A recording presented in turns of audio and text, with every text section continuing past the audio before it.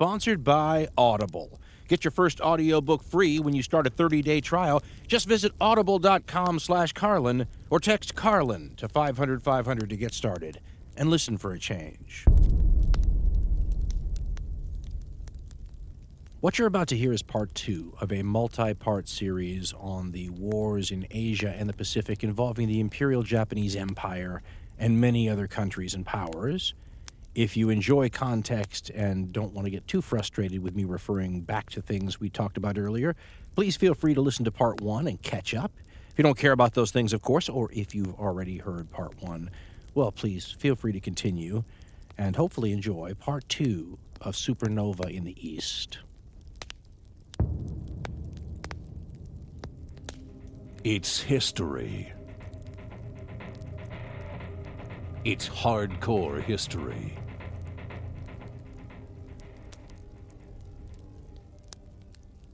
Why didn't Adolf Hitler and the Nazis broadcast news and updates of what they were doing as part of the final solution while it was going on? I mean, why didn't they announce to the world through the Joseph Goebbels propaganda ministry that we set up these industrial killing facilities, but we'll work people to death first if they're strong, and explain, listen, last month we killed 100,000 more of these people, and we won't stop till they're all gone? Why didn't they do that?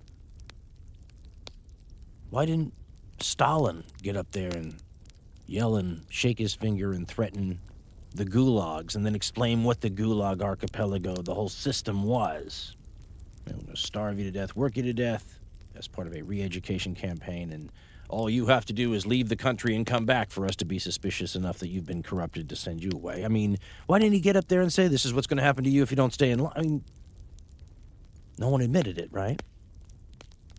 Why didn't the Khmer Rouge take photographs as they wiped out the intellectual class of Cambodia because they thought people with glasses were intellectuals and that intellectuals were a threat to their new world that they were creating where everyone's going to go live back on the land again? Why aren't there photos of that? Go check out the killing fields, and you know what you'll find? Artwork. Why didn't they take photos, full color, blow them up, and put them all around the town and send some to the foreign media outlets, too? That's what an Assyrian king would have done back in the Iron Age.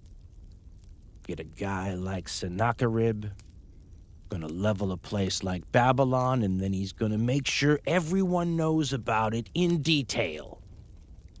Now, a good historian of that era will point out that a lot of what the Assyrians carved into stone, including, their version of photos, right, artwork with commentary and statements by the king, a lot of that stuff was a court style after a while. In other words, it was what everyone would expect. That's why you still see Egyptian fashions in the New Kingdom that look eerily familiar, like Egyptian fashions from the Old Kingdom. There's a style that becomes the style you use. But what does it say about you if the style you use is to announce the atrocities that you commit and, as close as possible, replicate them on the walls of your waiting room in the embassies while people wait to talk to the Assyrian ruler? I mean, Sennacherib destroyed Babylon and wrote about it. Here's what the scribes record the words of Sennacherib being. Again, this is a court style also, but what a style.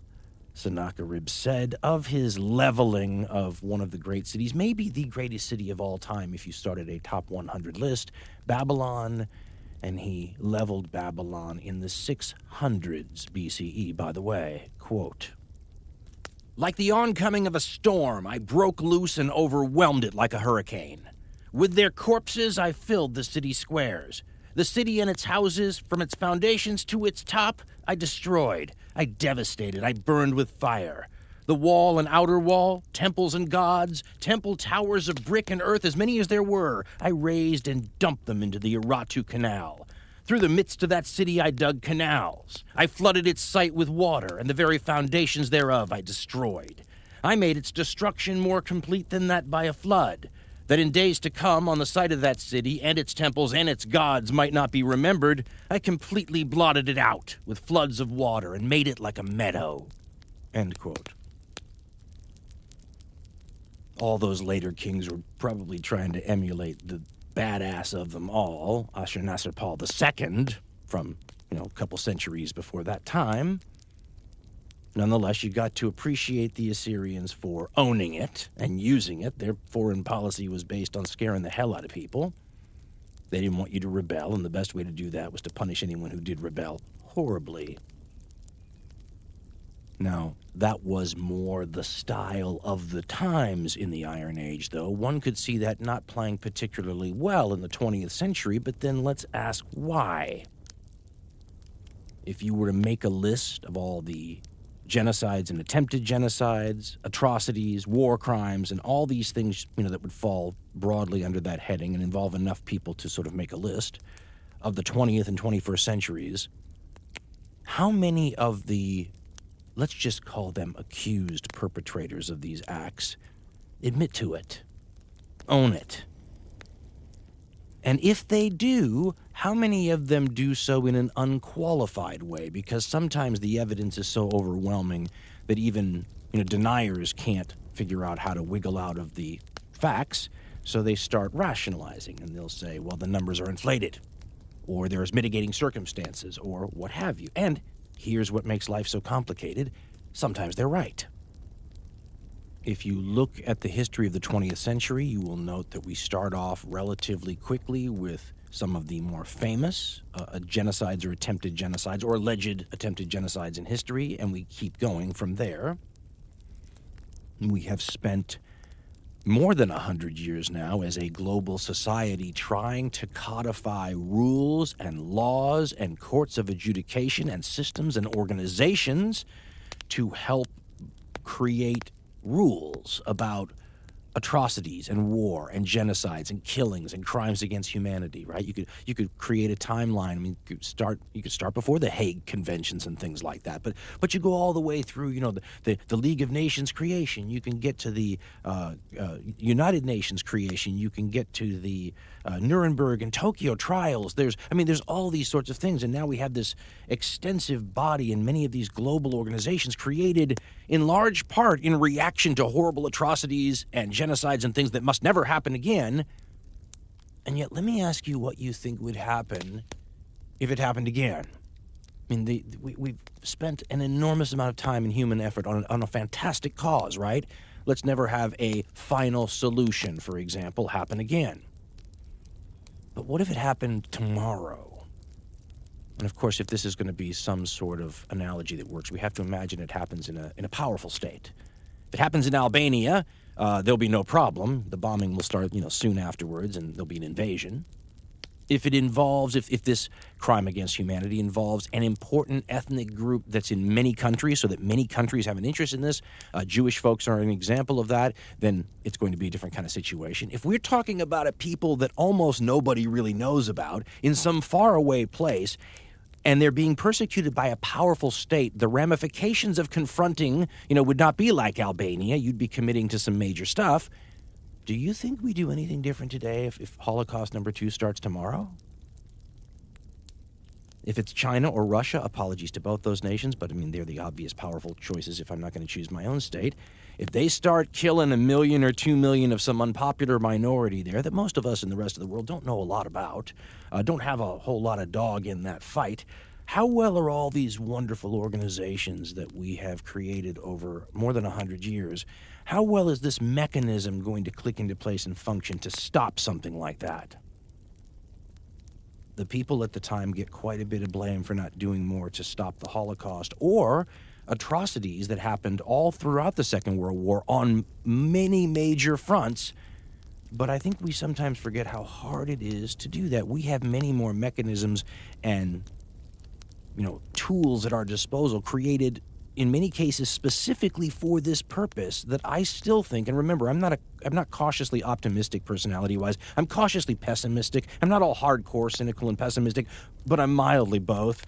And I think if the state is powerful enough, we could have, the Uyghur version of the final solution happen over the next year, and the world kind of sit around and look at each other most of the time going, let's some sanctions maybe? What should we do? I bring that up because we're coming to a part in the story where it's, let's call it a milestone or a potential milestone on that timeline that begins maybe you could say in the 20th century and keeps going to now, concerning these kinds of events. And I mean, look at your newspaper today. We still haven't figured out how to deal with this. We just had some problems in the Middle East where everybody was going, how do we influence this humanitarian crisis? We had it when the former Yugoslavia broke up. You had a genocide in Rwanda going on, and everybody looking at each other thinking to themselves, well, what do we need to do here?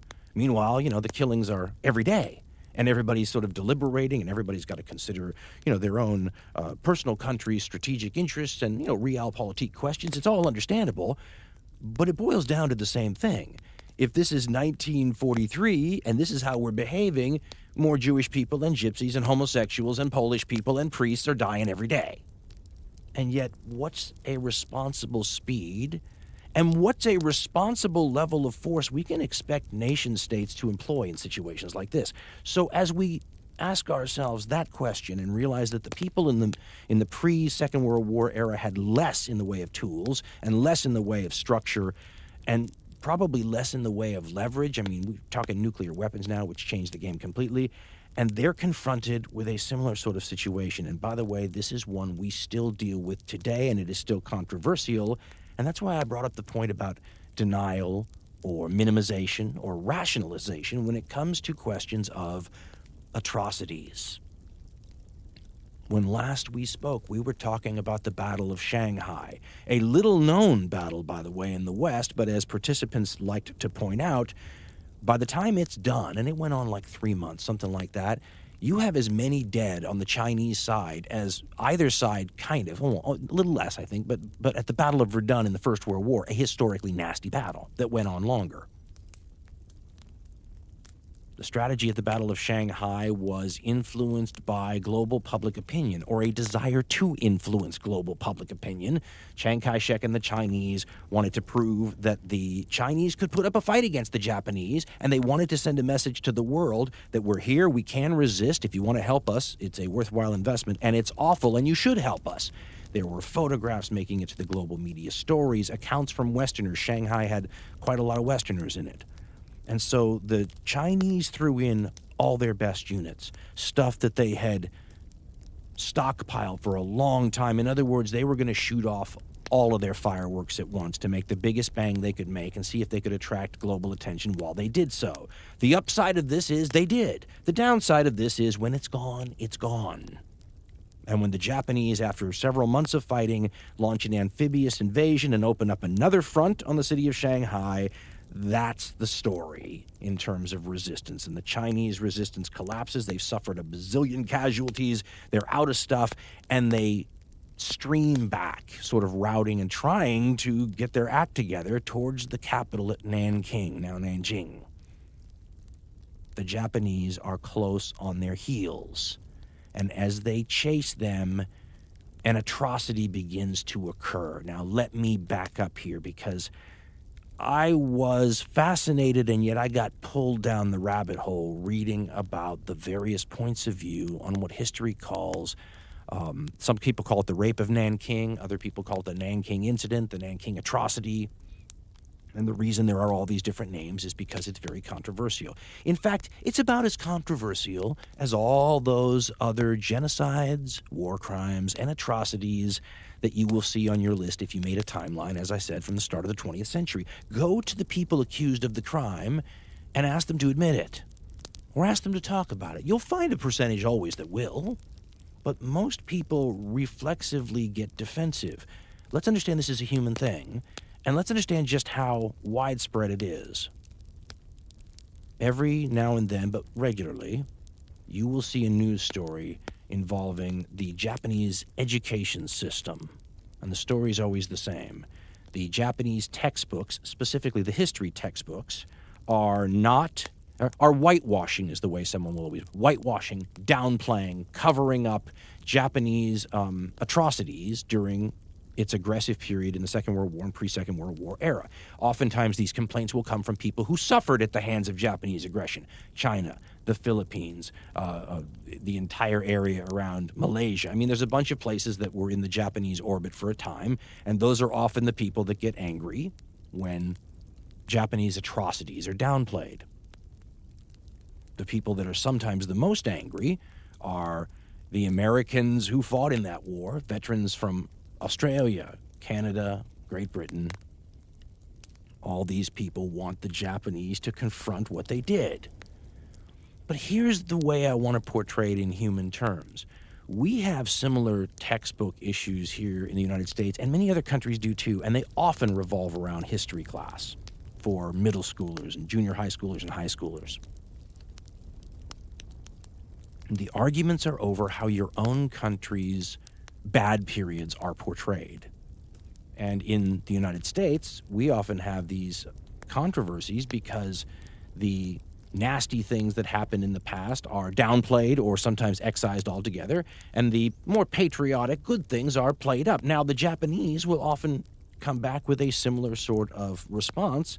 I don't mean to get political, but both of the right-wing extra patriot sides of both countries actually have similar views about what they want portrayed in their textbooks. They want their people portrayed positively, creating a sense of citizenship, pride in your heritage, all that kind of stuff, an appreciation for the things that make your people special. And yet I do find it sort of ironic that if you went to the people in my country that feel that way and asked them about Japanese textbooks, they would definitely want the Japanese, in most cases, to have to confront, these sorts of things, right? The real patriots in the United States are pretty aware of Japanese conduct in the Second World War against our troops and others, and they want that shown. But if you then tried to put the shoe on the other foot and say, okay, in our own history books, when we're talking about the Vietnam War, how much full-color photography and witness accounts should we devote to something like the My Lai Massacre? Those of you who don't know about the My Lai Massacre, shame. 1968, Vietnam War, American soldiers went into a hamlet or village, and when they came out, 300 to 550 villagers, men, women, and children were dead. Rapes occurred. I mean, it was very, very nasty, very disillusioning. I can speak from experience in the 10 years afterwards, as Americans confronted the fact that we were actually just like everyone else. We were not this special Lone Ranger, come in, save the world in a couple of world wars, rebuild it afterwards with the Marshall Plan, defend it during the Cold War. I mean, we were all those things too. But if you had said to American people in the 30s or 40s that Americans would do a My Lai type thing, I think they would find it hard to believe. I think what Men in Combat, although I've only read it, so take this with a grain of salt, but I think what they would say is that in certain situations, things can become very unpredictable. And when there's a lack of strong leadership in those situations, they can become deadly.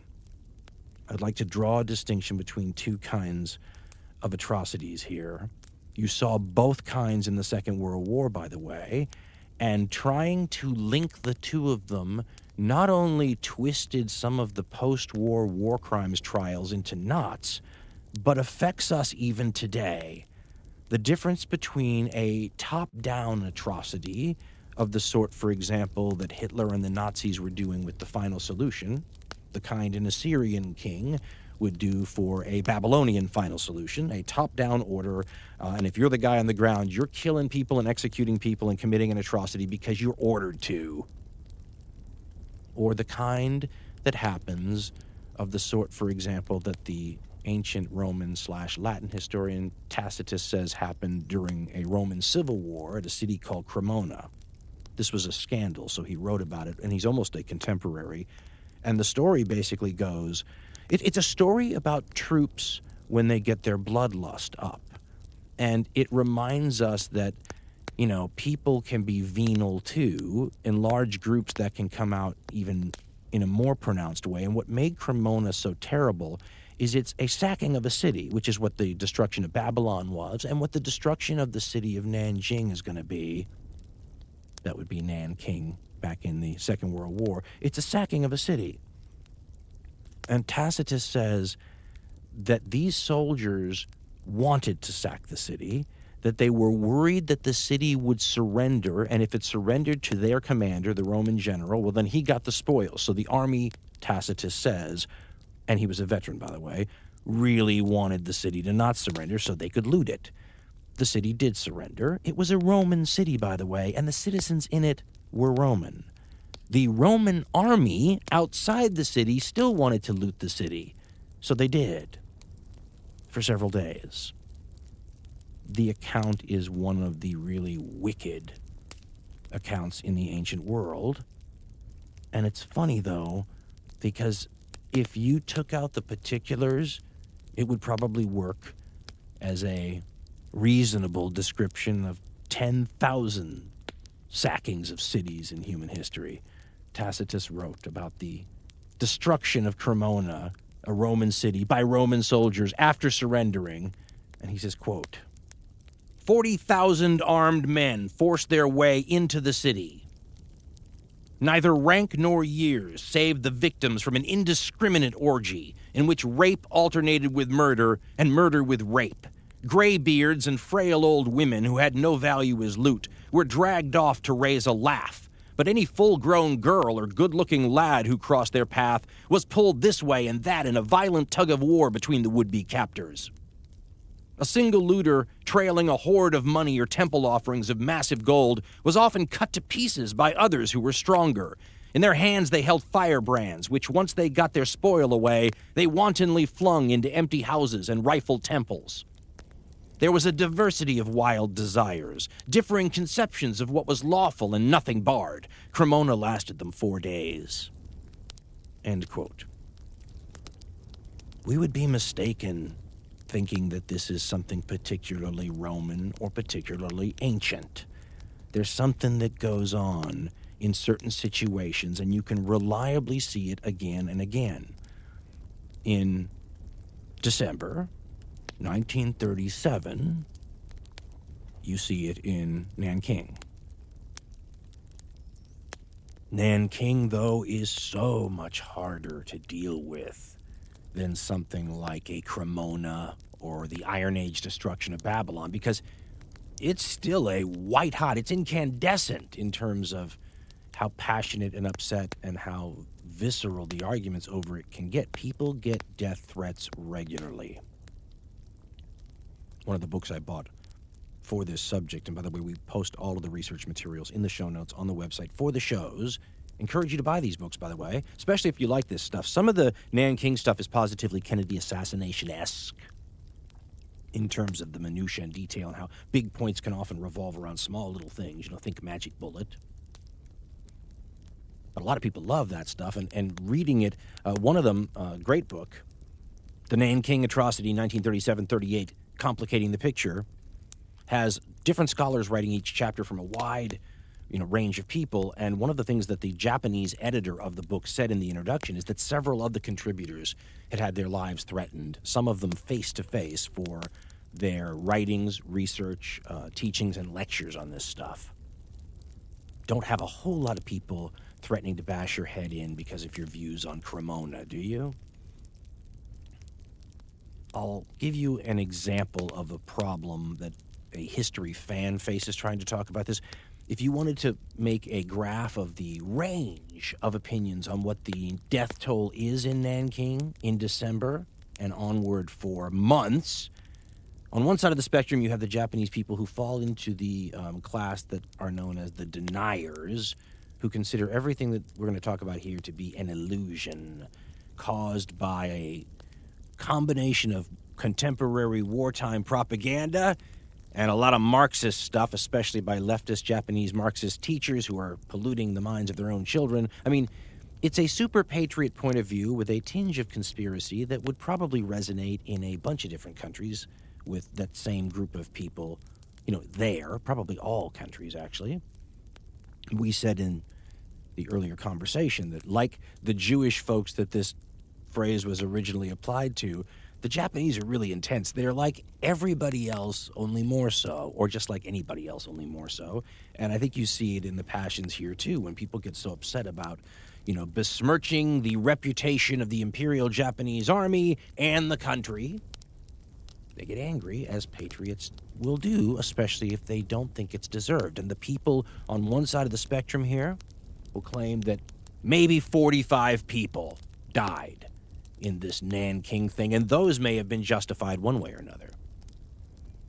Now, on the far opposite end of the scale and the spectrum, you have Chinese historians and the Chinese official government line. They've actually carved a number, their number, into a rock. I saw a picture of it. It's a little like, proverbially carving it into stone. I guess that is what they're doing. And the attempt is to create, it's pretty clear, a number that has the same sort of intellectual resonance with the global population that the 6 million number has for the Holocaust. I mean, everybody knows 6 million. Okay, where'd you come up with that number? Could have been 6,000,001. I mean, nobody knows, right? 5 million, 7 million. But you come up with a nice round number, and eventually people go, oh, yeah, the Holocaust. About 6 million people died there.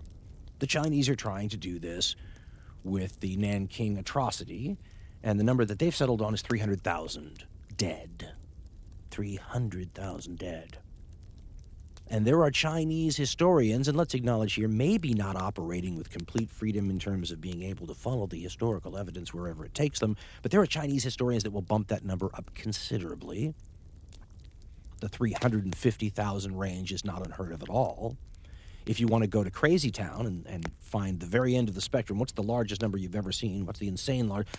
500,000. I saw 500,000 once. Not credible, but that's what I saw. 45 is not credible either on the other end. But now, on that scale are a bunch of different gradients of people's and their views on this subject. That's why it's really difficult to talk about, because it's not just an it didn't happen, yes it did thing. It's, well, sure it did, but it only happened here. Or yes it did, but it only happened to these people. Just the lawyerly breakdown over the geographical boundaries where someone who dies in this, quadrant counts as a Nanking atrocity casualty, and someone who dies outside that quadrant doesn't. I mean, it gets silly like that. The Chinese historians point out, and supposedly this is why China didn't make a huge deal specifically over the Nanking situation in the first few decades after the war, was because this was more par for the course than not. And part of the way you get some of these really large number counts is the Chinese historians sometimes include the soldiers from the Battle of Shanghai who died, in part because the Japanese troops who took their surrender or who captured them or who found them wounded on the battlefield executed them there. This is another part of the gradient in the discussion, right? Who do you count? If you're talking about soldiers, do they count in the atrocity? Well, what if you killed them after they surrendered? As I said, a bunch of different people have different opinions along the spectrum. Now, if you're looking for a mid-range to try to get sort of a little ballast on this question, a lot of the mainstream historians will range from like 100,000 dead to 250,000 dead, and that is a huge number, no matter which it is. The other question that always comes up in a case like this, and this is connected to the Nazi situation in Europe, but is who's responsible?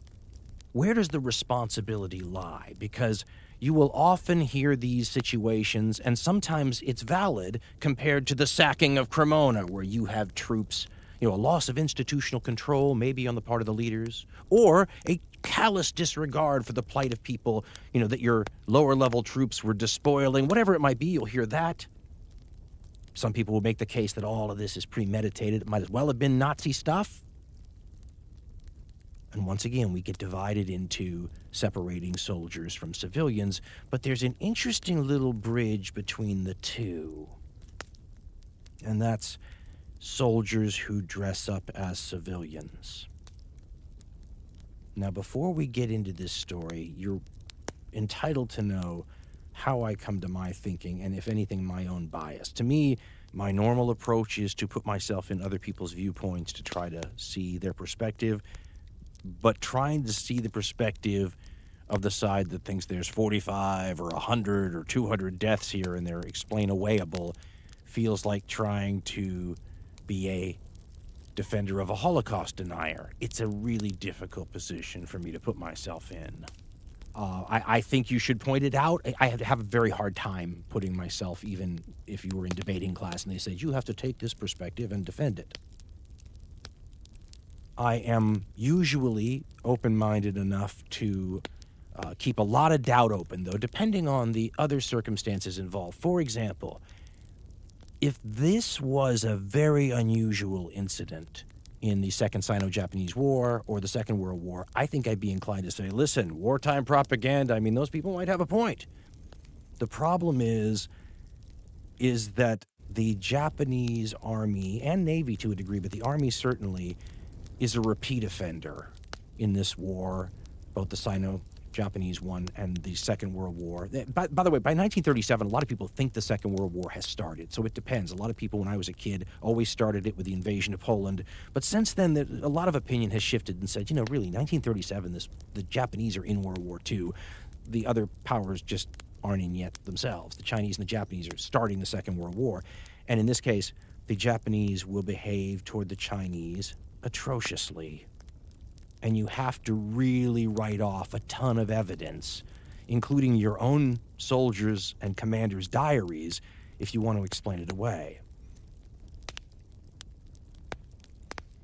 You also have to deal with the, remembrances of combat veterans from pretty much every power that fought the Japanese in the Second World War, where atrocious behavior and a certain brutal level of conduct was always remarked upon. And that's after you factor out racism and hatred of the enemy who killed your buddies and all that other stuff. I mean, there's a ton of evidence. And the questions over why and what's going on here have been ongoing.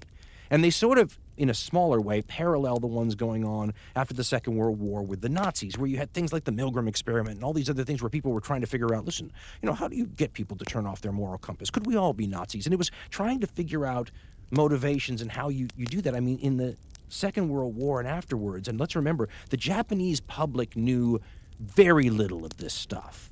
Although some of the stuff that they did know and sort of celebrate is once again a little weird by Western standards. For example, there's a famous incident in Nanking where two soldiers were having, supposedly, this is in the Japanese news media, a contest, a Chinese head chopping contest. And the tally was being kept score regularly in the newspaper. This guy's up to 75 now. Oh, but 3 heads today by the other guy, and he takes the lead. And it was always used as evidence of, you're looking for a sign that this brutality happened. Well, my goodness, they were celebrating it in Japan's newspapers. Turns out most mainstream, but you know what I mean, historians that I've been reading suggest that never happened and that it was a figment of the press's desire to whip up an interesting story that got people reading, which it did. It does, of course, beg the question about an audience who thought that was worth celebrating. But there have been speculations forever, and the early ones during the war were always, racist and cultural, with this is just how the Japanese are. Since then, there have been a lot of interesting ones, including ones from Japan. And just to give you an idea of one of them, they'll talk about the brutality in the Japanese army, where apparently being punched in the face hard with a closed fist by your superior was not uncommon. And there's plenty of reports about people having to commit executions or the killing of POWs as part of a sort of blooding you. It's a very old-fashioned idea. Once again, a lot of the things the Japanese are going to be in trouble for in the Second World War are things that people didn't even bat an eyelash 500 years ago about. In fact, 500 years ago, they wouldn't have known it ever happened outside of a very close geographical area. That's another thing that's different about Nanking. There's telegraphs there. There's embassies. There's Westerners. There's U.S. and British boats, ships in the Yangtze River. The real world outside this area is going to hear about what's happening inside Nanking, and they're going to hear about it while it's going on. It's a thoroughly modern situation that we have seen over and over again since, where there will be some terrible atrocity, crisis, humanitarian disaster, genocide, war crime going on somewhere in the world and unfolding in real time, and all the great powers are kind of under the gun at that point when everybody says, my goodness, something has to be done or more people will die. But the world, global, geopolitical powers rarely react at speed on these kind of things, but it's been a little bit of an unsolvable problem. You see it in Nanking for sure, because what's going to happen there will unfold over a period of weeks. And the world will be put into a moral quandary over what to do. So picking up the story, after the Battle of Shanghai, the Chinese forces retreat toward the capital, Nanking.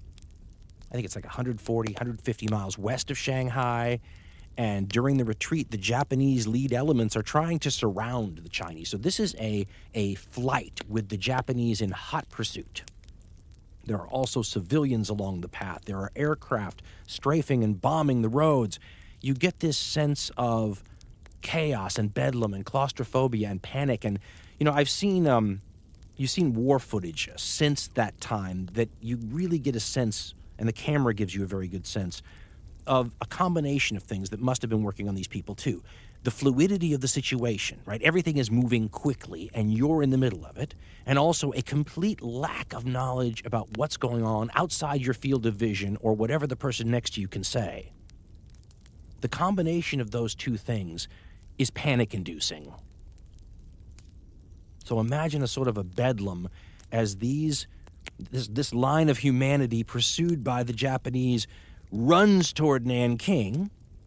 The Japanese arrive close on their heels and mostly surround the city. And on December 9th, they're outside this walled city of Nanking. It looks like a sort of a European medieval city, demanding its surrender. There is a Chinese general in command of a hastily thrown together, but relatively, it's China, large number of soldiers. Some of them green, some of them old and reservist, some of them from the battle that just was over in Shanghai, and they're, not fed. They don't have their weapons. They're maybe defeatist. I mean, it's a bit of a motley crew, but they're going to defend the city.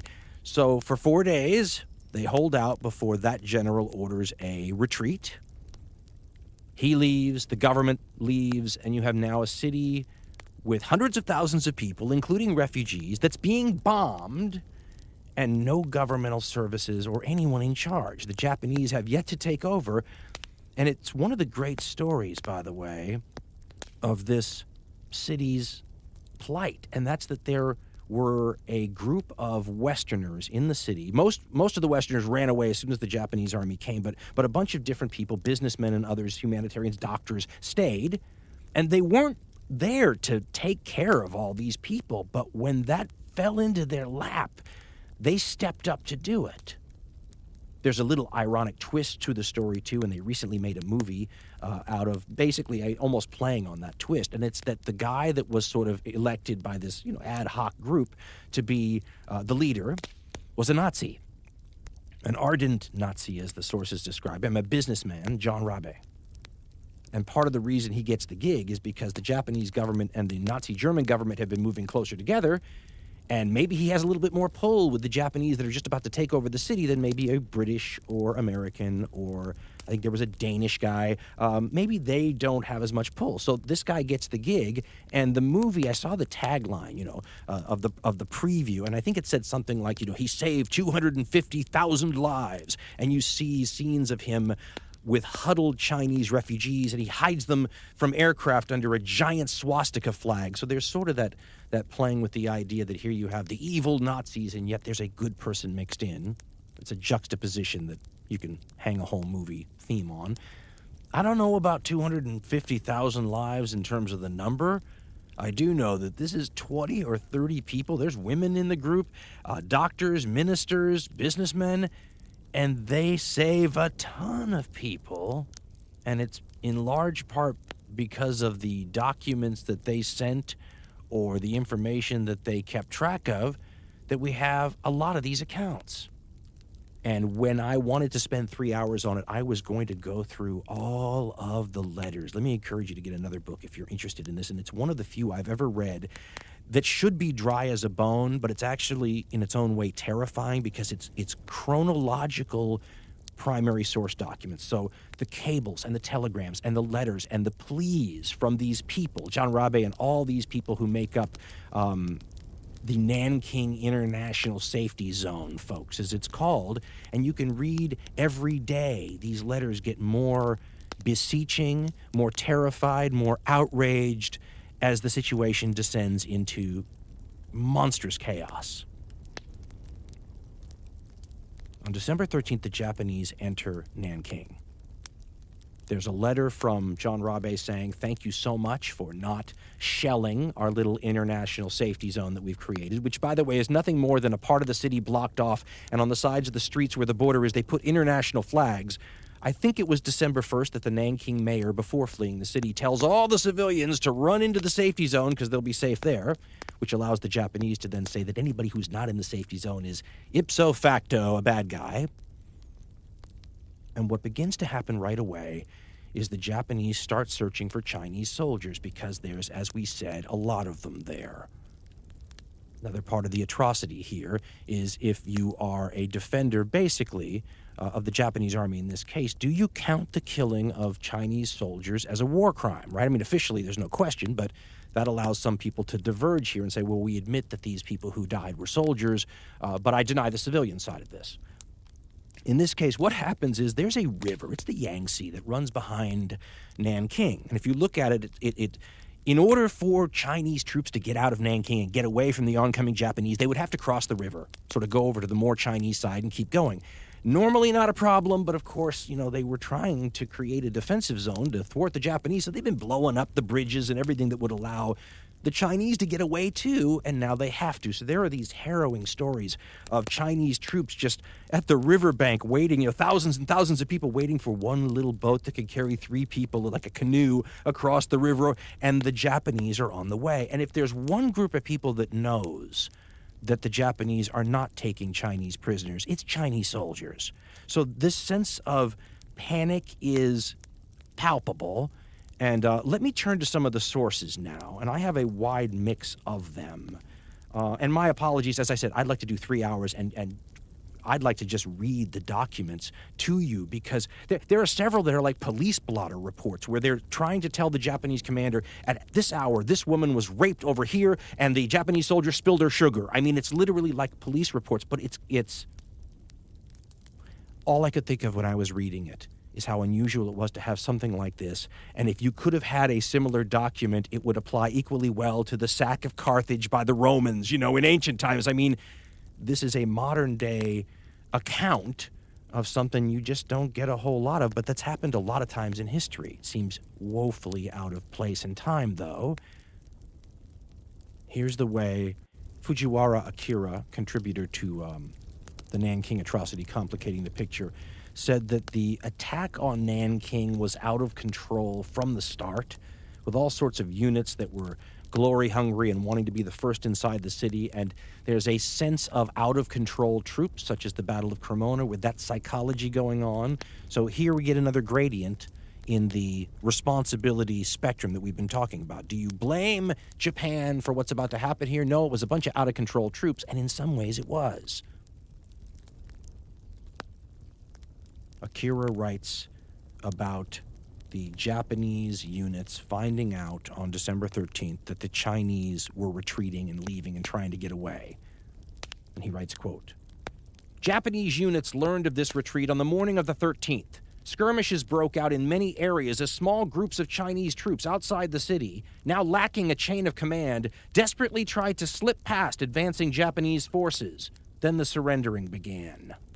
Most of the Chinese troops still inside Nanking rushed to escape helter-skelter through the Pachang Gate, which led to the Shaquan Wharf area. From Shaquan, they hoped to cross the Yangtze by boat, by raft, or by clinging desperately to scraps of lumber, or they madly ran up and down the riverbank, only to encounter Japanese forces sent to cut them off.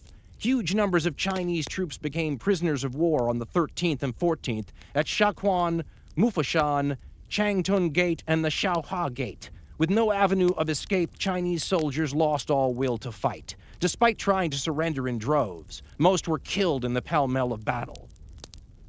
End quote. He then quotes from the diaries from December 13th, 1937, of 2 Japanese commanders, 16th Division Commander and 30th Brigade Commander. These are primary source documents, and 16th Division Commander Nakajima Kisago's diary writes, quote, We see prisoners everywhere, so many that there's no way we can deal with them. The general policy is, accept no prisoners, so we ended up having to take care of them, lock, stock, and barrel. But they came in hordes, in units of thousands or 5,000s, so we couldn't even disarm them. Later I heard that the Sasaki unit alone disposed of about 1,500. A company commander guarding Taiping Gate took care of another 1,300. Another 7,000 to 8,000 clustered at the Shinho Gate are still surrendering. We need a really huge ditch to handle those 7,000 to 8,000, but we can't find one. So someone suggested this plan. Now quoting someone else's plan, divide them up into groups of 100 to 200 and then lure them to some suitable spot for finishing off. End quote. 30th Brigade Commander Major General Sasaki Toichi wrote in his diary on the 13th of December, quote, "The number of abandoned enemy bodies in our area today was 10,000 plus thousands more. If we include those Chinese whose escape rafts or boats on the Yangtze were sunk by fire from our armored cars, plus POWs killed by our units, our detachment alone must have taken care of over 20,000. We finished the mop-up and secured our rear area at about 2 p.m. While regrouping, we advanced to the Hoping Gate. Later, the enemy surrendered in the thousands. Frenzied troops, rebuffing efforts by superiors to restrain them, finished off those POWs one after another. Even if they aren't soldiers, for example, medics or priests, men would yell, 'Kill the whole damn lot!' after recalling the past 10 days of bloody fighting in which so many buddies had shed so much blood." End quote. So right there you see another one of those lines that some people take, which is the superiors tried to restrain them, but their buddies were killed and they were understandably upset enough to commit atrocities. There's also a ton of evidence, though, that there was a take-no-prisoners policy. Historian Herbert P. Bix, in his book on Hirohito, his Pulitzer Prize-winning book on Hirohito, writes this, quote, "There were no orders to rape, in quotes, Nanking, nor did Imperial headquarters ever order the total extermination of the enemy as the ultimate goal of the Nanking encirclement campaign. Standing orders to take no prisoners did exist, however, and once Nanking fell, Japanese soldiers began to execute, en masse, military prisoners of war and unarmed deserters who had surrendered. They also went on an unprecedented and unplanned rampage of arson, pillage, murder, and rape. The resulting slaughter continued in the city and its 6 adjacent rural villages for 3 months, and far exceeded earlier atrocities committed during the Battle of Shanghai and along the escape routes to Nanking. General Nakajima's 16th Division, in just its first day in the capital, killed approximately 30,000 Chinese prisoners of war and fleeing soldiers." End quote. There are charges that these orders to kill all prisoners come from the highest up on the scene, which by the 13th, I believe, is the Emperor Hirohito's uncle. There will be an execution or two after the war for what goes on in this city, but trying to figure out who's responsible for it has been an ongoing part of the debate. How high up the food chain do you blame this? What it really seems to be is this combination of two things. A ordered war crime from Western perspective, the killing of surrendering or captured POWs, because after all, you go look at the Soviet Union and the number of prisoners that fell into German hands after the June 1941 invasion there, and they would have these giant Kesselschlacht, these cauldron battles, and they'd capture 250,000 people at a time, and you have these photographs of huge crowds of people or long columns stretching off into the distance, kicking up tons of dust, and them trying to figure out how do we barbed wire these people in a pen and keep them, and then how do we feed them? You didn't see any of that in this part of the war between China and Japan, because they're not taking prisoners, and nobody knows that better than the Chinese troops. So this sense of panic that's going on in the city, I was trying to think of an analogy. It's a little like, getting 100,000 or more people in a soccer stadium and then having somebody tell you over the public address speaker that the doors out have been barred and armed gunmen are coming in to kill all 100 or 150,000 people in the stadium. I mean, what is the mood like then? Well, if it's panic-stricken, that would be understandable. And this is when incidents begin happening in the story that become a sort of a hinge moment. If we were talking about communicable diseases or an epidemic, this is when it jumps species from merely affecting the soldiers and now affecting the civilians. because in their panic, and quite understandably so, a lot of these Chinese troops, an undetermined number of these Chinese troops, are going to throw off their uniforms and throw their weapons away and dress in any civilian clothing they can find. They may be aided in this by the population because, after all, this is a Chinese city and these are Chinese troops, but the Japanese start looking for Chinese troops that have thrown away their uniforms and are dressed as civilians, and they start picking people out of crowds, many of whom are civilians, and executing them.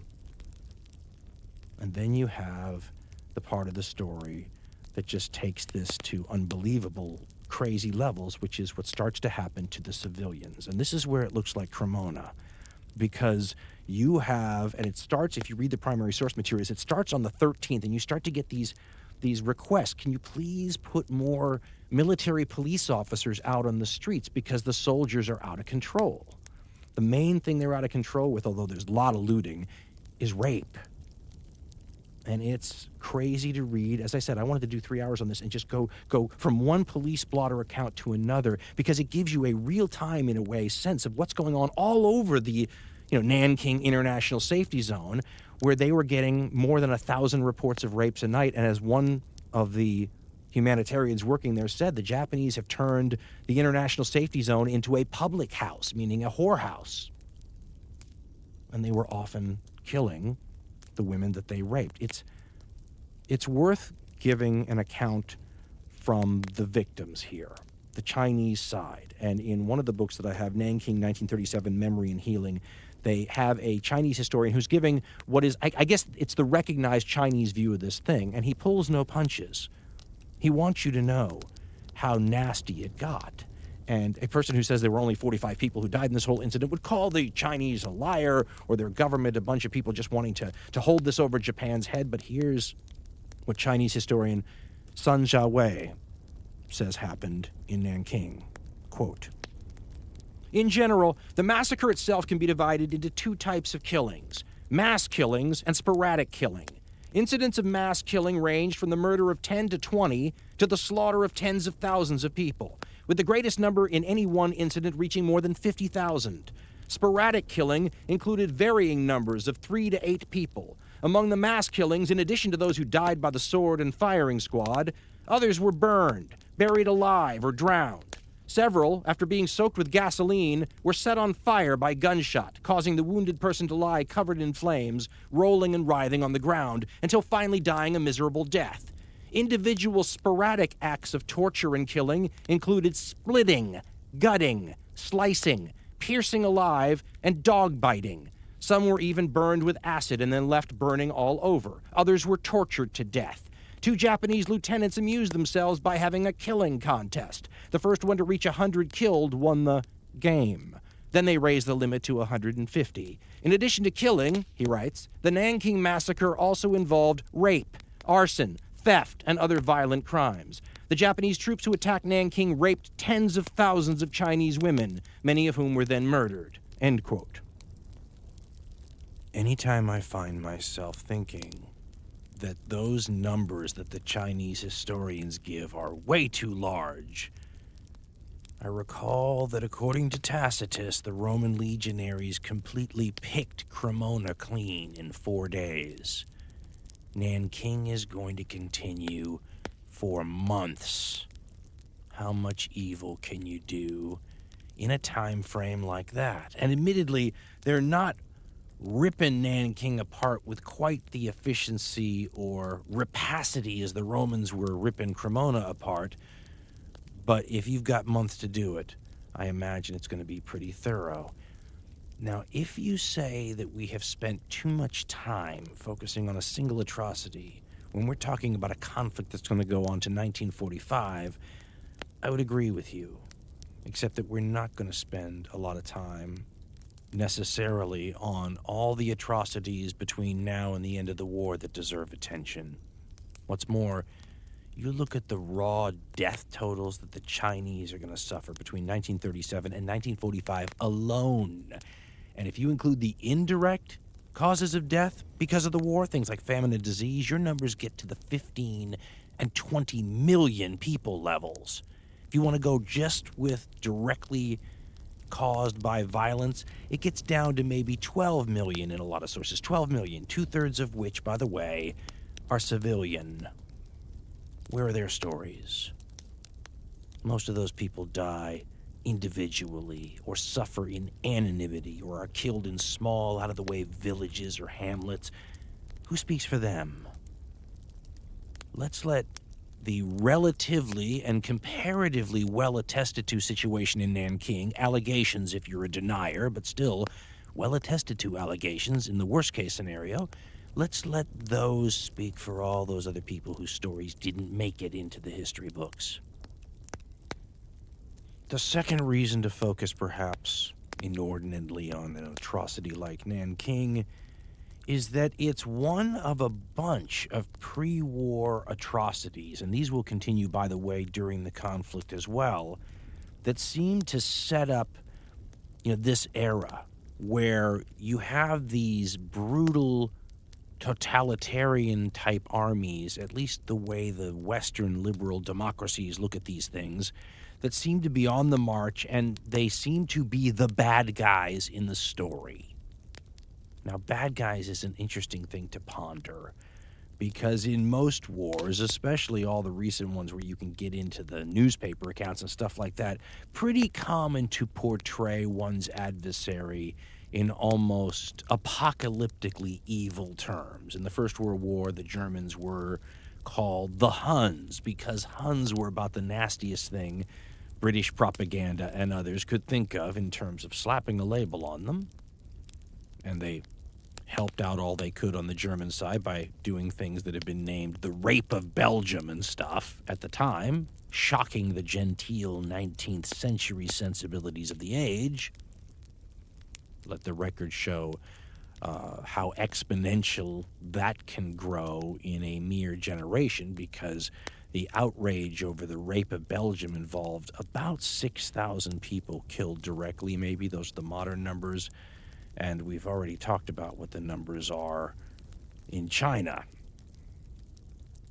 It's worth pointing out that if you take standard numbers for both world wars and compare them, look at the difference in the ratio of civilian to military casualties. In the First World War, a standard number you get for soldiers killed is about 10 million people. About 7 million civilians in that war, it's estimated. In the Second World War, more like 20 to 25 million military deaths and more like 35 to 60 million civilian deaths. So several times more civilian deaths in the Second World War, less civilian deaths in the First. And that's the part that, by the standards of most war crimes or just individual perception, makes the Second World War so much more atrocious. A lot of people are willing to forgive all sorts of nastiness if it's done to soldiers, women, children, old people, the infirmed, the sick, the non-combatants. It's much more harrowing and shocking when they're killed. And here's the problem with the good and evil narrative. Do you think that the Japanese textbooks are teaching their kids that they were on the evil side of this war, the way the Western democratic textbooks tend to frame the Japanese side of this? Obviously, the Germans are Sauron, but the Japanese are one of the powers that work with Sauron, the Haradrim, the Easterners, one of those people. One of the reasons that countries like China have problems with Japan's textbook is, in their minds, they're not confronting this fact that, wait a minute, let's acknowledge you were the evil side of this war. Good and evil's a strange thing, though, isn't it? I had to think about this for a while, because who says a particular behavior is evil? You go talk to Genghis Khan about good and evil in the 13th century from the Mongol point of view, and he may have, I'm going to guess he has, a different interpretation of what constitutes one or the other, right? This is a perception thing.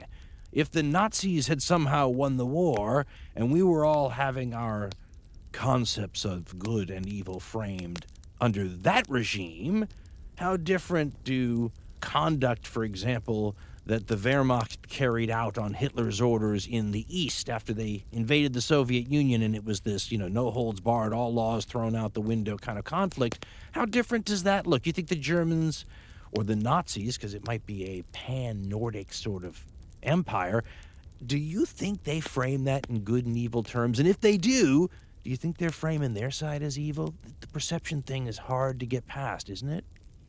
Because from the perspective of someone who grew up in what the post-war history books always called the great liberal democracies, the Western democracies, you have concentration camps that are being used as genocide factory assembly lines. You've pretty much, by our value system, staked out where you are on the good-evil side of the divide, pretty clearly. The Japanese had something that reminds you of some of the Nazi medical science. I put that in parentheses or quotes. They had a Unit 731, it was called, in Manchuria, in northern China, that conducted experiments on humans and had vivisections and, infected fleas with bubonic plague and then dropped them by air over Chinese cities and recorded the data, evil stuff like that. From our Western liberal Enlightenment era-based value system, that's unrepentantly evil. Now, if you take yourself out of those shoes, though, I went and read the arguments, as anyone should, that the people who defend other points of view on this make. Usually, if they don't just deny the information outright, as the deniers of the Nanking atrocity or of the Holocaust do, they will say, yes, but. Yes, we did these things and people are terrible, but you did terrible things too. Things that are often not admitted to or accepted by the liberal, democratic, post-Enlightenment side of this thing. For example, strategic bombing. You talk to people in Japan or in Germany who lived the reality of their cities being bombed by sometimes hundreds of aircraft, sometimes multiple times, sometimes with atomic bombs, and they have an interesting perspective on it. I'll never forget one of them saying to me, if the same result had been achieved the old-fashioned way, if you'd come in here and done with bayonets the functional equivalent of what you did with bombs from a distance, how does it look then? Hard to get over the idea it looks a little like Nanking, doesn't it? Here's the thing. If you go to someone on the British end of things, though, that were on the receiving end of the Blitz, the Luftwaffe's bombing of London and Britain, instead of saying, yes, that's how we felt too, you'll often hear them say, tough. You started it. What you got back was reaping what you sowed. And that's an interesting argument and kind of understandable in human terms. Here's the problem. There's always been an implication that the people that are being bombed somehow deserve it. And I always try to remind myself, if my country ever got into a war with someone else and I got bombed by them, would I somehow think I deserved it because of the role I played in supporting my country's policies or supporting my country? Or would I think that I was just a person caught in the gears of history, that I had little control over what really happened, and that there's really no good excuse for these bombs to fall on me? The other argument you will sometimes get, sometimes from other Asian people, sometimes other Asian people who were also victims of the Japanese, is they will bring in the question of colonialism. And they will say something like, sure, the Western democracies were on their good behavior and did relatively well in terms of controlling their troops and behaving well, militarily speaking, during this conflict. But look at the situation after the conflict, and more importantly, look at the situation beforehand with centuries of colonialism. Add up all that stuff and all those evils and put them on the balance scale, too. Sure, the Japanese were terrible, but let's not pretend that we're only talking about the Second World War here when we're adding up who's been terrible to whom when. This is about walking a mile in the other person's moccasins, and it's important to consider those points. It is worth pointing out, and many here in the West would, that the terrible things done as part of the effort to win the Second World War comes after these sorts of incidents that we're discussing here, and maybe are necessary because of the kind of incidents we're talking about here. That's why we spent so much time on this Nanking atrocity, because it's hardly the only thing going on. this would be an appropriate time to zoom out of the story here. Keep one part of your peripheral vision always on China, though, because the Japanese biggest fear of getting bogged down in an endless war in China is going to come true. We compared it to an addiction earlier. They're fully addicted. They don't know how to get out. And the more they conquer, the worse their troubles are. When the atomic bombs are dropped at the end of the war, the Japanese are still bogged down in China. I have this weird upside-down, backwards mirror image funhouse sort of view of the strategic situation facing the Japanese in China. It's like this weird turnaround of the United States' strategic dilemma in the Vietnam War. I mean, there you had this giant continental power, the U.S., bogged down and unable to extricate itself with any sort of peace terms that it can live with in a place, what would you say, roughly just vaguely the size of something like California? The Japanese, in the Chinese version of this, they're more like the size of California, and they're bogged down in a guerrilla war, and not always a guerrilla war, in a continental landmass the size of the U.S. The first thing I'm thinking about if I'm in the Japanese leadership is I don't want any more trouble with anyone else. I'm busy. And the Japanese will continue to conquer city after city after city. They will control the railway lines that connect these cities, the roads that connect these cities, and the Chinese can just keep moving their capital as far away as they need to go to be out of the Japanese, range of the bombs, although they do fall on the Chinese capital from time to time. And the countryside is infested with nationalist armies, communist armies, guerrillas, insurgents, warlord troops, bandits. And there will be hundreds of thousands, usually close to 1 million, Japanese troops, some of their best forces too, all requiring supplies all the time in this theater for the entire war. Now, as we said, we have to zoom out at this point in the story because events elsewhere in the world are going to have more of an effect on what happens in this part of the world than anything that's happening in this part of the world. I mean, for example, as the Europeans begin to slide toward the Second World War, the Japanese are watching. And as that war breaks out and gets underway, they're paying attention to the results and reacting accordingly. In other words, like many powers, they're trying to read the lay of the land. And as the Second World War will break out, the lay of the land's going to change quickly.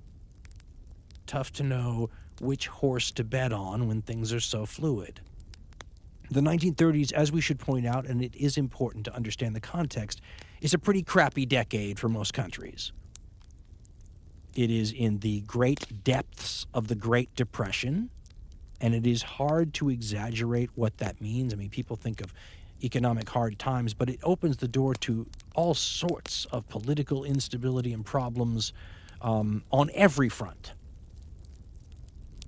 And so people like Franklin Roosevelt in the United States and leaders everywhere had their hands full trying to pull out of this economic nosedive.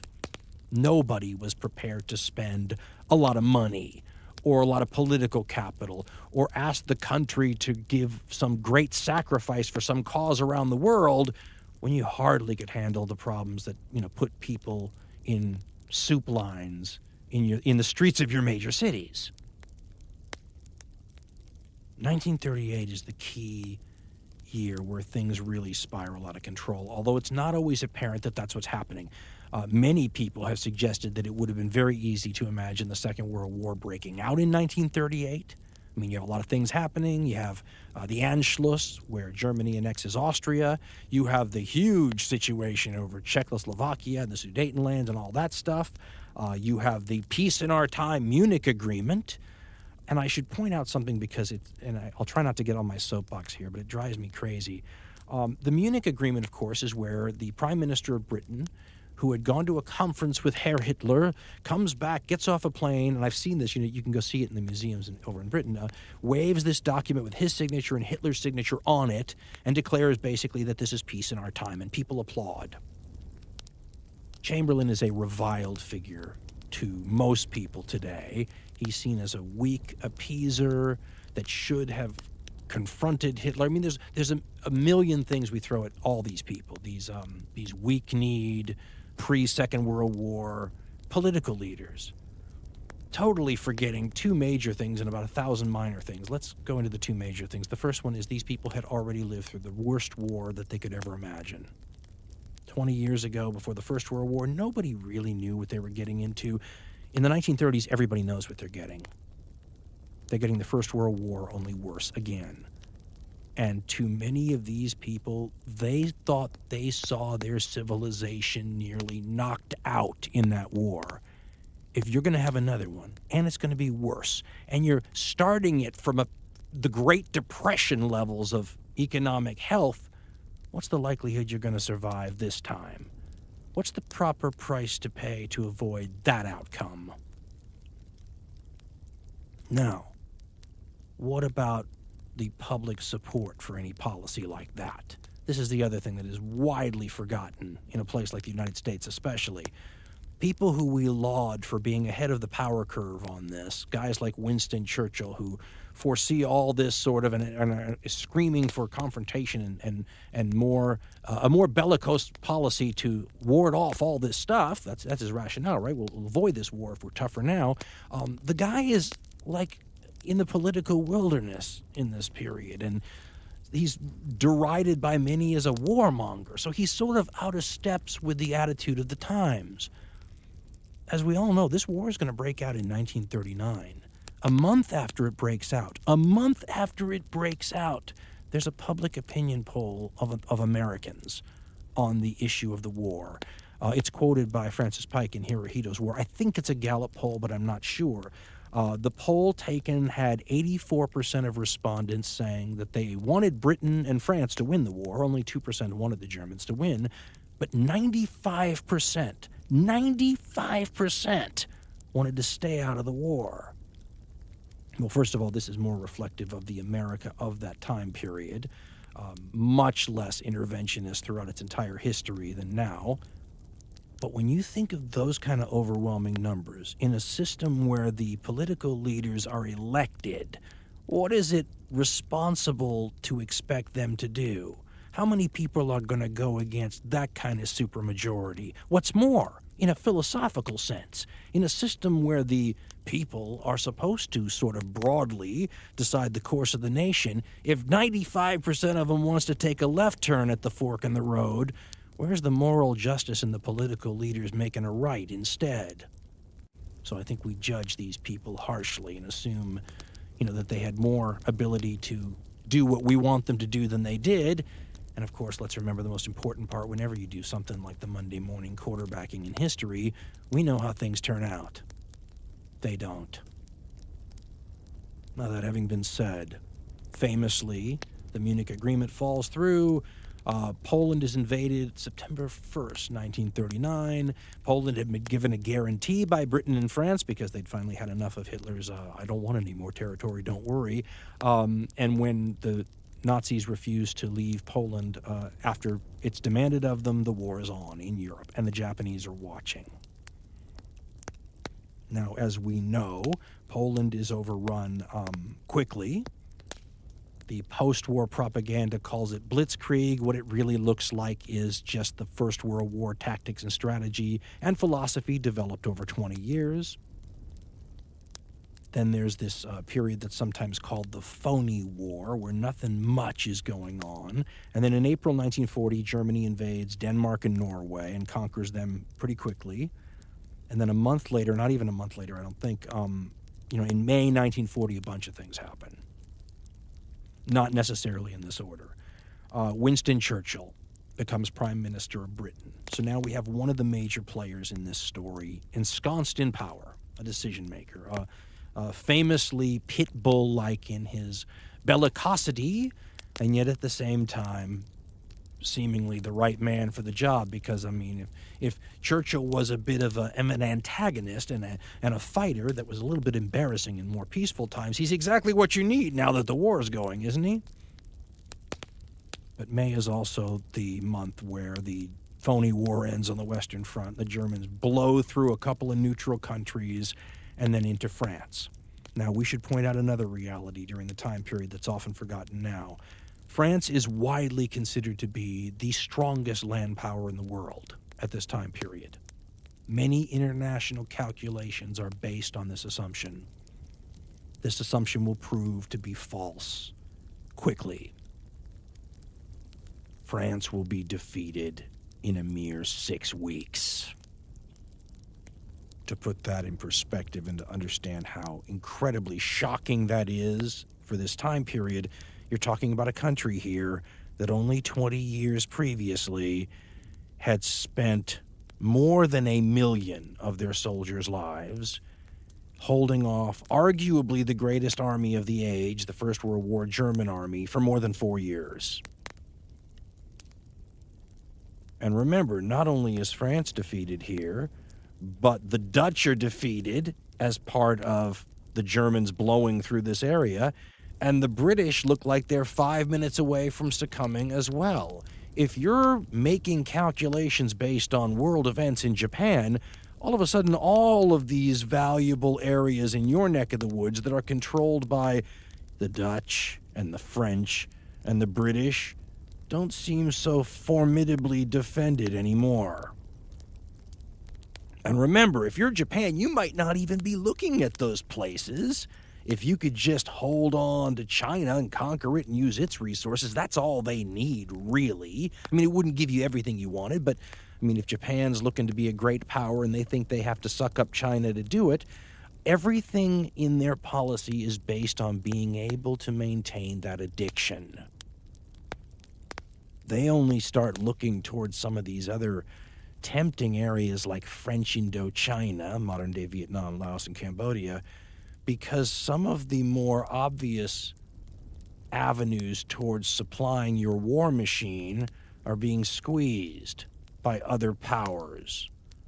If you go look at the economic side of the Second World War, which is a very popular way to look at it lately, and I find it very valuable in terms of understanding some of the deeper motivations, all of the Axis powers were concerned with self-sufficiency. Autarky is what it's called.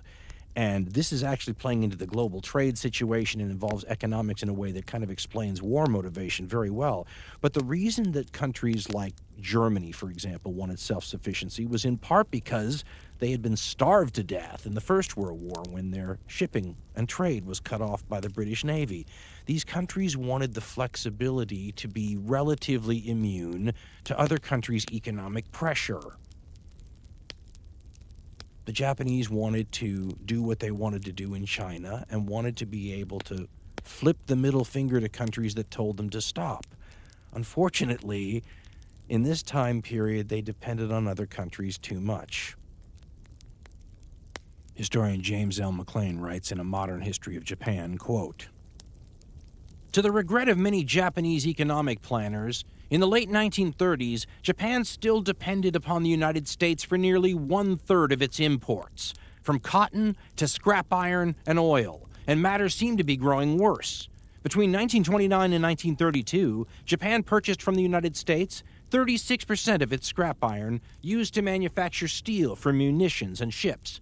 By 1938, American sources were supplying 74% of Japan's scrap. Similarly, in 1938, Japan received more than 60% of its imported machine tools and nearly all sophisticated alloys, such as vanadium and molybdenum, from the United States. Traditionally self-sufficient in copper, Japan in 1939 extracted 90,000 tons of that metal from its mines. But industry was gobbling up so much for detonators and shell casings that the nation that year had to import 105,000 tons of copper, 93% of it from the United States. The situation for oil, the most critical of all commodities in the estimation of military planners, was extremely desperate. Japan relied on America for almost 80% of its fuel, and for special distillates, dependence stood at more than 90%. In the eyes of economic and military strategists, by the summer of 1940, Western colonies in Southeast Asia had come to represent a treasure trove of raw materials, whose possession would allow Japan to vault into the ranks of the economic haves, to recall one of their prime minister's phrases, and thus to free itself from dependence upon an increasingly hostile West." End quote. You can see why a concept like national self-sufficiency might be attractive to someone like the Japanese, who are dependent on these outside powers to sell them what they need, especially what they need to keep the war machine running. So what happens if the people who sell you the stuff you need to keep the war machine running stop selling you the stuff you need? And that becomes kind of the crux of this story. I know many of you are as fascinated as I am by how wars get started. And there is no template. I mean, they're all different, and the variables are never the same. But you can see, similar patterns. In this particular case, you see the pattern of a sort of inertia developing. You saw this in the First World War, too. I believe I described it like someone pulling the pin out of a hand grenade. But you could also think about it like a fuse being lit. It's when events start to move towards collision, and at a certain point, it almost becomes easier to run into each other and have a conflict than to break out of the pattern. And in this case, it's going to be a question of feeding the Japanese war machine that gets this dynamic going. And I was trying to get into all the tit-for-tat things, and it got very complicated because there's so many players. And as we said earlier, and it's important to remember, that in the Japanese government, just like the Western democracies, there is no hive mind at work. There are lots of different ideas over what the best foreign policy directions are to go, and different factions favoring different things. And based on events, some factions are exalted and others are in decline. So there's no concerted foreign policy effort that is without fits and starts and a certain level of chaos. But in the case of the Japanese, and we talked about this earlier in the story, their governmental design is already not wonderful in terms of accountability and the lines of command and all these things. When we start getting to a moment where the stress level and the need for efficiency and clear thinking and clear lines of authority become really important, this government's going to break down in such a way that if you were a Japanese citizen, I think you'd have every right to accuse them of some kind of criminal negligence. Because look where the Japanese are, right around the time France falls, where they have a major war and commitment going on in China. They're already rationing luxury goods and fuel at home. The people are already grumbling. And then, 18 months later, when you add to that burden a war against the United States, Great Britain, France, all their former colonial dominions and Commonwealth nations, how the hell does that happen? Well, in a broad sense, it happens because of a decision to stop the Japanese war machine. If you look at it objectively, that becomes the issue where there's no give. And this is very controversial because everybody's argued forever what the cause of the Pacific War was and who's at fault. But if you look at it, it becomes pretty simple that the Japanese priorities and the Americans and British, the Anglo-Americans, maybe we can call them, priorities clash. And the priorities have to do with what it is the Japanese are addicted to. China. The whole reason I liked the addiction analogy was because of where we're coming to now. There's going to be the global equivalent of an intervention here, and the Japanese are going to be told that they have to stop inflating themselves on the steroids that are the Chinese resources and landmass and all that. And if they don't stop, they're going to get the means to that cut off. The means are things like oil. Now, worth pointing out, because it's interesting from a military history standpoint, the Second World War is really the first big war where oil is this super important resource, a war-winning or war-losing resource at a certain point. And we all understand most wars throughout history, not all wars, of course, but most wars have a component of resources involved some way or another. Now, what's interesting is over the eras, often the important resource that you need to have changes, right? During the late Bronze Age, having the monopoly on the making of iron and stuff like that, that's a national security thing. Well, iron's still important in the 20th century, but something that wasn't all that important at all, petroleum in the Bronze Age, is critical in this era. Think about the need to have it for your Air Force, if nothing else, but also since the First World War, and really before the First World War, they started changing over from coal to oil for the fuel for all of their ships, all the major powers. Well, gee, that creates a dependency you didn't have before. And countries like Japan, which didn't have a lot of oil to begin with, let's just say almost none, a little in the Sakhalin Islands up north, but almost none, are in a bind if the people you normally buy oil from decide to squeeze you. This is an interesting thing to look at because I remember as a kid growing up, I lived through something that if you look in your history books now is a known historical event with long-term, huge ramifications that we still live with today. At the time, we just called it the oil crisis when I was a kid in 1973. Long story short, a cartel of oil-producing nations who wanted to get the United States and friends to change their foreign policy priorities as they related to Israel, because there was a war in the Middle East going on, decided to squeeze the United States and friends' oil supply to get the price to rise, to sort of coerce, might not be a strong enough word, petro-blackmail is a word they sometimes use, to get the United States to change its foreign policy.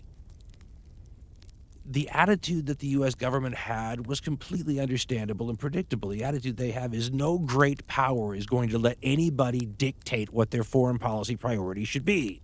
And there were a few people in the Nixon administration that were basically talking about, listen, if you don't sell the oil at a decent price, we're going to come and take the oil. You can't monopolize a world resource that everybody depends on like this.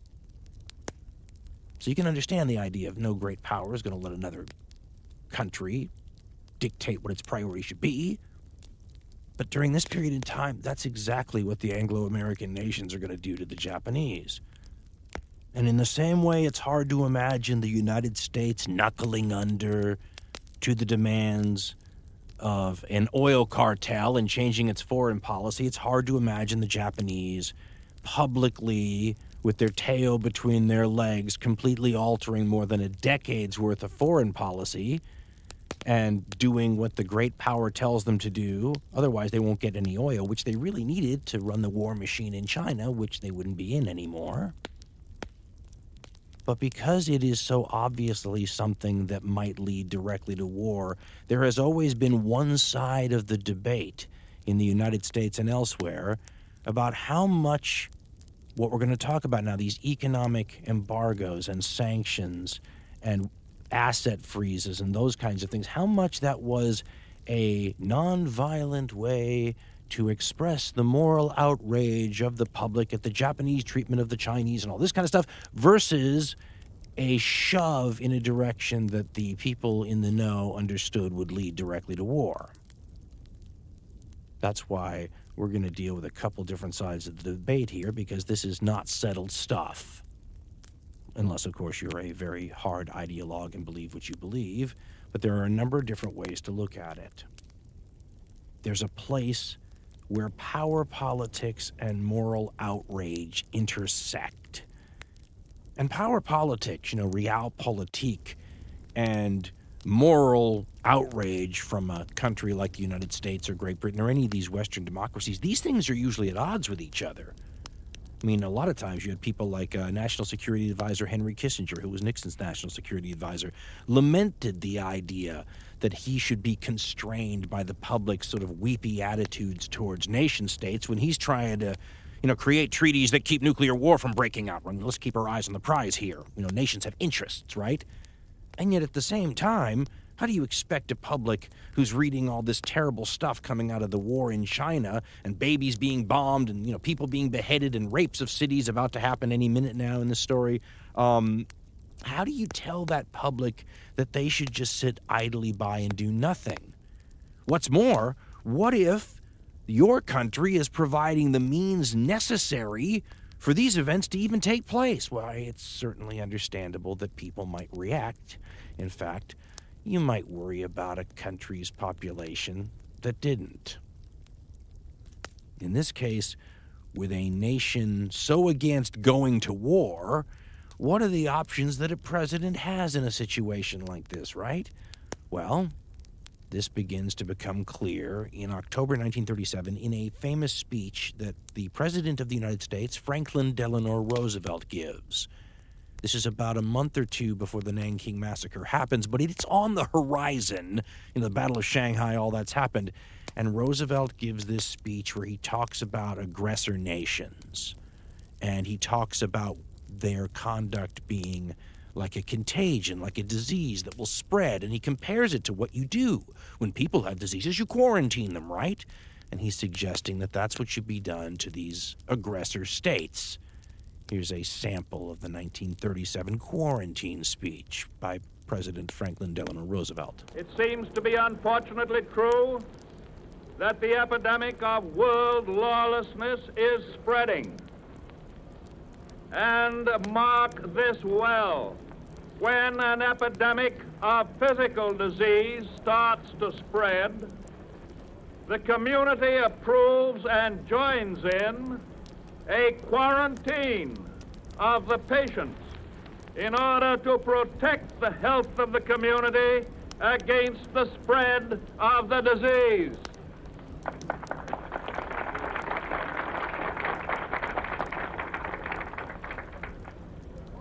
It is my determination to pursue a policy of peace.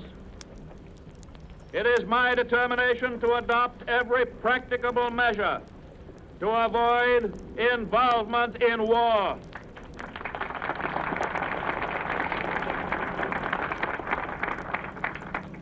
It ought to be inconceivable that in this modern era and in the face of experience, any nation could be so foolish and ruthless as to run the risk of plunging the whole world into war by invading and violating, in contravention of solemn treaties, the territory of other nations that have done them no real harm and which are too weak to protect themselves adequately. Yet the peace of the world and the welfare and security of every nation, including our own, is today being threatened by that very thing.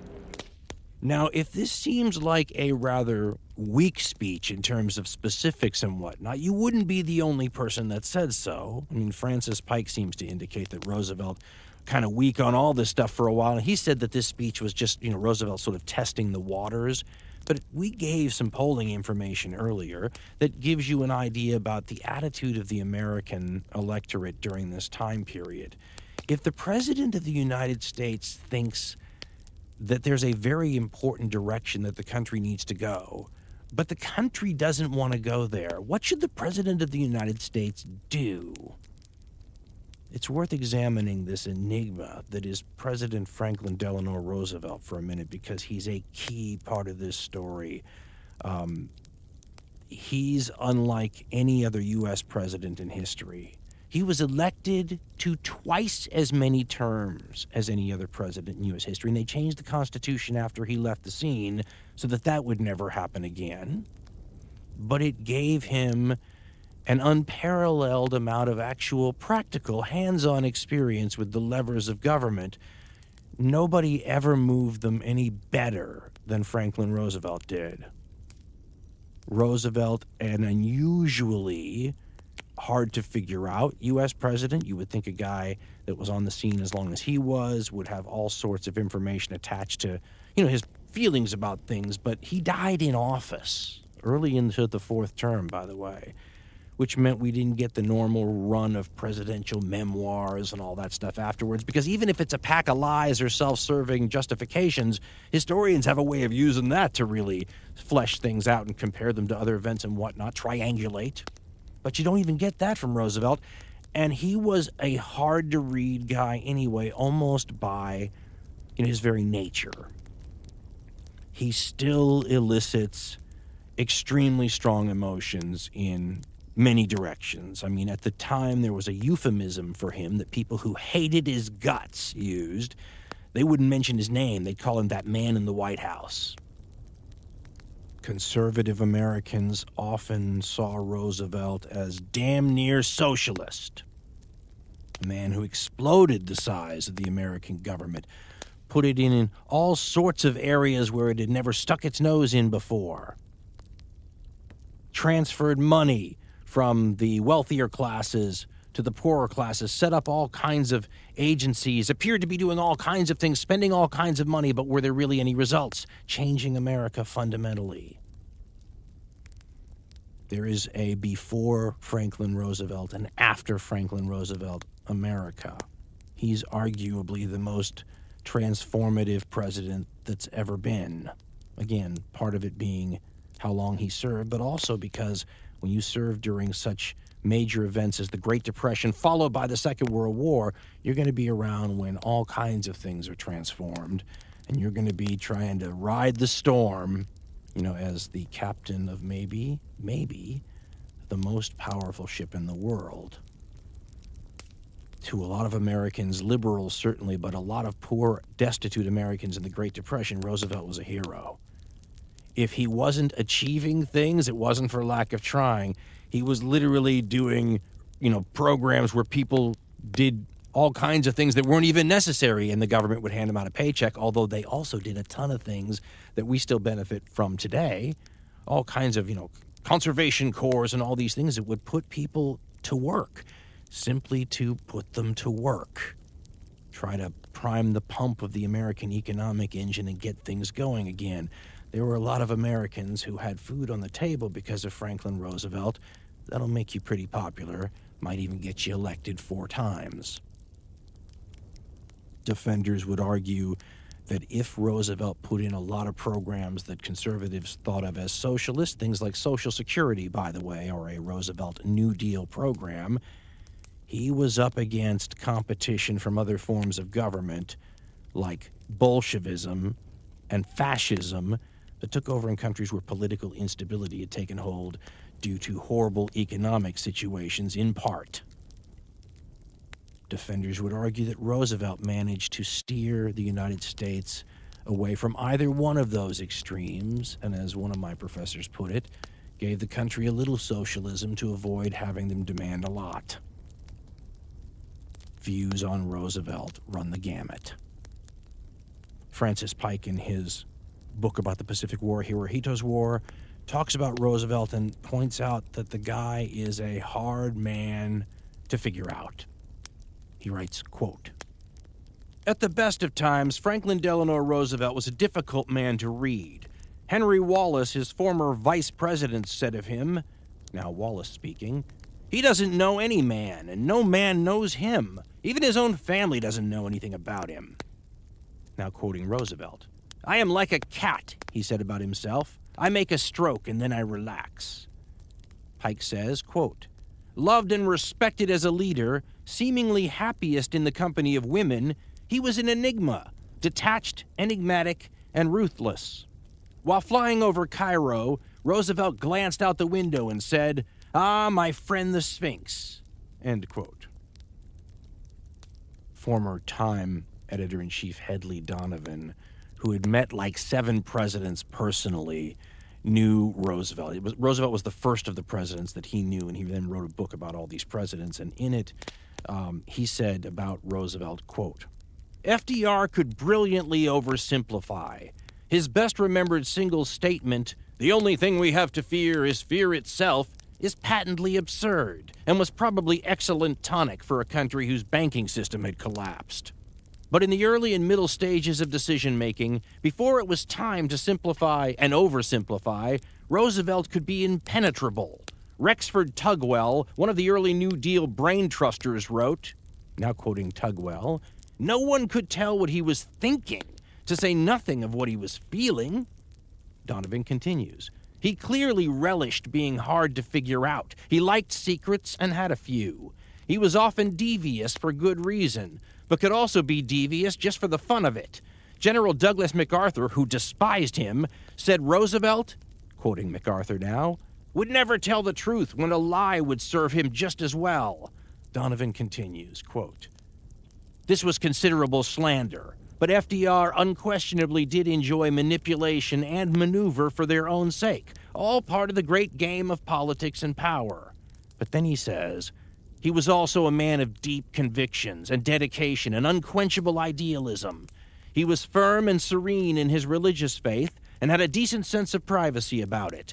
It is impossible to imagine him at a congressional prayer breakfast.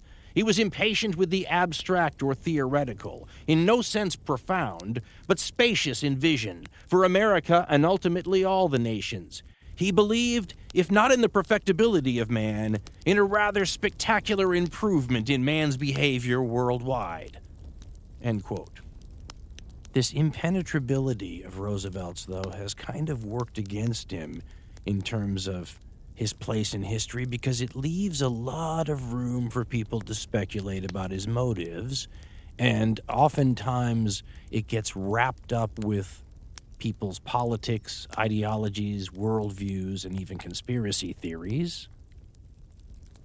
Roosevelt's everything from a well-meaning, moral crusader desperately trying to avoid war with Japan while still getting them to change their evil ways, to, on the very far side of the other spectrum, often conspiracy land, Roosevelt is a man who engineers this war years in advance, organizes it, pushes the Japanese into it, knows about it in advance, and then, luckily, orders the carriers out of Pearl Harbor just in time so they don't get hurt, because he's also aware that carriers are going to be, the new battleships in the modern age, which, of course, nobody quite knew yet, but nonetheless, runs the gamut.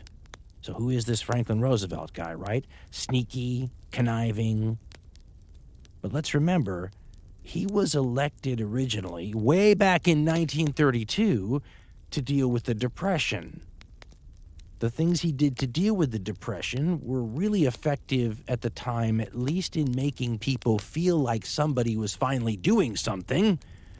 He left behind a lot of legacies that people in the United States argue over, everything from, a bunch of different government departments to things like Social Security.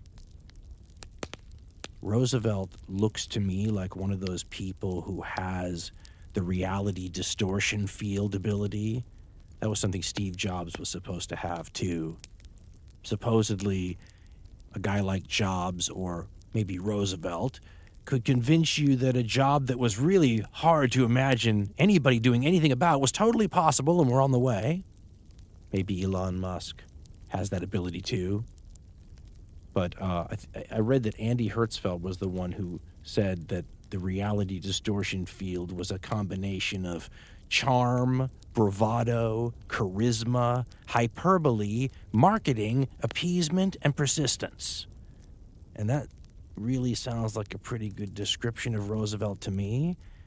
I always thought one of the best examples of the fact that Roosevelt possessed this ability was that while never not admitting and being open about the information, he sort of made the country just forget that he was paralyzed below the waist. He got polio as an adult. He was confined to a wheelchair. You didn't see pictures of that. The pictures usually show him at a lectern or seated with other world leaders, fully appearing completely able-bodied. But he didn't hide it really. I mean, there was talk of it. Everybody knew, but he could just make you forget. Nowadays, it would be something that was celebrated and exalted and used as an example, right, of the possibilities. Don't let anything hold you back. The president himself or herself uses a wheelchair, right? But, I mean, that's just, Roosevelt had an interesting sort of, Steve Jobs-ish is not a bad description of him. But if you didn't like his policies, the reality distortion field almost seems nefarious, doesn't it? Now, some of the people who thought Roosevelt most nefarious are the people who wanted to see the United States stay clear of this new world war that had broken out in Europe. By 1940, as we said, you have the German army blowing through France and occupying Western Europe. And by the way, the stories coming out from that, what a harsh occupation, how horrible it is something that moves public opinion yet again. It should be pointed out, because it probably played into it in a major way, that 1940 is a presidential election year in the United States, and Roosevelt is running for an unprecedented third term. I read one history that put it this way when they said that Roosevelt and his Republican opponent were vying to outdo each other with their promises that they would keep the country out of the European war. In other words, there was no opponent running that said that they would get them in the war. It was a competition to see who could be most passionate about saying they would stay out of it. And when Republican hopeful Wendell Willkie charges that the president is secretly trying to get the U.S. into the war or doing things that would get the U.S. into the war, Roosevelt issues a denial and then, It becomes one of these big planks. They put it in the Democratic Party platform, and Roosevelt on the stump says it over and over again. I mean, this is from a campaign speech not long before the election, given in October 1940, where Roosevelt references all the other times that he said it. He says, quote, "I have said this before, but I shall say it again and again and again.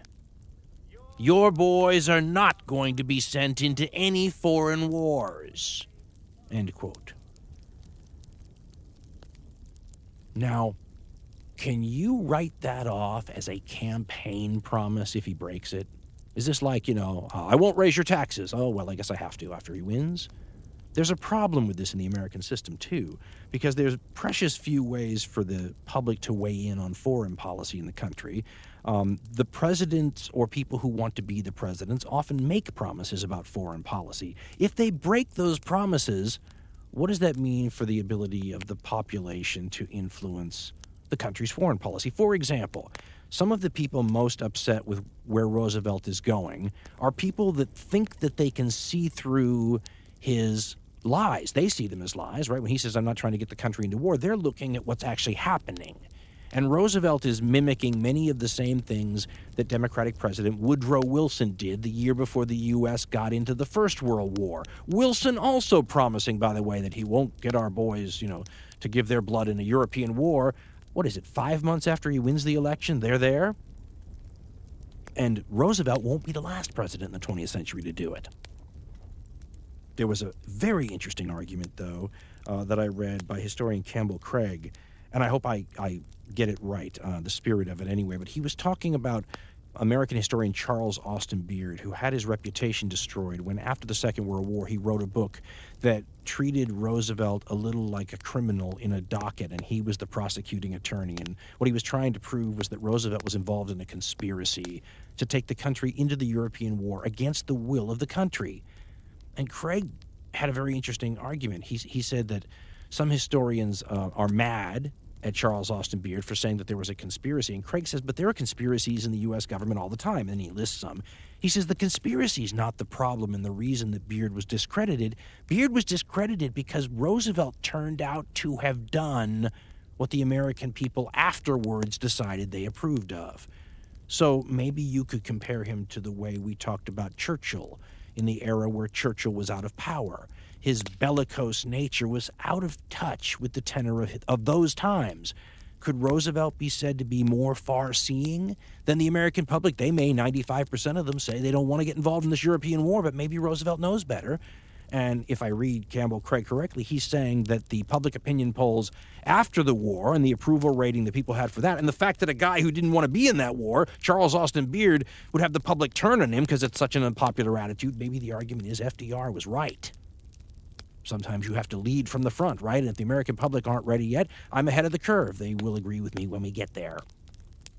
Although, as we said, it was an election year, and if you want to read the polls a certain way, you could argue that Roosevelt was doing exactly what the polling data seemed to want him to do, right? You have an overwhelming majority that do not want to send our boys over there to fight, but you also have an overwhelming majority that want to see Britain and France prevail. So if those are the parameters, what sort of room for maneuver do you have? Well, many of the same things Woodrow Wilson did in the First World War. For example, you can help the Allies. That's a bit of a problem when you're portraying yourself as a neutral country, which is officially what the U.S. was portraying itself in the First World War as, too, a neutral country. And you get arguments again. Marine Corps General Smedley Butler, I think he's still the most decorated American soldier. Could be wrong about that, but I think so. Wrote a whole book, small book, but a whole book, talking about how we were following the same pattern again, and we're just going to run into the same kind of problems, and that the people in power know this already. Charles Austin Beard himself, 8 years before the war, predicted it would come from an incident or a provocation, and then there you go. Well, when you have German submarines torpedoing British merchant ships 5 seconds after they leave the eastern seaboard's ports, maybe with some Americans on them, isn't that just setting up a provocation? Isn't that exactly like what happened in the First World War? I think there's a Life magazine photograph, I think I remember, showing the explosion of a tanker or something heading for Britain right off the U.S. shore, and you can see the lights of like New Jersey's boardwalk or something in the distance at night. You got to be crazy to think that that's not going to lead to something that sucks a country into the war. What's more, Roosevelt's got an undeclared sort of war going, and it's understandable why you would, sending U.S. destroyers out to stalk those German submarines, right? The neutral country. But Roosevelt could argue, and a lot of Americans would agree, hey, we can't have, submarines torpedoing people so close to us. An argument can be made that Roosevelt was sort of following, he said he was pushing it to the limits of the law, but you can make an argument just like you can that he wanted the country into war, that he every step of the way was doing the next logical step in a progression and hoping it didn't go any farther. Certainly you can make a better argument for that in Asia and the Pacific. Roosevelt is quoted in a couple of my history books as saying that he didn't want war in the Pacific because he only has one navy, and the implication is he's going to need it in the Atlantic against the Nazis, but let's be honest, with a guy like this, that doesn't mean anything. He's much more nuanced and layered than that. Some of the modern histories I've read on this have a very interesting viewpoint that I hadn't considered, which shows you the blind spot in the kind of histories we used to read. The more modern histories point out things from the other side that make clear things that we've forgotten, and one of them is that debating whether or not Roosevelt wanted a war against Japan in the Pacific ignores the fact that he already has one. It just doesn't involve U.S. troops.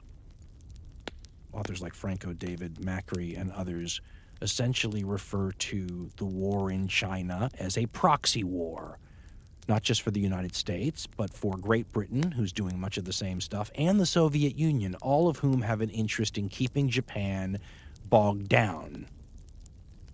So all of them are at one time or another providing arms, resources, supplies. Some of the histories make a case that this becomes a wonderful thing that Japanese commanders who've been promising great victories and are failing can blame things on. And you do once again see the similarities in the Vietnam War era, where all of a sudden it all became about the Ho Chi Minh Trail. And if we can just shut down that network of resupply roads down, the outside powers like China and the Soviet Union who are supplying the North Vietnamese won't be able to get their stuff to them and will win. In this case, the Japanese become obsessed with shutting off the many, leaking like a sieve, because it's about the geographical size of the U.S., as we said, the many resupply points that the Chinese have. They have the Soviets in the north. The British are leaking stuff over from Hong Kong, the Burma Road. There's stuff coming over from French Indochina, and the U.S. is in fits and starts doing stuff too. And they sell at below cost, all kinds of things. At one point, the Soviets will deliver like 800 planes and the advisors to teach you how to fly them.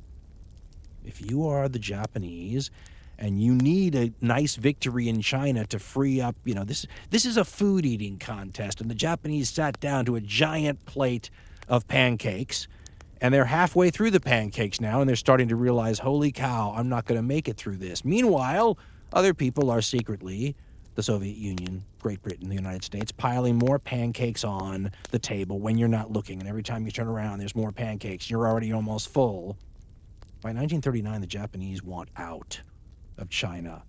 It's like they're addicted to it, but they got too much. There was an old comic book episode once about that you're going to steal Superman's power and you want it, but then you couldn't handle it all and you just overdosed on it. Well, the Japanese are looking to figure out a way to have their cake and eat it too in China. What that means is, how do we get out, but leave it in a circumstances where we control it, right? Puppet governments, things like that. They want to replicate what they did in Manchuria, now called Manchukuo, because it's a Japanese puppet state, just like Korea is. A lot harder to do that in a place the size of China, especially when you haven't defeated China yet. And in 1939, the Chinese win a couple of battles against the Japanese. Boom! They weren't ready for that.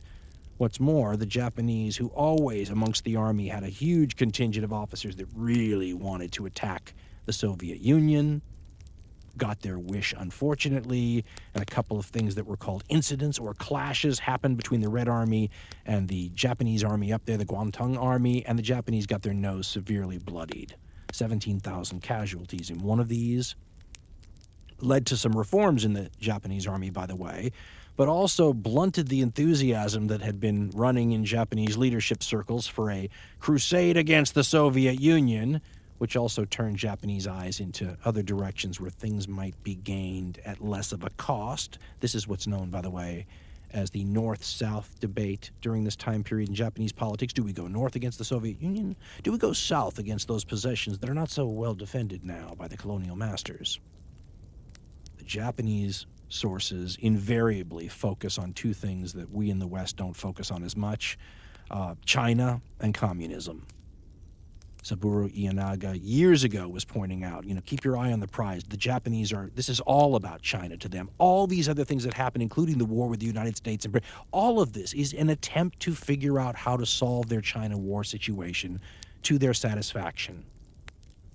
And communism is the other thing that they focus on inordinately, and we in the West forget that too, that it's fair, I think, to call Japan the most fervently large anti-communist country in the world during this time period. And that's really saying something in an age where Nazi Germany exists, but the Japanese hate communism, and they portray and they tell themselves, and they use it in propaganda with their public, and maybe there's even some truth to it, that this war in China is in large part a war against communism. They have their own version of what the West will have 10 or 20 years after this period, where the West will be worried about the domino effect, where communism spreads one country to another, like dominoes. The Japanese have their same sort of an attitude here. It's going to move through China, and then it's going to come to Japan. So they're going to stop it over there before it comes over to the homeland. Meanwhile, they're telling themselves that they're paying all this money, sacrificing all these lives in an effort to keep and protect the Chinese people who haven't fallen under communism's sway free, and even to roll back communism and free Chinese people who are the slaves of the Bolshevik and Leninist thinkers. You go talk to a Japanese parent who's lost a son in that fighting, you're likely to hear some sort of rationale like that. After all, isn't that what you would like to think your son died for? Other people's freedoms? It's a pretty high-minded cause. A lot of people's sons on all sides in a lot of wars have died for things like that. Now, China, of course, is going to become, as we said, like an intervention, the big sticking point that it's hard to see anyone overcoming, because the Japanese, in their minds, have to get some sort of deal in China, just like the U.S. had to get some sort of deal in Vietnam, where it gets the boxes ticked off that it needs to get so it can leave. In Japan's case, those boxes really are control of China's resources. This is not something that the Western powers are prepared to let them have. So how do you get around that? Well, we had said that Japan was basically being confronted with an intervention by the Anglo-American powers.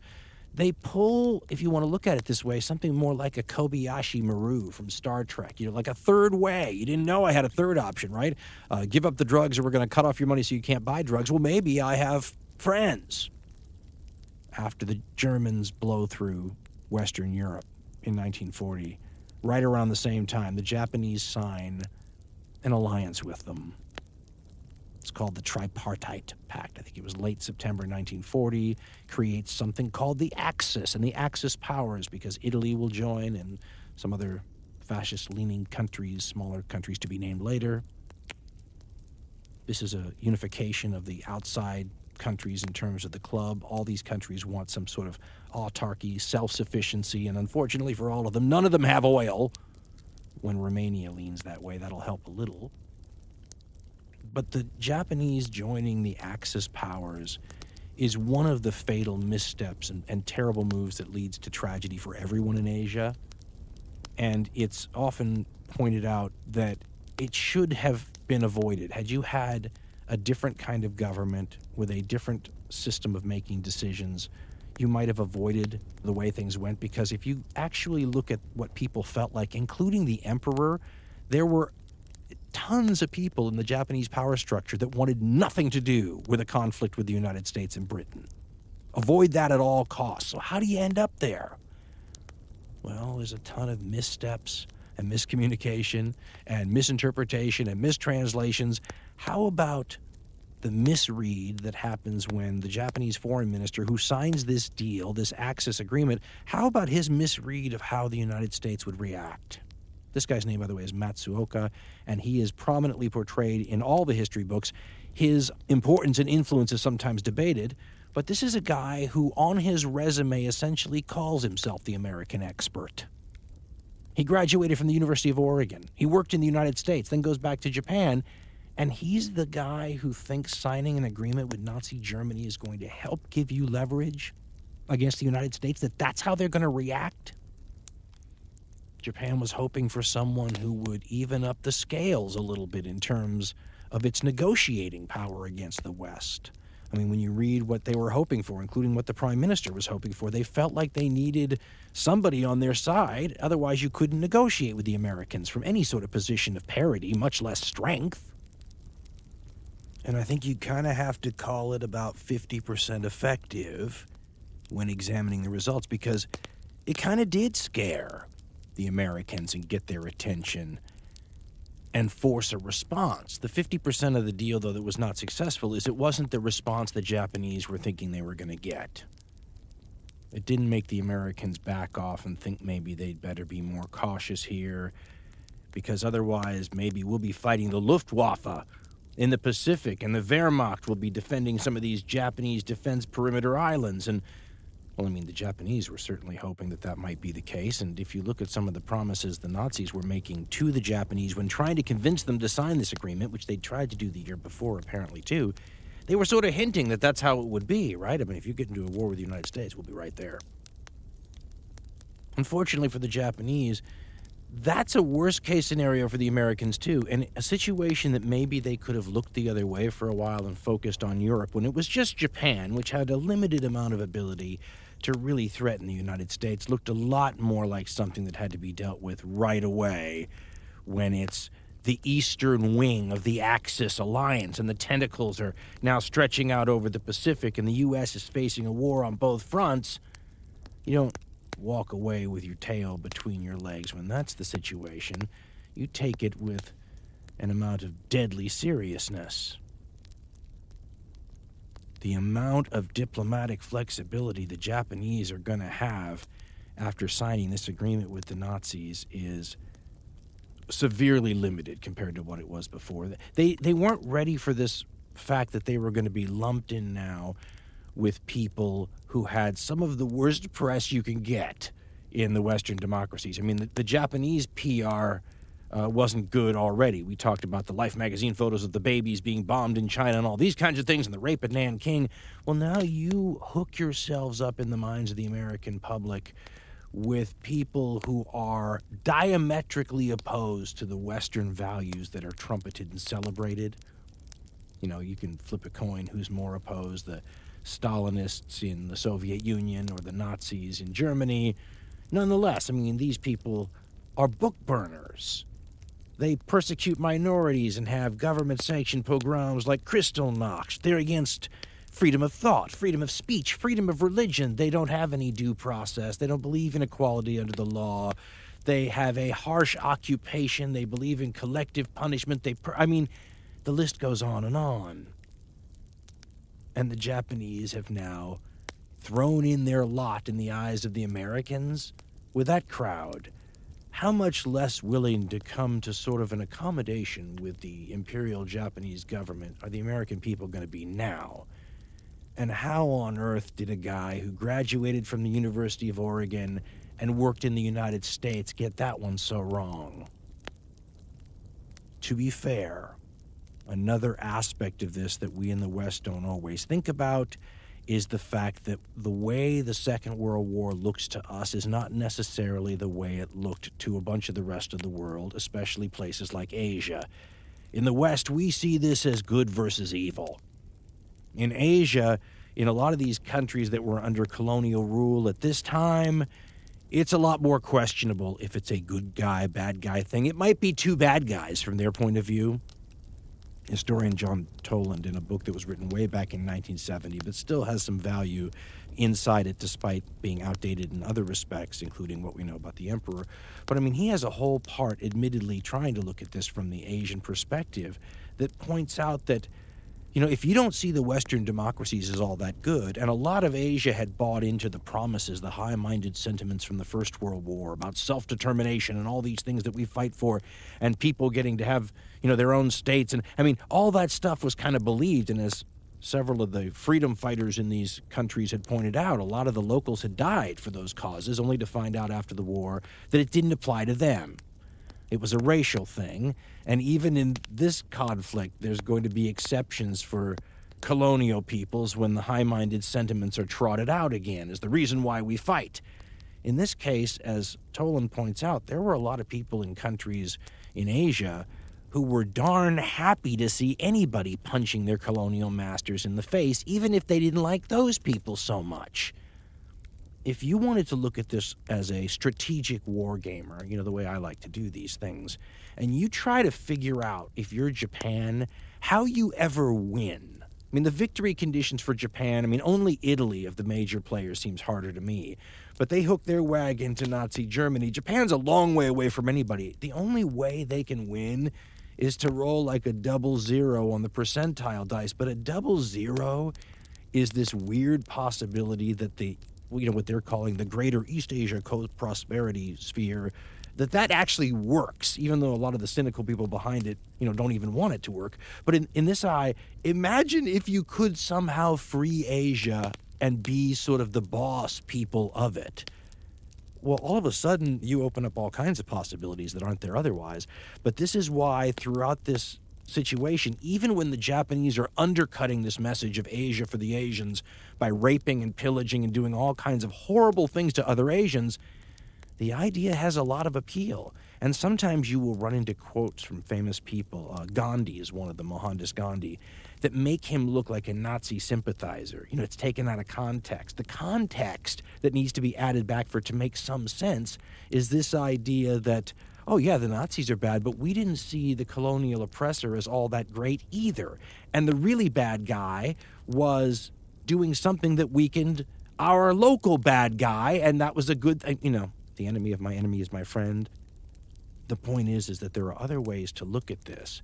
And if you're trying to look at it from a grand strategy point of view, it's like what was always said about the great mistake and the inability of the Nazis to capitalize on some of these peoples that they took over eventually when war would break out in the Soviet Union, because they could have come in there as liberators, and they were welcomed by the locals as liberators. They could have been the great freers of the people under communist domination, but because of their racial theories and their harshness and whatnot, they ended up turning a lot of those people against them. The Japanese didn't have those theories theoretically standing in the way. They could have freed Asia, and what would that have allowed them to do? Their problem, of course, is that they sort of wanted to take Asia while freeing it, burn down the village in order to save it, keep China while somehow getting rid of the responsibility of fighting in it and policing it, and expand into other territories, even though we are totally tied down in China. Once again, it boggles the mind looking at it from the perspective of somebody sitting on the sidelines now, but Japan obviously has its hands full, and yet the real debate for it in 1940 is, can we get something else? And as we said, all of a sudden the Soviet Union seems like a little bit too steep of a hill to climb right now. So after they ally with the Nazis, or really right around the same time, they're able to arm twist is a good way to put it. Lean on is another way. The puppet French government that the Germans have put into place after they conquered France, and move militarily into what's now northern Vietnam, a piece of French Indochina. This is kind of the spark that starts the dynamic that leads now kind of very clearly and straightforwardly to war. It's a chicken and an egg thing, because you will get Japanese folk who will say two things. One, this is just an attempt to shut down another one of these leaky areas where support is coming in for the Chinese, and everybody wants us to wind up this war in China. Well, we can't do that if these supplies keep coming in, right? We're just trying to do what you want us to do. The other thing, though, is that if they're going to have their raw materials cut off, they're looking for ways to supplement that. And one of the ways is to take the ones that are nearby. And unlike, anything that might be up in the Soviet Union, these are hardly well defended at all. And simply by using bullying diplomacy, the Japanese occupy the northern part of French Indochina. The reaction on the U.S. and Britain and the Netherlands part is to ratchet up the sanctions. Now, the next big thing that happens that really influences this story is that just about a little bit over a year from when the world is turned upside down and the Germans take France and Western Europe, the Germans turn the world upside down again, and in an even more shocking fashion. in June 1941, the Axis powers in Europe launch a surprise attack against the Soviet Union. To say that sounds ridiculous, because when you're launching an attack that is several times the size of Napoleon's invasion of Russia in the early 1800s with the Grand Army, I think it was 500,000 guys in the Grand Army, multiple nations, several times that, and on a front that stretches from like the width of a continent, how the hell does that stay secret? Well, there were plenty of warnings, but one way or another, it had the same effect as a surprise attack. And initially and very quickly, the Wehrmacht especially, but the Axis armies in general, appear to be having the same kind of success that the Germans had blowing through France the year before, again. And they are surrounding and annihilating not Red Army units, but Red Armies. And once again, the rest of the world is looking on in shock and trying to reassess what the heck this means. This is the last strand of Japanese foreign policy we have to weave into this story, because if you're a conservatively oriented person like I am, and like many of the Japanese leaders were too, they're looking, just like I would be looking, to thinking they have their hands full with China, yet there's this impetus to not miss the bus, as one of the sayings of the time were, don't miss the bus. A golden opportunity is the way another person put it, that these changes in the global balance of power offer. There's a decent case to be made that Japanese foreign policy, since they rejoined the rest of the world in the latter part of the 19th century, has always had a keen eye for opportunity. I mean, you never do any better than they did in the First World War, that they gained so much for almost nothing, but they were very opportunistic. They were allied with the British and the Allies, remember, and they gained mightily. But they're trying to figure out what the opportunistic play is here, and they have a couple of different competing things going on. Competing thing number one, we already mentioned. There's quite a few people in the Japanese power structure that want no trouble at all with Britain and the United States. Traditionally, it's the Navy that is most credited, and Churchill often, would almost sympathetically say, the Navy didn't want this. Well, the Navy didn't want it because the Navy was going to have to be the one fighting it. And they knew that the British and the American fleets were the two largest fleets in the world, and you'd be fighting them combined in a war. The Army could puff out its chest and make all sorts of brave statements all it wanted to. They weren't going to be handling a lot of the shooting action. The Navy was. But there's also the two other elements that we mentioned earlier that need to be pointed out are still in play here, and it's crazy. The first one is the mid-level military officers are still having an impact. These colonels and people of these sorts of rank who don't have any of the responsibility, of having to live with the ramifications of the decisions they push, they can just, in an aggressive and almost pugnacious manner, aggressively push forward with their policies. And for some reason, their superiors tend to be a little bit lenient or lax or tend to defer. It puts a lot of pressure, though, towards aggressive stances that shouldn't otherwise be there. The other thing, of course, that's exerting an influence in that direction, and that must play into the head of anybody that thinks, wait a minute, we need to back down now, this is going in a very negative direction, is the fact that recent Japanese history demonstrates that you're likely to get somebody killing you if you try a move like that. Didn't we say it was only a few years before some historians were describing the Japanese government as a government by assassination? That's still a problem, and if you're too, well, let's just say, non-super patriot, you could find yourself shot or your head cut or any number of other things that were happening during this period, and there were certainly lots of threats, and being anything other than a super patriot at this time period is to open yourself up to suspicion and maybe imprisonment. So let's remember the climate these people are operating in. But even the Prime Minister of Japan during this time period, he aggressively sometimes makes public statements, but he does not want a war with Britain and the United States and France. And the Emperor apparently doesn't want that either. So how do you get it again? Well, this golden opportunity, this don't miss the bus moment, that this change in the global situation seems to have influenced now that the Wehrmacht is cutting through the western regions of the Soviet Union, is to maybe take the rest of French Indochina and start making a few public statements to the effect that, maybe some deal's going to have to be reached for the supplies we need, or we might have to, maybe move south some more. And so right around the time the Germans attack the Soviet Union, the Japanese, again, not quite bloodlessly, but mostly bloodlessly, sort of move into the rest of French Indochina, Laos, Cambodia, Vietnam. And this is the line in the sand for places like the United States, not just because they had been trying to get the Japanese to move in the other direction and it's like a slap in the face when they go the opposite way, but also because, as more modern historians have pointed out, the raw materials that they're actually getting their hands on in this area are raw materials that places like the U.S. need as well. So now it's not just about cutting Japan off, it's about Japan cutting the United States off from things they need. This is a heavy-duty rubber area, for example. So this is when the serious sanctions start.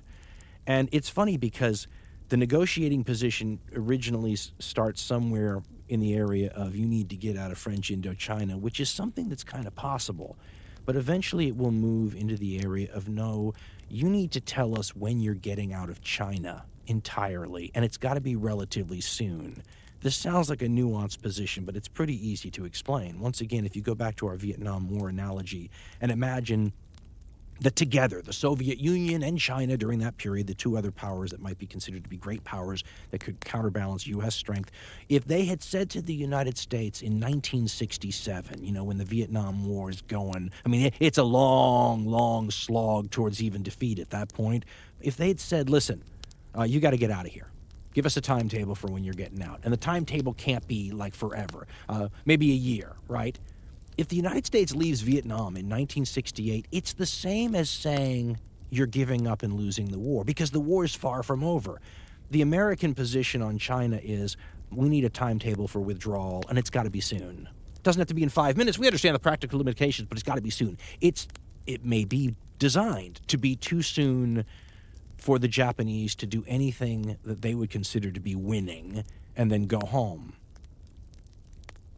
This is the intervention, right? Get out of China, or we're going to cut off your ability to do what you're doing anymore. This is the fuse being lit now. Winston Churchill, I like to quote Churchill for this story because he's a participant in the story. He has his own way of viewing things, and he's not unbiased by any stretch of the imagination. But he's interesting on the Japanese because he kind of likes the Japanese and he admires their martial culture. And when Churchill was sort of in his formative stages, the British and the Japanese were allies. Also, as a colonialist himself, as an empire guy himself, he can understand the desire and the feel that colonies are not inherently an evil thing. When he talks about the Japanese, and of course he dictated or recorded into a machine these histories that he wrote about the conflict, so they sound like him. They sound like Churchill talking to you. But he sort of encapsulates what happens here in his own way. With a little sympathy for the Japanese, Winston Churchill writes, quote, "The drastic application of economic sanctions in July 1941 brought to a head the internal crisis in Japanese politics. Conservative elements were shocked and the moderate leaders scared. The domestic prestige of the Japanese army as a constitutional factor in shaping Japanese policy was already involved. Hitherto, the Navy had exerted its restraining force, but the embargoes which the United States, Britain, and Holland had enforced cut off from Japan all supplies of oil, on which the Navy, and indeed the whole war power of Japan, depended. The Japanese Navy was at once forced to live on its oil reserves, and at the outbreak of the Pacific War had in fact consumed 4 out of 18 months' supply. It was evident that this was a stranglehold, and that the choice before them was either for Japan to reach an agreement with the United States or go to war. The American requirements involved Japanese withdrawal, not only from their new aggression in Indochina, but from China itself, where they had already been fighting at heavy expense for so long. This was," he writes, "a rightful but a hard demand. In these circumstances, the Navy associated itself with the Army in the policy of war, if an acceptable diplomatic agreement could not be obtained." End quote. He puts forward the old idea, by the way, that the Navy doesn't want the war, but because of the sanctions and the cutting off of fuel supplies, slowly but surely, well, maybe not even that slowly, the Navy begins to move toward the Army position on these things, a more hardline anti-Anglo-American position. One admiral points out to the government that the fleet is burning 400 tons of oil an hour. The overall military need is something like 12,000 tons a day. Another official or admiral, it's disputed, is supposed to have told the government that this is like a patient who's going to die without surgery. Now, he still may die, even with the surgery, but if you don't give him the surgery, his death is certain. So in other words, showing the position that some of the Japanese now think they find themselves in, one of certain death unless risky and still, potentially fatal countermeasures are taken. Now, I should point out that while some people say, and Francis Pike is pretty vociferous, that every one of these Roosevelt people knew that once you put oil on the chopping block, that this basically meant the Japanese were going to go to war. But in his A Modern History of Japan, historian James McLean says that Secretary of State Cordell Hull didn't see it that way. He really thought you could get the Japanese to see reason through something like this. In other words, if true, this was the peaceful attempt, right? The between the two world wars attitude sort of attempt to get another country to do the right thing, and not just the right thing for you, but in the long run, the right thing for them.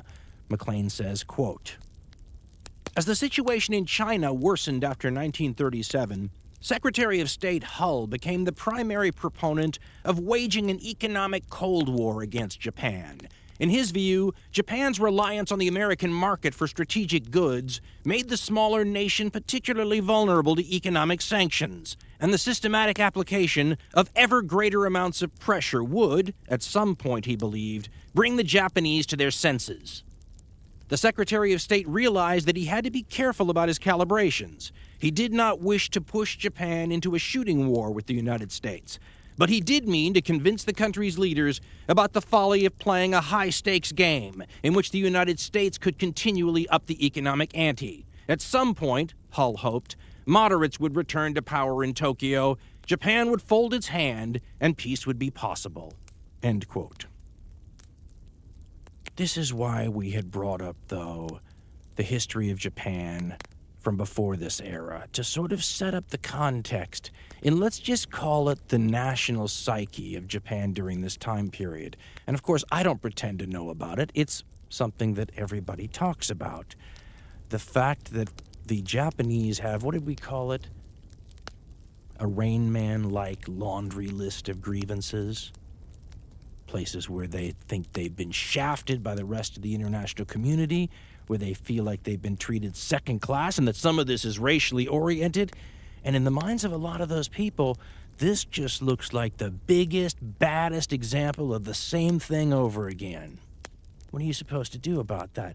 And certainly asking the Japanese to give up more than in any of these previous cases, because this war in China has already cost something like 100,000 Japanese lives, untold amounts of money, effort, the intense work of a generation of Japanese statesmen.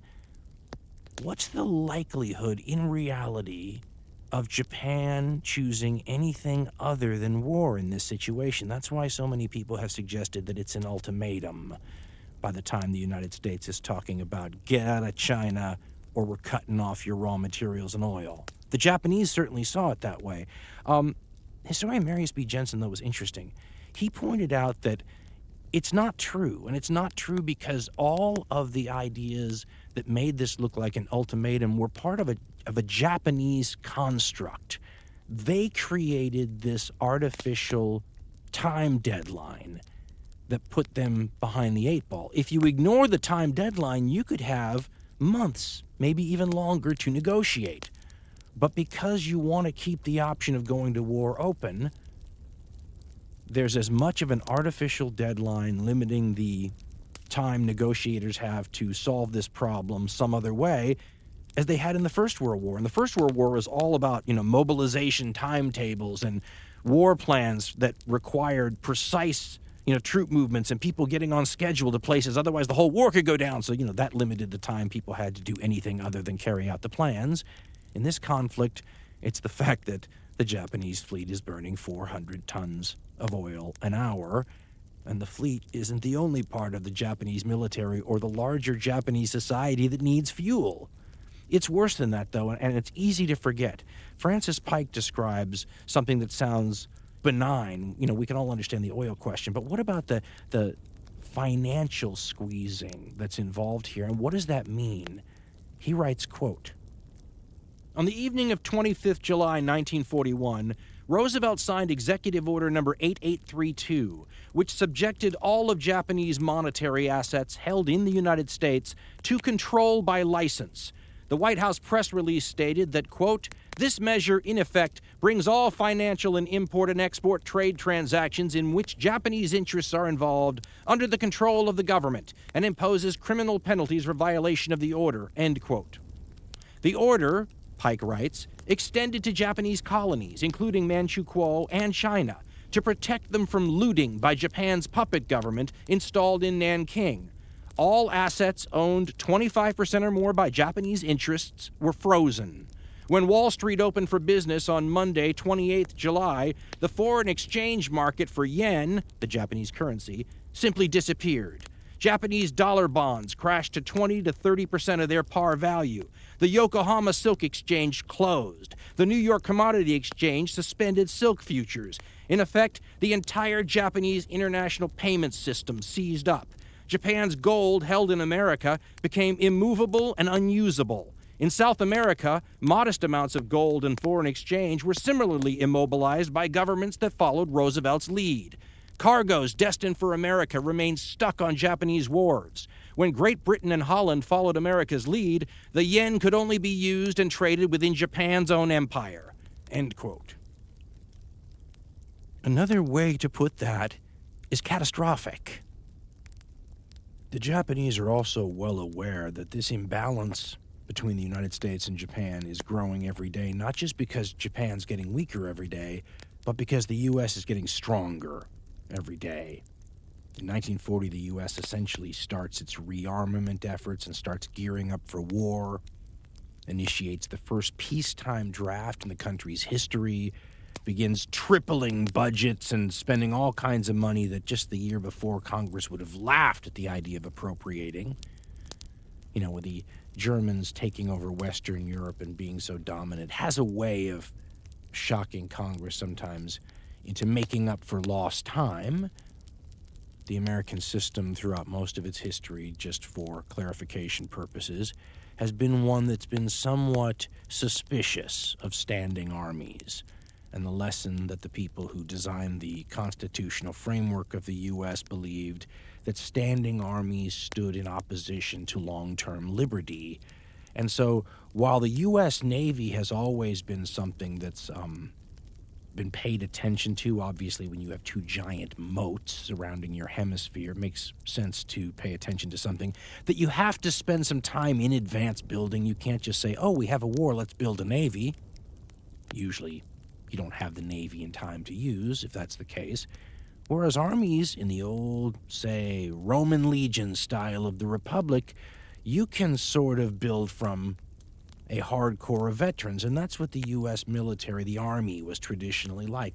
These long-service professionals, but not very many of them, that whenever war was going to happen, all of a sudden you found yourself with all sorts of volunteers and Davy Crockett types and Rough Riders and maybe even some French pirates from time to time. Whatever you needed to get the job done. There were always enough Americans looking for a little action that you could raise enough troops without any sort of draft or whatever. And, of course, when the war was over, they all went home and liberty is safe. It should be pointed out that even though the United States' industrial capability had been hinted at in the First World War, the U.S. was still gearing up by the time the war ended, and it was a U.S. that was nowhere near as industrialized as the Second World War U.S. was. When Hitler and his staff people were given briefings on this is a famous story, by the way, were given briefings on the industrial capabilities of the U.S., if and when it ramped up. The numbers that they were given turned out to be low, but they laughed at them, figuring they were fabrications. So when you put yourself in the other side's shoes and you say, why the heck did they think they could pull off anything like this? Let's remember that they didn't quite understand, and maybe even Americans didn't either, the capabilities of the United States once fully mobilized for war. And 1940 is the year the mobilization begins in earnest. And it's a catch-up effort because the U.S. is very far behind the powers that have been at war now for years. In the case of Japan, remember, this Chinese incident started in 1937. The other Chinese affair started in 1931. I mean, their troops have been on the ground fighting for a long time, and they've developed a lot of practical experience. The U.S. Army is a green force if there ever was one. That's not to say that the U.S. doesn't have some advantages in its back pocket. Take, for example, the fact that in many cases the U.S. is reading the Japanese secret messages. They continually, despite the Japanese belief that this is impossible, they continually break Japanese codes from, the 1930s all the way into the war years. They don't always have all the codes broken, so it's hard to understand why, if they knew about A, why didn't they know about B? But for example, they're reading a lot of the diplomatic codes during this period. So while the Japanese are negotiating with the Americans are often able to read the messages the Japanese send to each other and the ones they send over to the Germans, and kind of gives you a little bit of an advantage in the negotiations, doesn't it? By the summer of 1941, negotiations are not going well at all. Positions seem to be hardened, and you begin to see this dynamic that we talked about earlier, this sliding towards war. I always think about it like a car accident I once had on a sheet of ice in Colorado. I was parked. I released the emergency brake, and I watched my car just slowly slide downhill, picking up speed as it went until it smashed into another parked car. I watched it in slow motion, but I could do nothing to stop it. I was powerless, and in some of the histories, that's the way it looks like even the Japanese leadership feel in this situation, right? There's not many rah-rah people about the possibility of doing this, and you wonder to yourself, if there's such a sense of gloom and foreboding, why on earth aren't they stopping it? It's one of those questions that always comes into play about the Emperor. We mentioned it earlier. The Emperor supposedly has the power to stop a war like this before it starts. I mean, he stopped the war eventually. If he can do it then, why can't he stop it before it starts? These were questions after the war that he was put to. In this case, the guy who's the prime minister is perhaps the next best person to look at and say, why didn't you do more? Well, at this time period, all of a sudden he decides to. And it's a little bit like trying to atone for past sins. He's an interesting character who gets a lot of criticism. He's a prince. His last name is Konoe, and he was the prime minister twice. Earlier on, he's this saber-rattling pro-Nazi guy, as historian Herbert P. Bix says, quote, after the Manchurian incident, Konoe had been vociferously anti-Anglo-American and pro-German. On January 21st, 1941, he declared firmly before a secret session of the Diet that, quote, Germany will win, end quote. Now he was just as sure that Germany would lose, and also sure that the senior officers of both services could not promise a Japanese victory, end quote. This guy all of a sudden seems to have like a crisis of confidence, and this is what brings the human element back into the story. If you see the slow motion car crash happening and it's going to kill lots of innocent people, and you're the prime minister and you have half of a soul here, what would you try to do? Japanese historian Ari Hota describes a conversation he had with another sort of member of the aristocracy, supposedly the only kind of people he could show his true self to. And he creates one of these figures where you kind of feel bad for the guy, even though a lot of this is sort of his fault. Konoe is looking for a way out of this mess, and he thinks if he can have a one-on-one conversation with President Roosevelt, maybe they can solve this. Maybe they can stop the cars slowly sliding into the other parked vehicles, right? Can you avoid disaster? Can you repair the damage you caused? And by the way, she's talking about several of these Japanese aristocracy people. So when I give you some names, that's who they are. She writes, quote, At that time, Saionji was preoccupied with helping Konoe arrange a meeting with Roosevelt. Saionji and many of his blue-blooded friends knew that a war with the West would be unwinnable. Matsumoto Shigeharu, the Yale-educated journalist who was a direct descendant of another illustrious Meiji oligarch, shared Saionji's concern. Quote, "I have made a big mistake on Japan's relations with China," end quote, Konoe confided to him. In a show of vulnerability displayed only to his social equals, the Prime Minister went on to lament, now quoting Konoe here, the former, pro-fascist, pro-Nazi guy, quote, "I am so ashamed and cannot face up to my ancestors. I do not want to repeat such a mistake, and I want to avoid war with the United States at all costs. If at all possible, I want to improve Sino-Japanese relations as well. I will give it my best shot, so won't you help me?" End quote. It's interesting to wonder about a guy in a position like that who sort of has a moment where he wants to undo stuff and maybe sees in a flash or maybe a slowly developing realization the ramifications of what's involved here. Hara describes a Japanese life insurance sale to its people right during this time period as a way to make money, right? Because they're encircled by all the other powers. And she brings it all home, though, when she talks about, well, let me have her explain it. She writes, quote, "Japan's leaders let the diplomatic crisis brew. Meanwhile, its people remained ignorant of such developments. In a sweeping national campaign to raise money, citizens were urged to buy national life insurance. In mid-July, it was announced with great fanfare that 50 million policies had been sold. Japan's population was about 73 million, raising 10 billion yen, almost 40% of the country's gross national product for 1941. Most of that money," she writes, "went to purchase government bonds to fund Japan's war in China. Little did people know that their lives would become very cheap, even worthless thanks to the government they so earnestly supported with their hard-earned, hard-saved money." End quote. Not just that, but this is where the uber-patriotism of the Japanese come into play here. As we said earlier, like everyone else, only more so, I still feel like there was a New York Times article just before the war broke out. It was quoted in John Toland's book, The Rising Sun, where someone over in Asia is trying to explain to the American public, not to downplay the Japanese national spirit and what they're willing to do. It's funny because if you think of many other countries in a situation where their government gets them in an unwinnable war, where the costs will be everything to everyone, they might overthrow that government rather than go to war. The Japanese people are different. If you could have shown the leadership a crystal ball that only showed 5 years into the future, they'd have given up anything. You'd have made any concessions in any sort of diplomatic deal.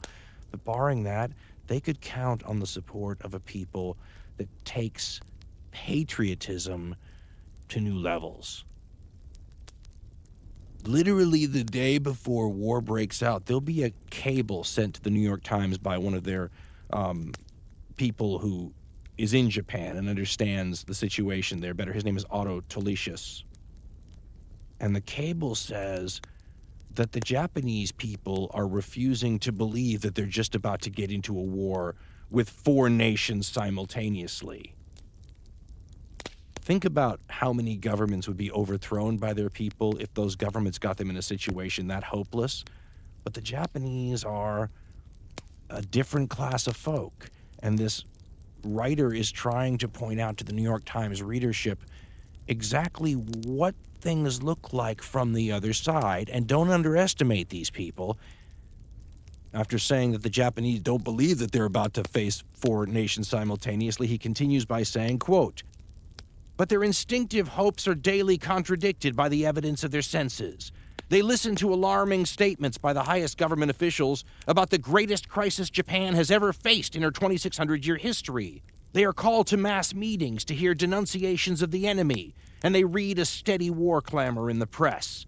They see air shelters and water reservoirs being built everywhere in preparation for air raids. They are being drilled in air raid defense, especially in fighting fires, the greatest dread of Japanese cities.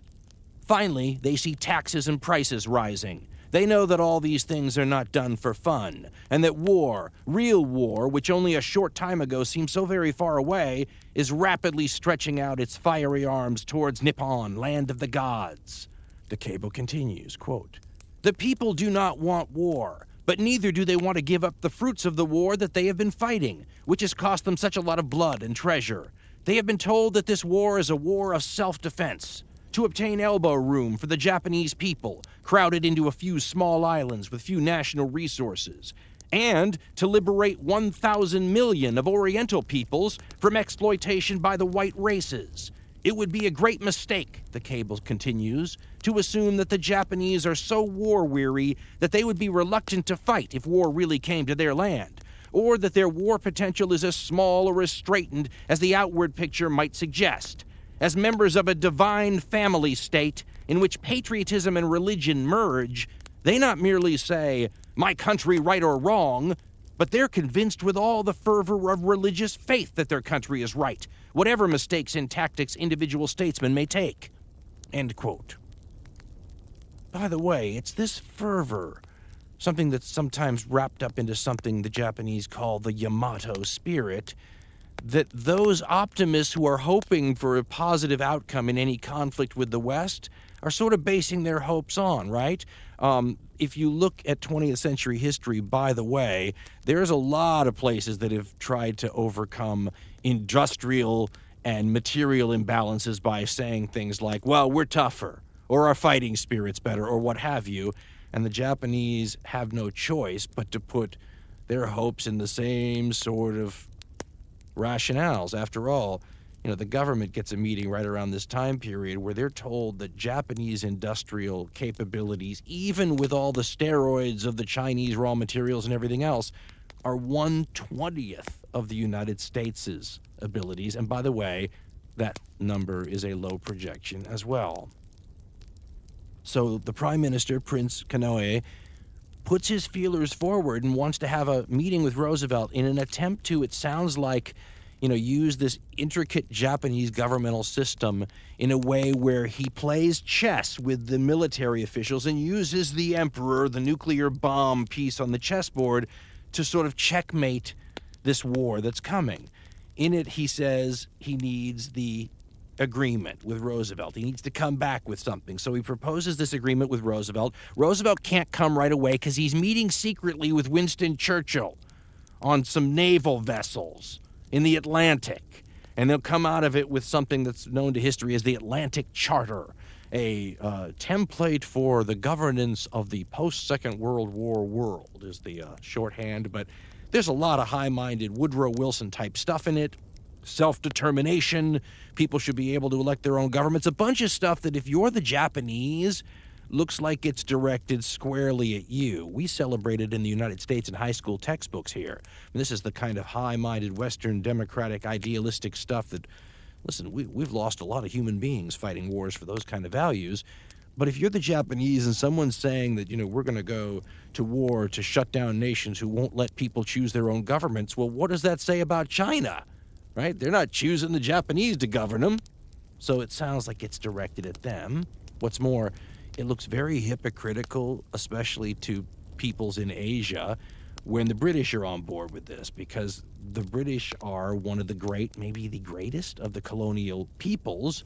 And so are you saying that this Atlantic Charter applies to you too? Are you signing on the dotted line and saying that you're going to let the people in India vote if they want to have the British government have the role the British government has in India in the 1930s, for example? And Churchill goes on to clarify, like a month or two later, no, we're talking about fascist and Axis-dominated lands here. We're not talking about, Singapore. Once again, though, to the peoples in Asia, this looks a little like, okay, it's World War I all over again. These high-minded sentiments don't apply to us. And even though the Japanese are raping China as they conquer it, they may not look as bad to Asians as they do to the people in the Western democracies. Roosevelt is apparently open to the idea of a meeting with the Japanese prime minister when he hears about it, but his advisors kind of shut it down. The Japanese have just rejected the latest diplomatic proposals, and the advisors say, listen, those need to be clarified before we meet. Now, as we've just discussed, though, how long can you put this off when the fleet's burning 400 tons of fuel an hour, right? So this becomes another one of the problems. And I'm not going to get into all the many things that happened in the last 6 months. It's a great era to look at if you are a fan of diplomatic history, the tit-for-tat things that go on, but also the many misassessments, misinterpretations, misreadings, and the mistranslations that happen. I mean, in a famous case, there'll be some Christian missionaries in this story, well-meaning folk who are trying to help everyone avert a catastrophe here that the Japanese think are working, as a back channel for the U.S. government, but really aren't. And this confuses matters for a while. I mean, it's one of these occasions where you wish you had what the Soviet Union and the United States had at one point in the Cold War. The bat phone, the red phone, the hotlines. You could just call up the emperor or the head of the Japanese government and talk to them directly with instant translation. But you didn't have that. But even if you did, is there enough room on the core issues to compromise on any of this stuff? One of the compromises that the prime minister had to make to even reach out to Roosevelt was a deal apparently with the army that if the diplomacy didn't work, he'd set a timetable for war. Well, the diplomacy didn't work. Apparently, Konoye, who bears a significant amount of responsibility for getting Japan into this mess, didn't want to sign off on the ramifications of it and have his John Hancock on any war declarations or anything. He didn't see any way out. He said the emperor had basically gone over to the other side now, and so what's the point? And resigns. The emperor replaces him with one of the more hawkish figures out there, the head of the war ministry, former general in the Guangdong army, a man whose nickname was the Razor. His name is Hideki Tojo. And now we have in place the entire leadership that you're normally dealing with when you talk about this conflict.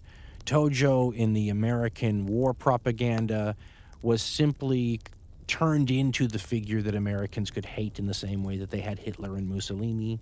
He's the dictator of Japan is the way it's portrayed. And this continued for decades after the war because this became part of the propaganda that helped shield the emperor from war crimes charges. And by the way, several modern historians think the emperor might have been executed for war crimes had those charges been allowed to happen. But if you say the emperor is a puppet with no power, and you say he's a tool of the militarists, and you say this General Tojo's the head of the militarists, well, then you've just transferred all the emperor's wartime responsibility to this other figure, and that's what the American propaganda kind of did too. Tojo looks like your typical Japanese hardliner general, but not as far as some of those Imperial Way faction people. You can't really say he's like a Hitler or a Mussolini or a Stalin, because unlike them, he has a boss that it's likely that he saw as the living embodiment of a god. That's a very different situation than someone like Stalin or Hitler, for example. It also means that he has to do what he's told. There's a lot of theories on the emperor for all the reasons we've talked about, but one of them is that this move to put this army general in control is not what most people think it is. Most people think this is a sign that they've given in, they're going to go to war, and if they're going to go to war, they want a general in charge. But some people say that, no, this is actually the emperor's sneaky attempt to avoid war. This is a minority point of view, obviously, but those who push this idea suggest that it's a Nixon goes to China kind of situation. The old switcheroo. The emperor appoints one of the really big, noisy hawks to this position of prime minister. He has all the respect of the other hawks and militarists. And then you, the emperor, someone this person sees potentially as a living god, orders this hawk to make peace. Somehow, without war. And then he'll cover your rear end with the other militarists, right? Because he's got total credibility. It's an interesting theory. One thing that is for sure is that the emperor orders Tojo to pursue diplomacy until the last possible minute, and he follows the emperor's orders. But he's working with a deadline now. And it's a deadline that changes a couple of times, but eventually becomes a hard deadline where you have all over Asia now preparations in place. Men are on the move. Shipping is being co-opted. Things are happening and preparations are underway. Unless something intervenes to stop now this momentum, things are going to happen, as will be said in the future, automatically. The inertia we've been talking about for a while now is becoming almost unstoppable, and the final deadline now for some sort of diplomatic breakthrough is the end of November. There's a lot of different interpretations about Hideki Tojo and the kind of guy he is. One thing you never read about him, though, is any sort of suggestions that he was insane. And yet that's basically what Winston Churchill is saying, that any Japanese government that would allow their country to slip into a war with the Anglo-Americans at this point is crazy. Suicidal is the way I think he puts it. Churchill writes, right after the war, quote, "It had seemed impossible that Japan would court destruction by war with Britain and the United States, and probably Russia in the end. A declaration of war by Japan could not be reconciled with reason. I felt sure she would be ruined for a generation by such a plunge, and this proved true. But governments and peoples do not always take rational decisions. Sometimes they take mad decisions. Or one set of people get control, who compel all others to obey and aid them in folly. I have not hesitated to record repeatedly," he writes, "my disbelief that Japan would go mad. However sincerely we try to put ourselves in another person's position, we cannot allow for processes of the human mind and imagination to which reason offers no key." He sums up, though, by saying, quote, "Madness is, however, an affliction which in war carries with it the advantage of surprise." End quote. The word surprise is italicized in the original. In order to get a little background on how any surprise might take place when you're talking about powers that are so far away from each other, you got to go back to 1940. We're in 1941, late 1941 in this story. Go back to 1940 when, as part of the demonstrations of resolve and the public displays to sort of bolster diplomacy and whatnot, the Roosevelt administration did a couple of big moves. One of them was to reactivate General Douglas MacArthur, U.S. general who was acting as field marshal of the Philippine military, I think at the time, reactivate him in the Philippines and let him sort of publicly start consolidating and preparing, just in case, sending a message to Japan. The other thing that was to demonstrate resolve and all that kind of stuff the Roosevelt administration did was they took the U.S. Pacific Fleet, which was normally based on the west coast of the United States, and moved it to Hawaii, what is still a 6-hour jet plane ride towards Asia from the U.S. West Coast, based it in Pearl Harbor. But one man's intimidation move could be another man's opportunity. But it takes a person who's almost a little bit crazy to see it that way. Sometimes that's what creative geniuses are. Sometimes it just requires somebody willing to gamble farther than most people are willing to go. Enter Admiral Isoroku Yamamoto into the story. If the name's familiar, he's famous, and he's famous for both being a creative military genius and a crazy gambler. If you met him in person, you probably would not be very intimidated. He stood about 5'3", maybe 5'4", was missing several major fingers from one hand, and walked with a limp because an entire chunk of his leg had been torn off, along with those fingers, by the way, in probably the most famous naval battle in all Japanese history, the 1905 Battle of Tsushima, where the improbable, almost near impossible, happened when an Asian fleet defeated a European fleet, and I mean resoundingly.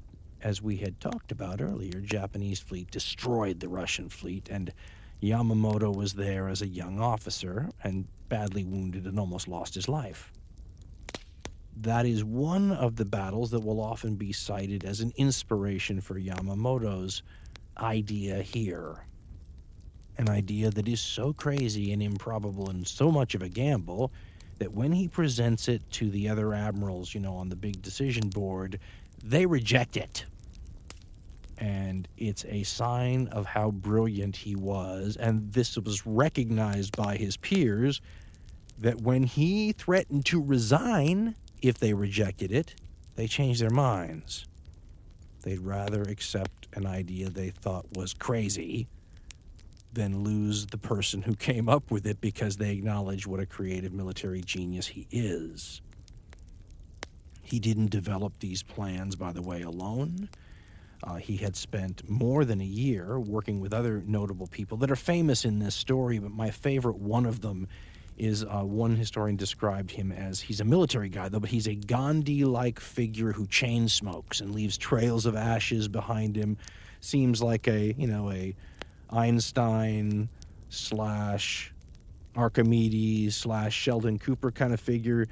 Doesn't bathe, apparently, or doesn't bathe very often, locks himself in completely darkened rooms, naked, for inspiration, and then when it comes, writes things down really quickly on a piece of... I mean, he's this fascinating, wild character who can come up with an idea that is so crazy that the other side definitely doesn't see it coming, and is so unusual and unexpected that I find it hard to even blame them for not seeing it coming. I've said about the 9/11 attacks before that even though there were warnings about them, it just seems so improbable and seems so dwarfed by other potential bad things that you're also getting warnings about that seem much more likely, that it's only with hindsight that you look back and go, God, why weren't we more vigilant? Why didn't we see this coming? Who would have seen a surprise attack on U.S. territory that was coming from a power that was 4,000 miles away?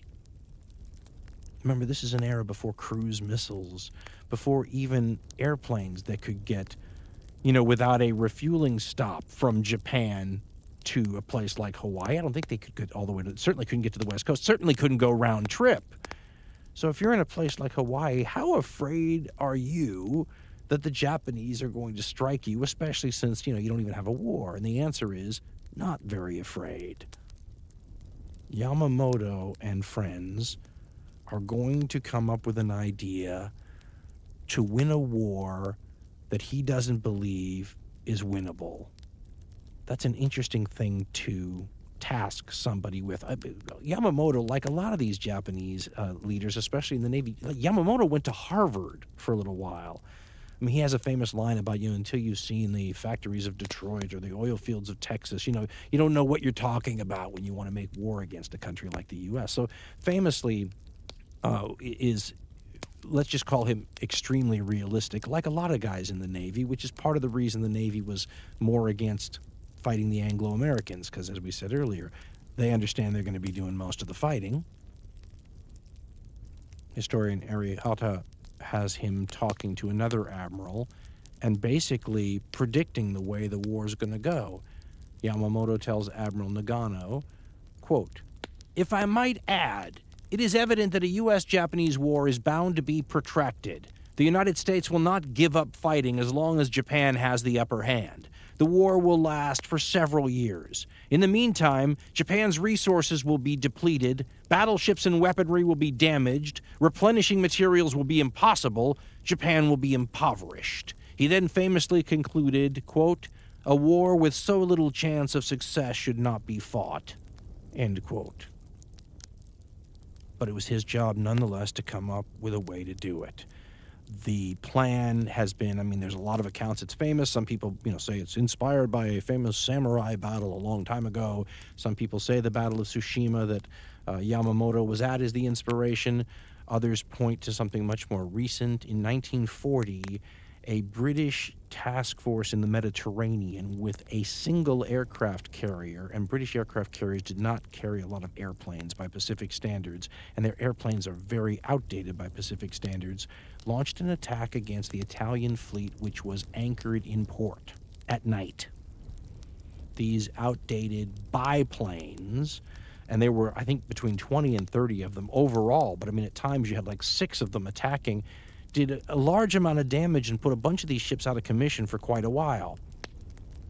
The Japanese, there was a Japanese envoy or advisor or attaché in Berlin who I guess came down to look at the effects at the harbor at Taranto, the 1940 Battle of Taranto it's called, and sent that back to Japan. So all of these things were studied, and by January 1941, Yamamoto's got a mock-up of Pearl Harbor in an out-of-the-way place, and he's got people sort of just planning for this, and he's wargaming it.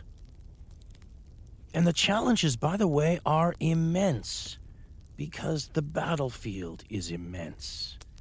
This conflict, which will be fought in the Pacific, but will instantly suck in all the Asian warfare that's been going on now for several years already.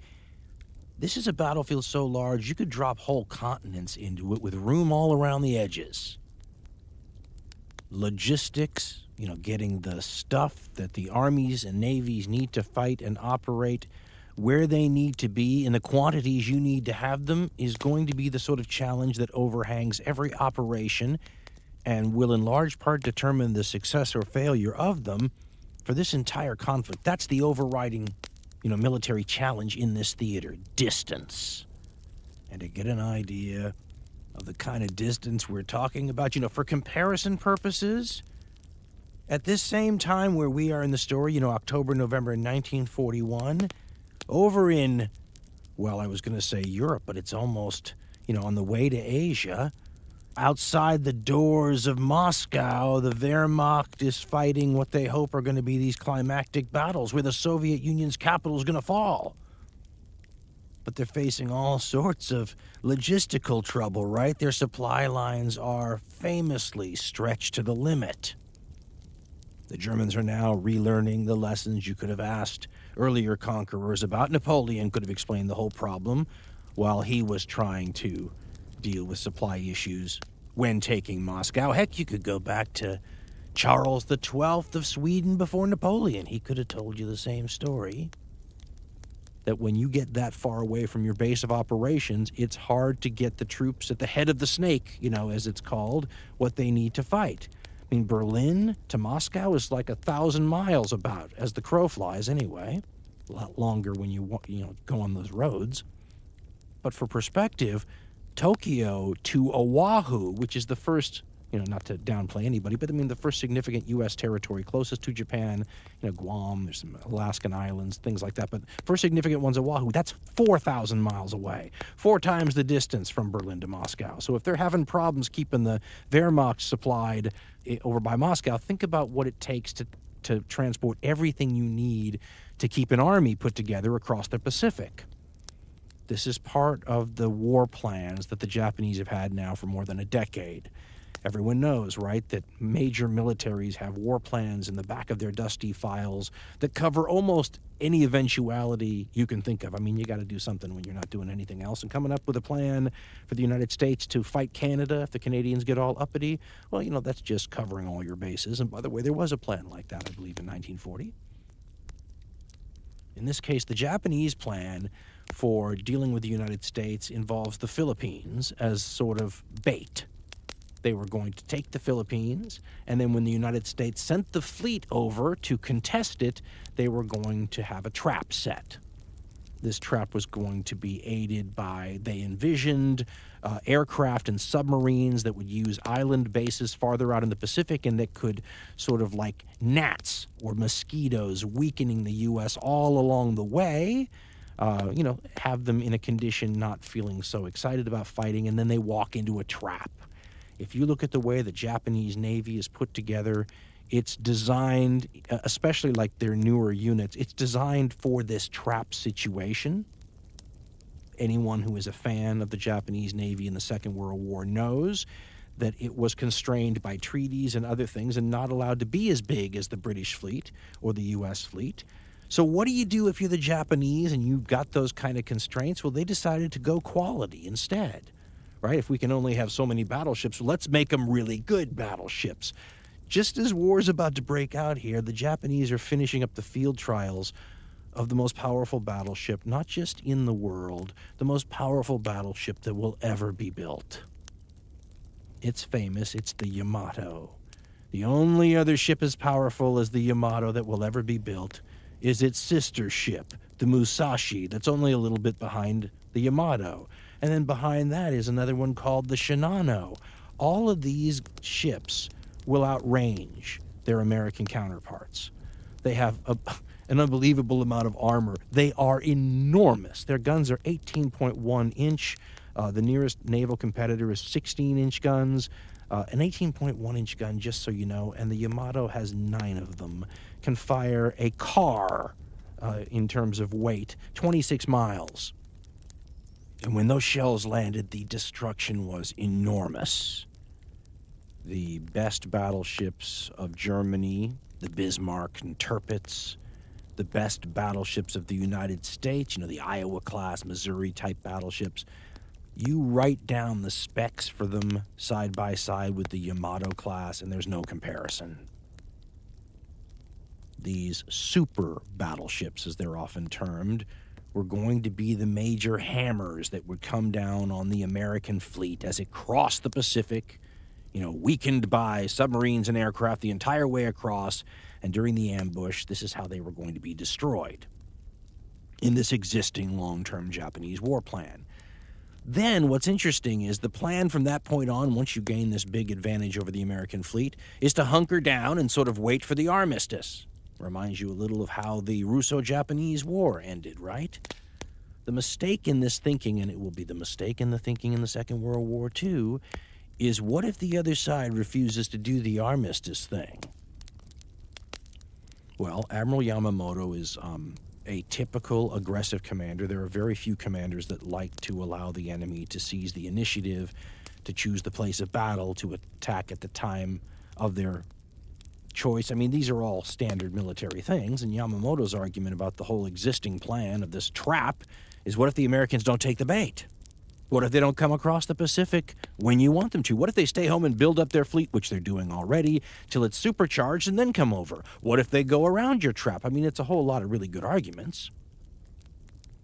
Yamamoto's proposing something different. This is the audaciousness that we spoke about earlier, this gambler, but at the same time somebody who's a visionary. A visionary is someone who sees something ahead of the crowd.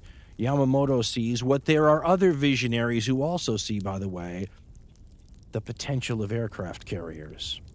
Now, we in the modern world have a hard time not seeing the potential of aircraft carriers. They're the capital ships of our era. And having one or not having one sort of differentiates first-class navies from other-class navies. But remember, it's going to be the Second World War where these lessons are learned. We should also point out that for the first more than 2 years of the war, there's only one power that's really using aircraft carriers in combat, so they're the only ones really learning and developing these techniques. And that's the British, by the way. The Germans and the Italians, their principal opponents during the 2 years before the Japanese and the Americans are in the war, they don't have any aircraft carriers, which means the British don't have to get into this technological race where they have to respond to the innovations of the other side in carrier warfare, because the other side doesn't have any carriers. And the British, being the quintessential battleship navy, they see the use of these carriers as something that increases, it's a force multiplier for their naval task forces. Normally they'll put a carrier with a naval task force, and then all of a sudden it has aerial capability, which is of course awesome. You can scout way ahead now. The range of visibility now of these ships is increased. Once they spot an enemy naval unit, they can harass it and attack it, and hopefully maybe you could cripple it or slow it down so that when the rest of the fleet catches them, they can destroy the naval units of the enemy with naval gunfire and torpedoes, which, by the way, can be aided by spotting from the airplanes too, so that it's this role where they are something that fits into British naval doctrine pretty well. The attack at Taranto, by the way, is one of those areas where the fleet air arm, as it's called, becomes extra useful because the rest of the Navy can't reach the Italian fleet and do damage with naval gunfire. So what the heck, it's a low-risk venture. Send them in there and see what happens. And everybody was astonished by how well the results turned out. Now, a guy like Yamamoto is one of those people that allows you to jump several steps in the normal linear technological development. Instead of the normal, and this is pretty typical in military circles, you don't want to take too many chances. If you're doing one thing different than the last time they tried, that's considered innovation. A guy like Yamamoto allows you to skip several steps here, because he looks at the Taranto situation and basically says, if they can do that with one carrier and 20 to 30 outmoded biplanes, What if instead of one carrier, you had something like 6 aircraft carriers? And what if instead of 20 or 30 outmoded biplanes, you had more than 400 of the most modern, technologically sophisticated aerial attack monoplanes, also attacking, by the way, another fleet tied up in port? Yamamoto doesn't see aircraft carriers as something that aids the strike force. Yamamoto sees them as the strike force. And instead of the naval gunfire being the setup to destroy the enemy's ships, which was part of the old Japanese trap plan too, wasn't it? He sees the planes from the carriers themselves as sinking the enemy ships.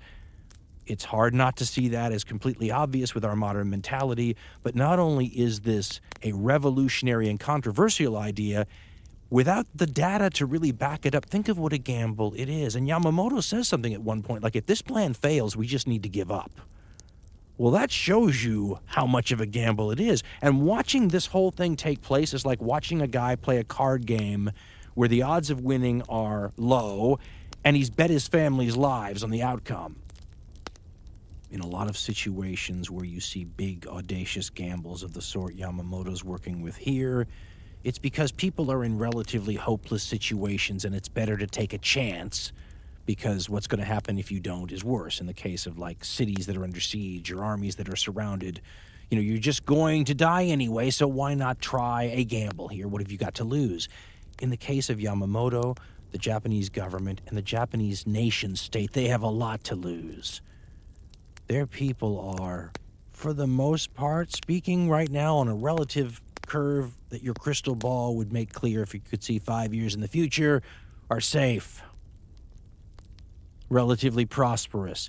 You want to talk about worst case scenarios here? It's not what the American sanctions could do to you. It's not what the Anglo-American demands that you retract your empire could do to you. It's what losing in this metaphorical card game that Yamamoto's playing could do to you. Because he's betting with the lives of his people. Let's be honest, he's betting his cities is the way it's going to work out. So what does he have to do to win? Well, this offensive attack against the U.S. fleet in Yamamoto's case is designed to do the same thing that the old trap was designed to do. As we said, get the fleet out of the way. What's the fleet got to be out of the way for? So that Japan could take over a huge chunk of Asia and the Pacific, and then hunker down and beat off any efforts by the Anglo-Americans to win it back. And within this core, surrounded by a defense perimeter that is, on the largest battlefield in human history, would be the resources that Japan needs for self-sufficiency. So you grab the resources you need to continue being a first-class power, to continue to support your war effort. You create a huge perimeter, a long distance around that is defended, and then you make the cost of taking it back higher than you think the other side is willing to pay. This is where the rose-colored glasses start coming into things, and according to writer Saburo Ienaga, he points out that in all the estimations that the military and government have to come up with here, all the numbers that you're plugging in for the unknowables, the X's and the Y's, are all sort of rose-colored glasses, best-case scenarios. How do you beat the Anglo-Americans? Well, you take over all this territory, and then the Yamato spirit of the Japanese warrior will outlast the soft Westerners, and they won't be willing to pay the price that you have to take to do this. So they will negotiate, and we will have some sort of an armistice, and Japan will come out ahead, especially if you demoralize the Americans by decimating their fleet at the outset and get an advantage on them. Now, the Pearl Harbor attacks that are going to come out of this, Americans have a tendency to tunnel vision, and I do this myself, and forget that that is simply a means to an end. The elimination of the American fleet, which is the goal of the Pearl Harbor attacks, is merely meant to cover the rising sun of Japan going supernova and acquiring this defense perimeter and the raw materials, resources, and oil within it. The scope of the plan for this is breathtaking in its chutzpah. I keep running out of words to use. Audacity is the one I keep coming back to. Remember, this is a country that is tied down heavily already on the Asian mainland. But here's what historian Ronald H. Spector describes as the plans here that are going to all kind of take place starting at the same time. He writes, quote, "The Japanese plan to seize and occupy a vast area, including all of Southeast Asia they did not already hold, Burma, Siam, Malaya, the Philippines, and the Dutch East Indies. Japan would occupy the American island outposts of Guam and Wake. She would also destroy, or at least neutralize, the Pacific Fleet at Pearl Harbor. On the first day of the war, the Philippines and Malaya were to be hit by air attacks, followed soon after by invasion. Simultaneously," he writes, "troops would occupy British Borneo and Hong Kong. Once the Philippines and the Malay Peninsula, with its important fortress of Singapore, had been taken, the conquests of Burma and the Dutch East Indies would follow." End quote. Now, you can't hide preparations for operations on that scale, and the British and the Americans figure out that something big's happening. They see troop ships moving. They hear things in the codes that they've broken. They're seeing the redeployment of forces. It's a big thing, and it takes months and months, and they catch on to it. Ironically, though, it sort of attracts their attention in a way that diverts their attention from what's going on in the very northernmost islands of Japan, which sort of stretch up towards Siberia in really frozen, foggy, rainy conditions that just sort of hide big warships. By the latter part of November, the Japanese have quietly amassed the most powerful aircraft carrier strike force in world history up until that time in these northern harbors. 6 aircraft carriers together, a couple of battle cruisers, bunch of oil tankers for resupplies, destroyers and support ships, shrouded in the fog and mist up there in the north, not coincidentally right around the same time that time limit's expiring on the diplomacy has to work soon or else timetable. On December 1st, it's or else time. And in a famous meeting, the Japanese emperor, in what some historians refer to as a meaningless ceremony to confirm something already done, others infuse the event with some decision-making power. Nonetheless, it's the official. If the Japanese were going to have an official public declaration of war, this would have been it, but it's not public, and nobody knows about it if you're not in on it.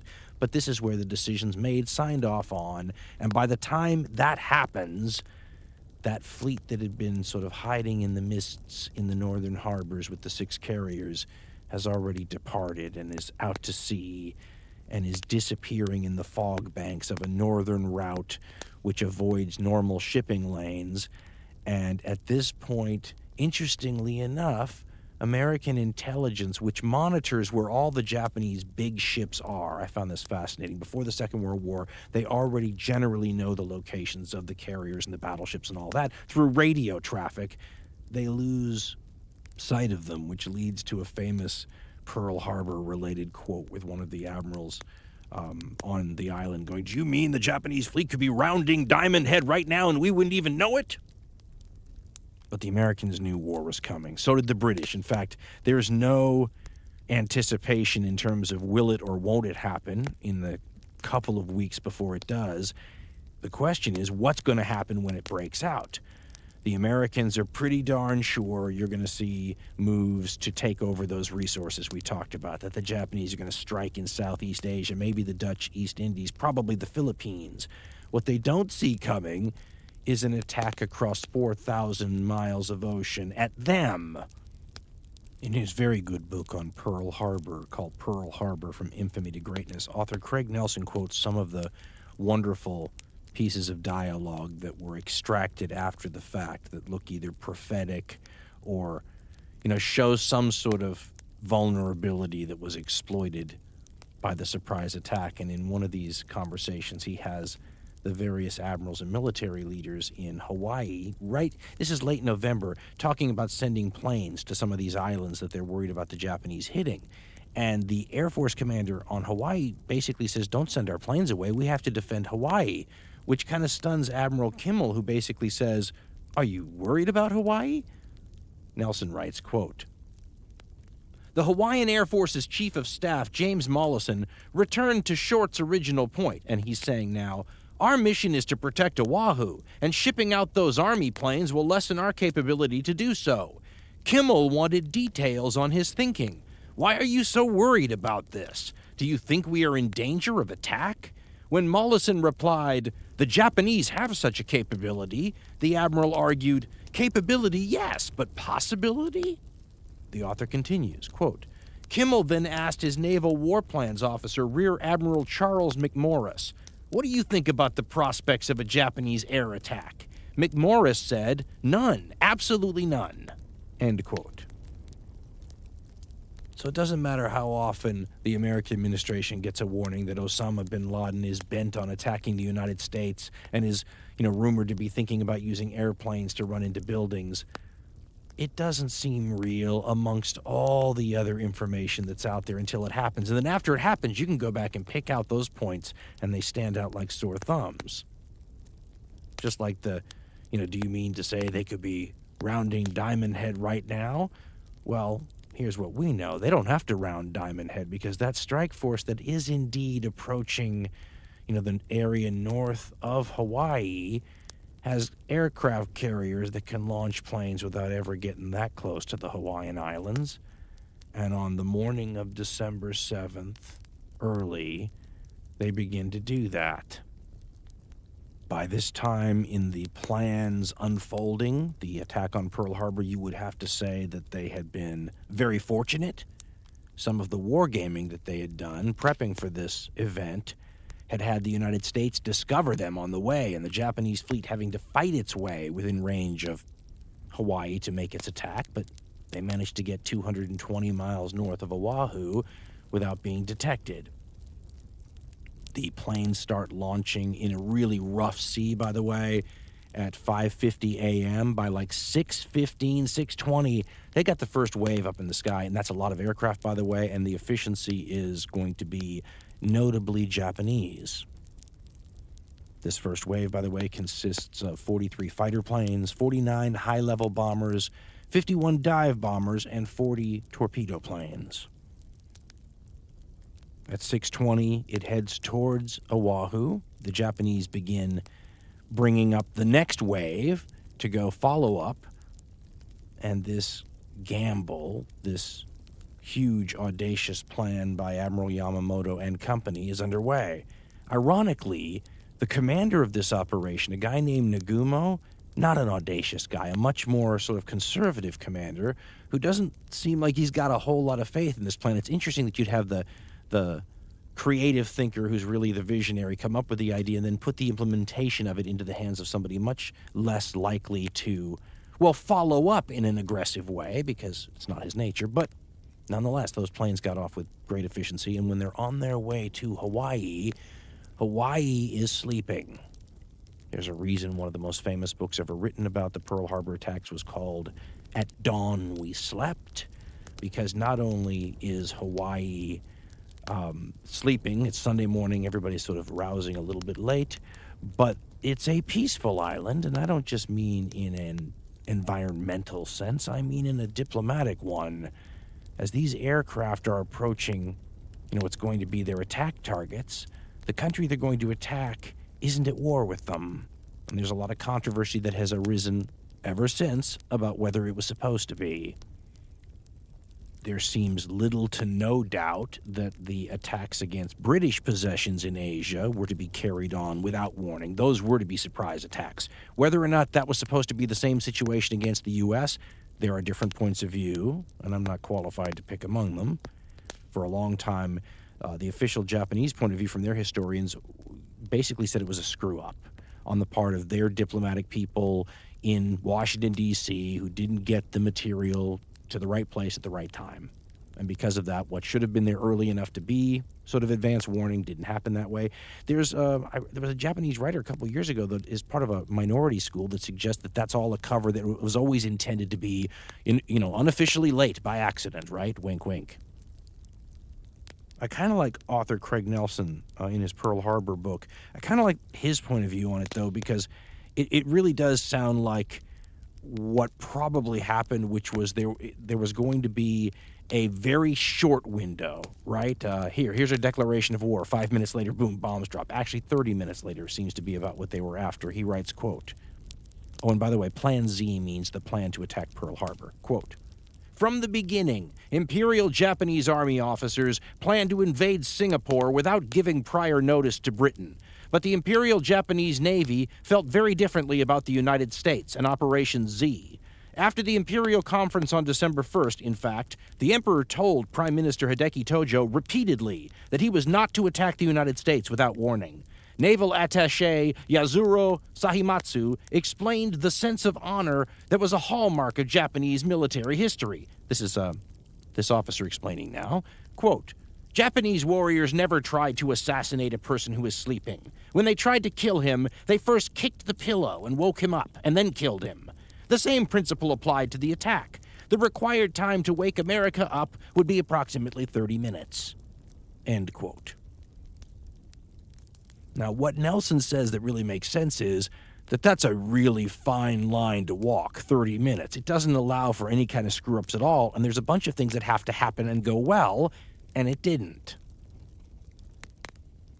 Regardless of which point of view you adhere to, it's clear that the people in Hawaii didn't know this was coming, and the American people didn't know this was coming, and because of that, their wrath for this entire war will be visceral. I mean, it is interesting, and one historian I read did this. He said, wouldn't it be interesting to imagine how different the mood might have been had the Japanese said, one day ahead of time we're at war, and then struck?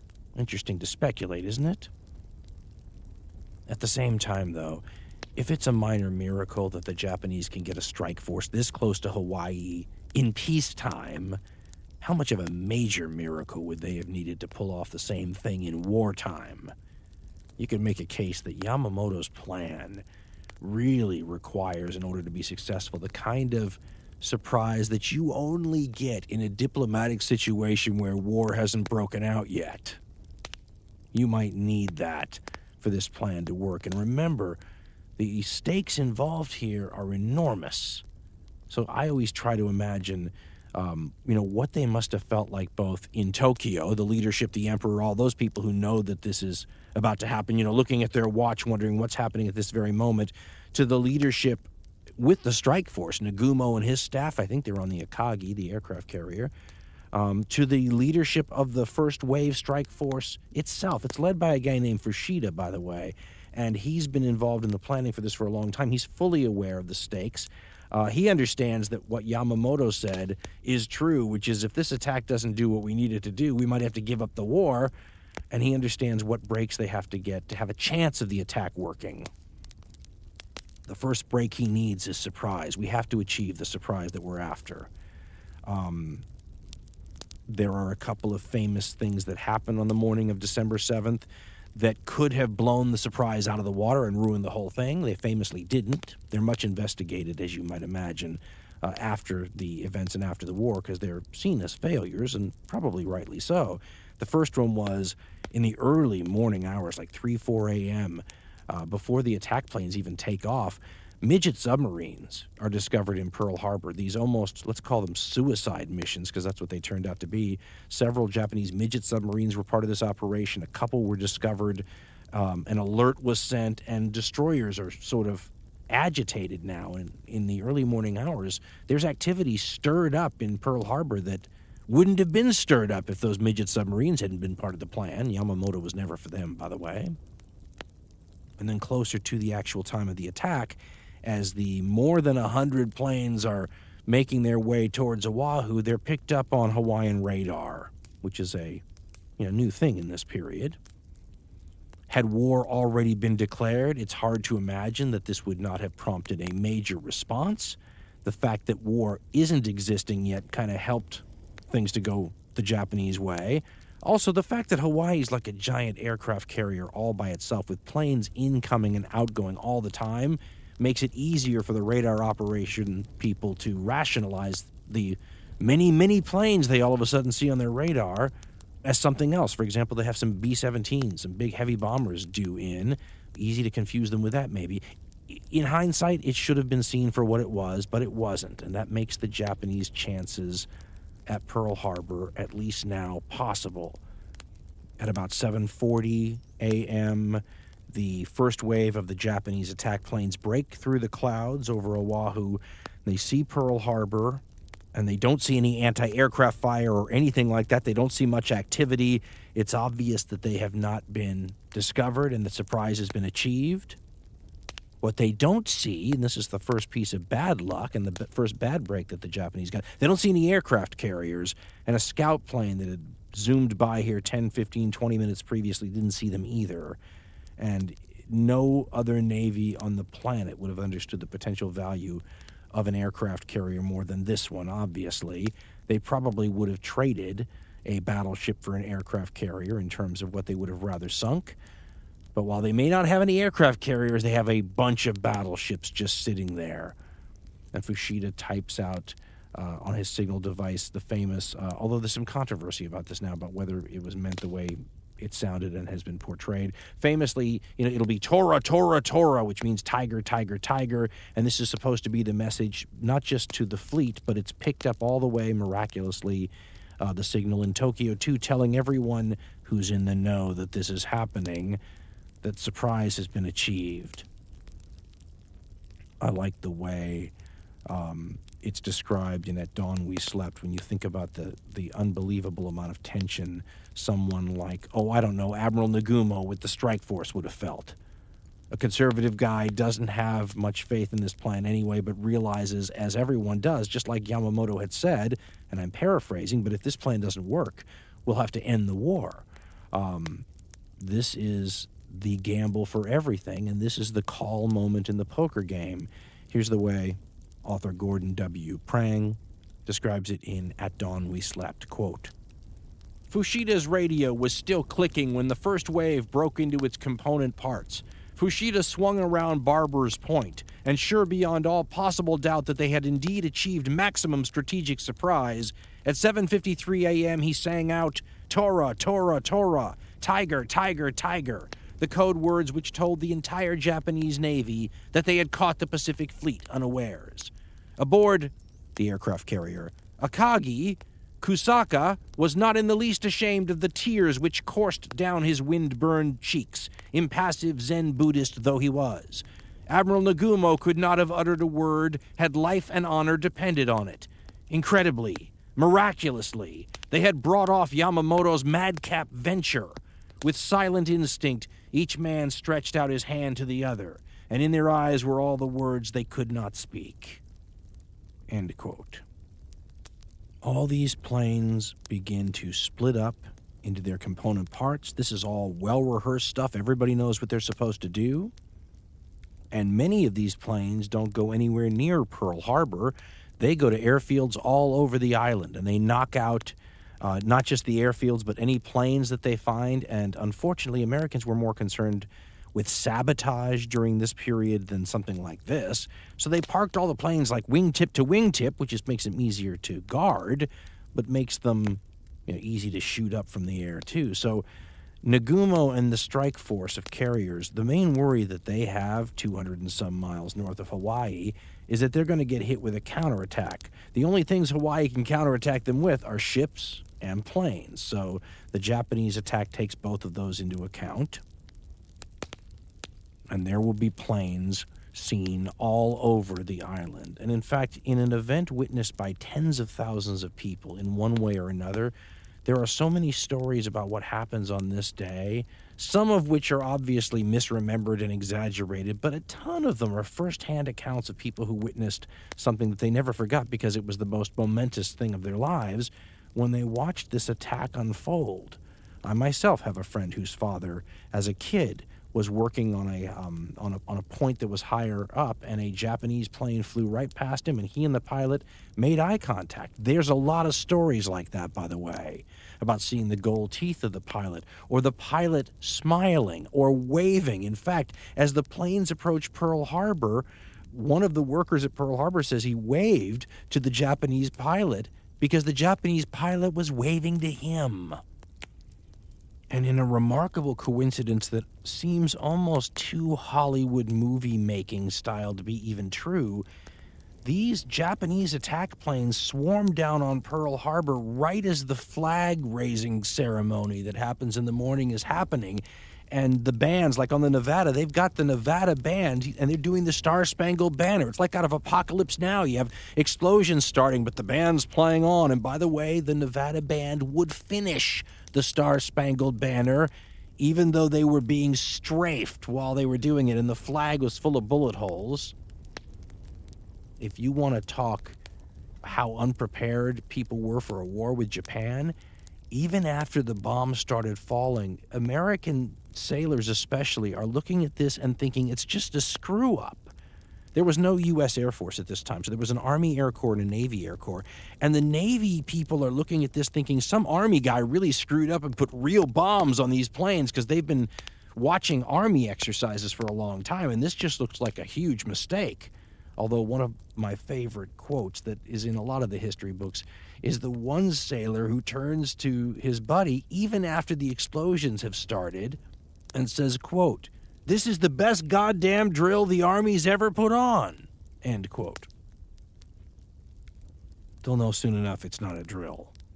And when you look at the timeline from this encounter, you'll notice that right after it starts, the torpedo planes are honing in on the vulnerable battleships that are on the outside of some of these pairs that make up what's called Battleship Row.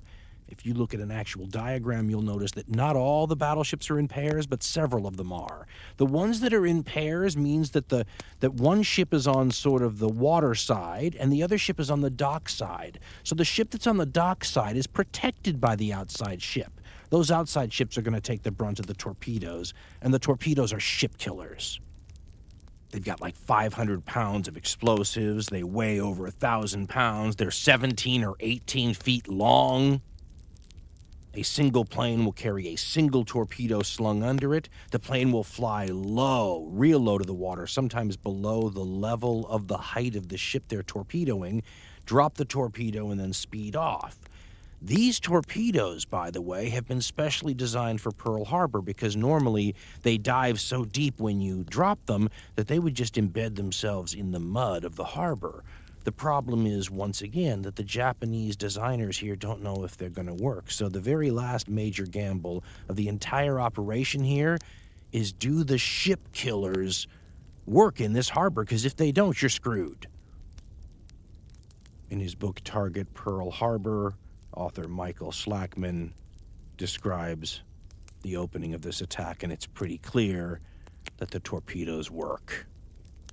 Slackman writes, quote, "As the attack began at 7:55 a.m., unbelieving Americans watched as bombs rained down on Hickam and Ford Island airfields, while the low-flying Kates, those are planes, released their torpedoes against the ships. On Ford Island's west side, Utah, an old battleship that was a target ship now, moored in the aircraft carrier Enterprise's usual place, and possibly mistaken for a carrier by an inexperienced Japanese pilot, took 2 torpedoes. Another struck the cruiser Raleigh, moored in line ahead. Both ships began to list, and the target ship capsized at 8:12, while Raleigh's crew saved the cruiser by heroic damage control efforts. On the opposite shore of Ford Island," he writes, "torpedoes struck Nevada, Arizona, West Virginia, Oklahoma, and California. Tennessee, moored inboard of West Virginia, and Maryland, inboard of Oklahoma, escaped torpedo damage, as did the fleet's flagship Pennsylvania in Dry Dock 1. End quote. The Oklahoma's going to be hit with a couple of torpedoes right when the attack begins at 7:56. She's going to be hit with another one 4 minutes later that penetrates where the first 2 already blew up, and she'll start to roll over. She'll get hit with 2 more while she's rolling over, and within 12 minutes of being struck, you can see her underside, and men are scurrying as she tips over to try not to, fall into the sea. Those are the lucky ones, because at least 400 sailors are trapped below decks in the Oklahoma, with water pouring in. Giant shells are getting dislodged and crushing men, and the lights are going out, and these people are trying to get out before they drowned. On the West Virginia, they're hit with something like 6 or 7 torpedoes. A couple of bombs on top of that to boot, and it's a nightmare over there. One of the survivors described what it was like to be on the deck of one of these ships when it was hit by a torpedo, and he says the torpedo throws up a mountain of water, tons of liquid that goes up in the sky higher than the ship is tall, that then crashes down on the deck, slamming you and pinning you, and making it difficult, because the ship's decks are awash in water for a bit afterwards, to get off a ship that's just been hit by a torpedo and, you know, is exploding and burning and all that kind of stuff, making it even more difficult to deal with what amounts to most of these men on these ships with something more like a natural disaster or an explosion at sea that might not have anything to do with war. There's very little of the combat side of this going on. There are heroic tales of men breaking into locked ammunition cabinets because everything is put away. I mean, the guns are sometimes on these planes, for example, still packed in the oil. So this is more an intentionally caused disaster, and then the story of all these human beings trying to make their way to safety. All sorts of heroism, by the way, and let's give props where they're deserved. A U.S. Navy that everyone noticed was behaving as well as you could possibly imagine under the circumstances. There's not mass panic and screaming and yelling, and people are even giving up their lives and dying in, you know, silence and resignation. It's part of what makes everyone grit their teeth and get so angry about this afterwards if you're an American, right? I mean, this is such bravery. I mean, you want to avenge people who die in such terrible circumstances as this, and make no mistake about it. I mean, look what's going to happen on the Arizona, because after the torpedo planes are done, in come the high-altitude bombers. The dive bombers are striking the airfields all over the place. The fighters, and we haven't even talked about this, are strafing all these ships with machine gun bullets, and the Zero fighters also have two 20-millimeter cannons, which are very nasty. When I used to wargame Second World War naval battles, we paid very little attention in the rules to the effects of strafing, but it's clear from reading the survivor accounts that it was massively effective in terms of sweeping the decks of human beings, making it impossible to get stuff done, creating chaos, stopping people from getting off the ships or where they needed to go. Because what would happen is, on these heavily armored warships, there's still a bunch of stuff that's breakable.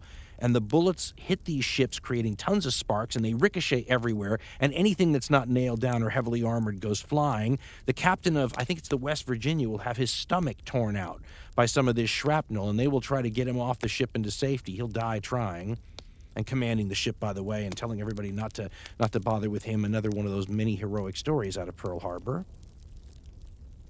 These high-altitude bombers, though, come in at 8,000 to 14,000 feet, somewhere in there, and these are not the best planes to attack ships with, by the way.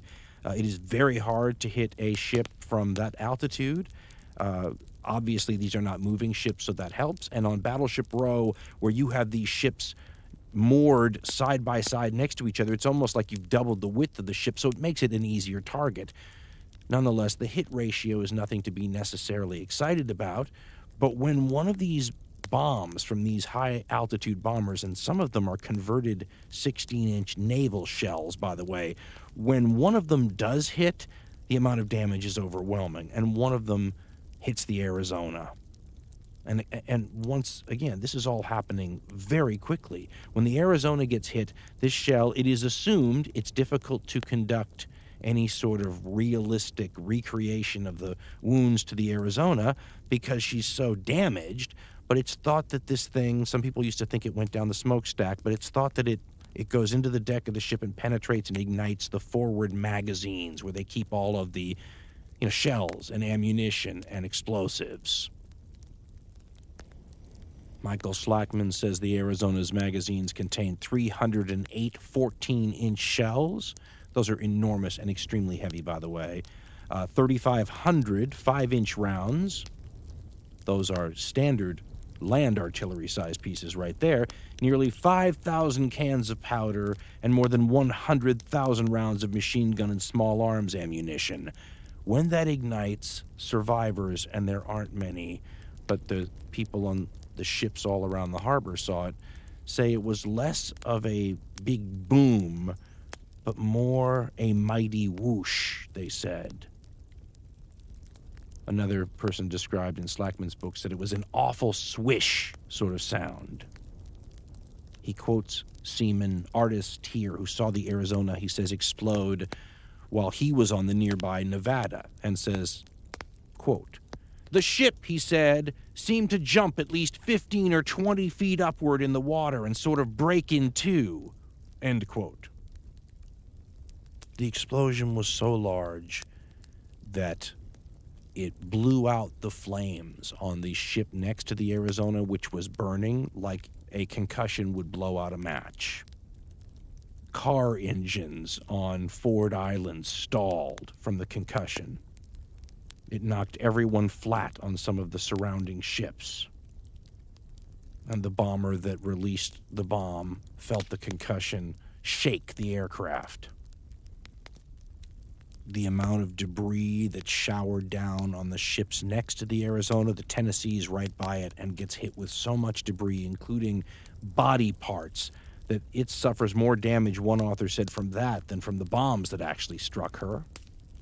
The fuel oil that instantly goes out everywhere. I mean, all of these ships are gassed up, and they carry hundreds of thousands, close to 500,000 gallons of oil on them, some of them more than 500,000 gallons of oil. And this stuff is heavy oil, and it's instantly all in the water. So as survivors jump in to try to escape the devastation, in some places this is 6 inches thick of oil in the water. The aftermath of the Arizona explosion, amid all this other destruction going on simultaneously, is described by many. Maybe the most visceral account I've read is Craig Nelson's. He starts by quoting a West Virginia sailor who described the scene. Quote, "Ships on fire, ships burning, explosions going on all over the place. I saw the Arizona blow up, and she just rained sailors. And of course, those were the ones that were fortunate enough to live, the ones that were blown off the ship." Nelson continues, quote, "Burning Arizona crewmen ran aft or into the water, thinking they would find relief. Instead, they found 6-inch pools of fiery fuel oil covering the sea, turning them into matchsticks.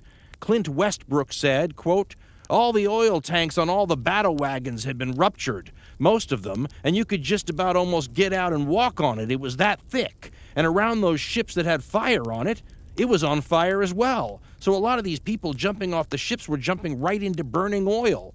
We had just loaded the day before because we were going back to the States for Christmas. The Admiral had told us, so we had filled the tank Saturday," end quote.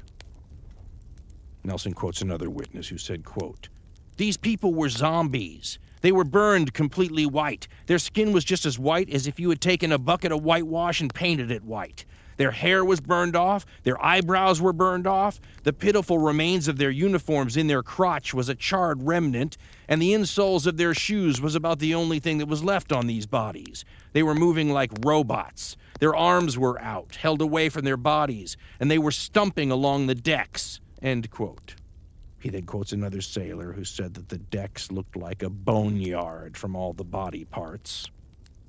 Author Walter Lord in Day of Infamy describes the remembrances of a Tennessee survivor who explained what it's like to look up and see a bomb coming down right at you, and then what happens afterwards. He wrote, quote, "Seaman J.P. Burkholder looked out a porthole on the bridge just as one of the converted 16-inch shells crashed down on number 2 turret a few feet forward. The porthole cover tore loose, clobbered him on the head, and sent him scurrying through the door.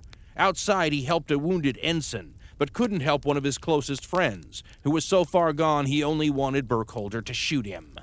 Another armor-piercing bomb burst through number 3 turret, farther aft. Seaman S.F. Bowen, stationed there as a powder carman, was just dogging the hatch when the bomb hit. It wasn't a shattering crash at all. Just a ball of fire, about the size of a basketball, appeared overhead and seemed to melt down on everyone. It seemed to run down on his skin, and there was no way to stop it. As he crawled down to the deck below, he noticed that his shoestrings were still on fire." End quote. The tragedy is immeasurably made worse when the fuel oil that all these sailors struggling in the water against catches fire. The combination of sailors being stuck underwater and sailors burning is about as nasty as you can get. I mean, there are reports of sailors jumping off the Arizona and sizzling when they hit the water, and then, of course, the water catches on fire. It's a nightmare.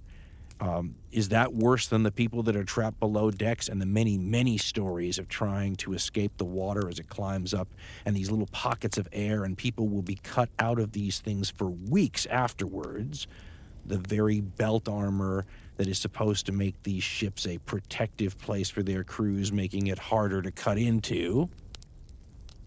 And there will also be people that don't get cut out of the ships in time and are found later, sometimes much later, dead, entombed in their ships with calendars often marking each day that they were often in total darkness, trapped under there. To give you an idea of the speed of these attacks, the bigwigs in the military on the island can kind of see the smoke. They have these wonderful homes, sometimes even overlooking the area around Pearl Harbor. General Walter Short sees this. Admiral Husband Kimmel sees this. And get a chance to watch some of this unfold as it happens.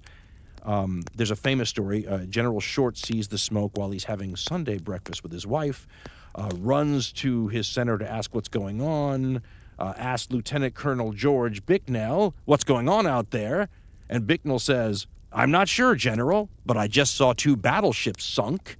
And then Short screams, that's ridiculous! Admiral Kimmel's having a similar experience, and he'll get blamed for a lot of this after the war. Didn't put out the torpedo nets, all kinds of things. He's the one that asked his associate, what the probability of a Japanese air attack was, and the guy said none, absolutely none.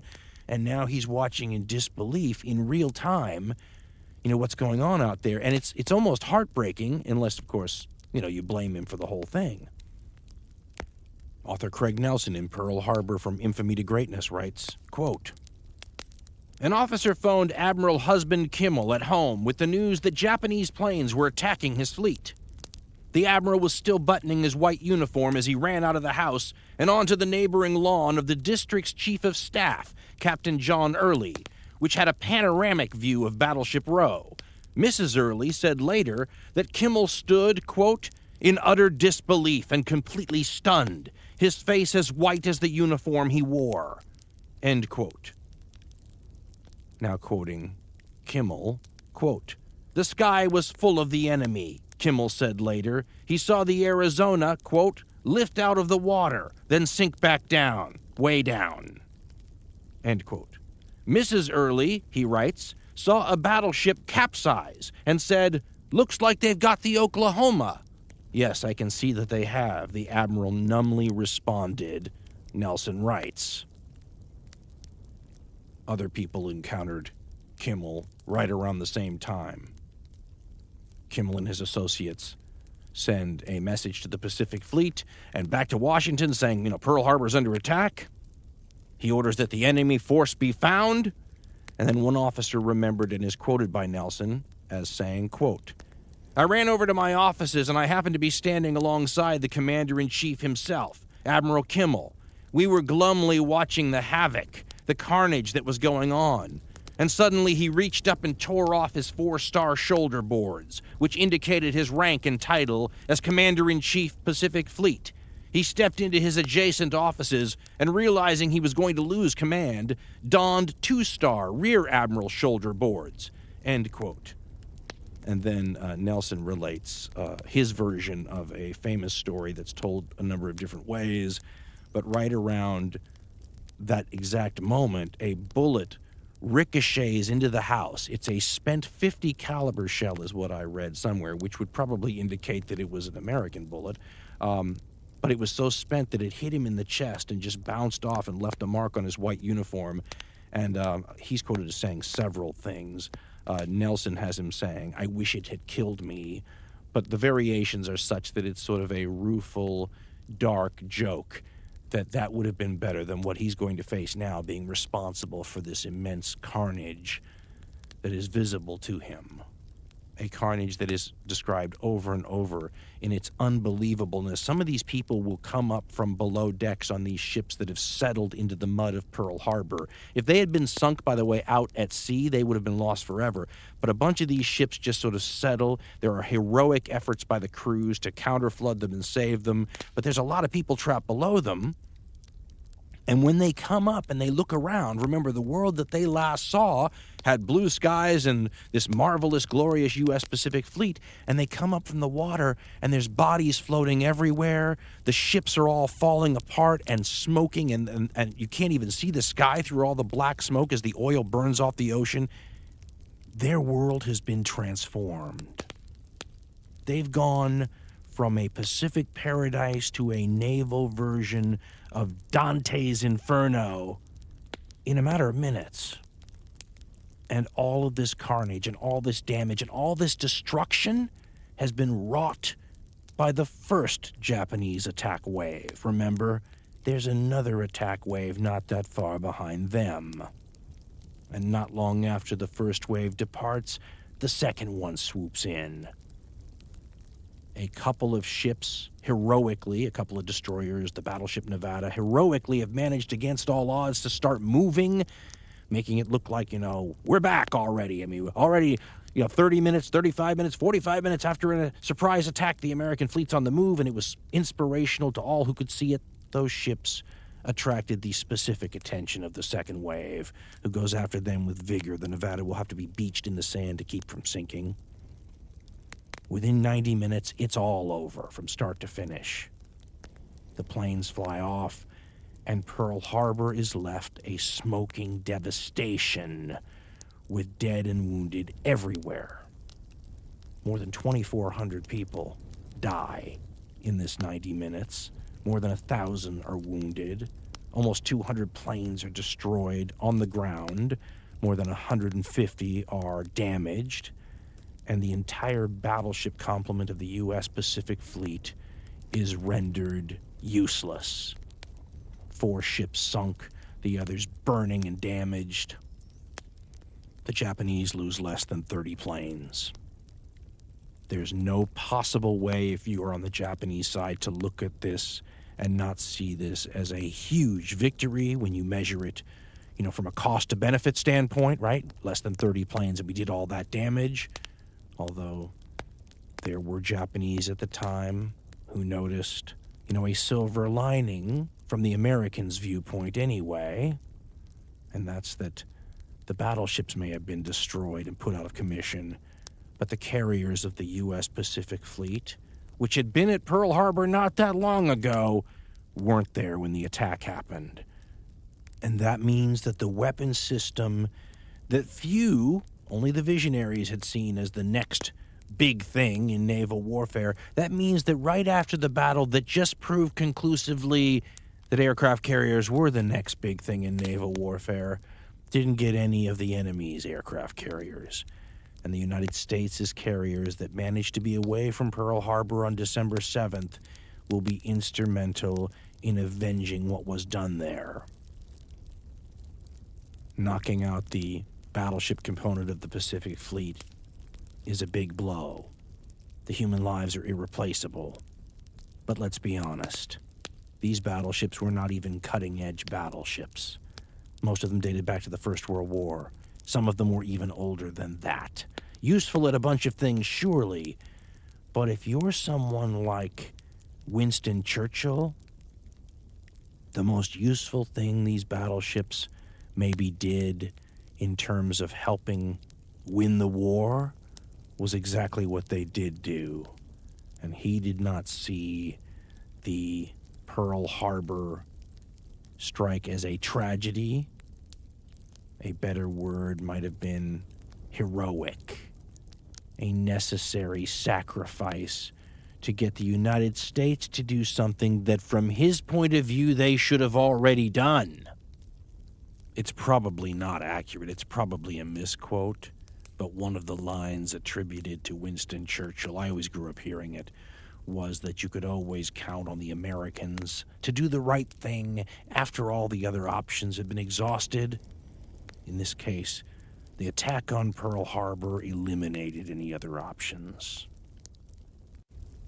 It aroused a sleeping giant to a level of wrath that would carry it forward through any misfortunes to an ending that a guy like Winston Churchill saw as inevitable. The United States was shocked and saddened and emotionally upset by the Pearl Harbor attacks. A guy like Winston Churchill was elated because to him, December 7th, 1941 was the day that the war was decided. And Britain was going to be on the winning side after all. He wrote after the war about his feelings at this moment and said, quote, "No American will think it wrong of me if I proclaim that to have the United States at our side was to me the greatest joy. I could not foretell the course of events. I do not pretend to have measured accurately the martial might of Japan. But now, at this very moment, I knew the United States was in the war, up to the neck and into the death. So we had won after all.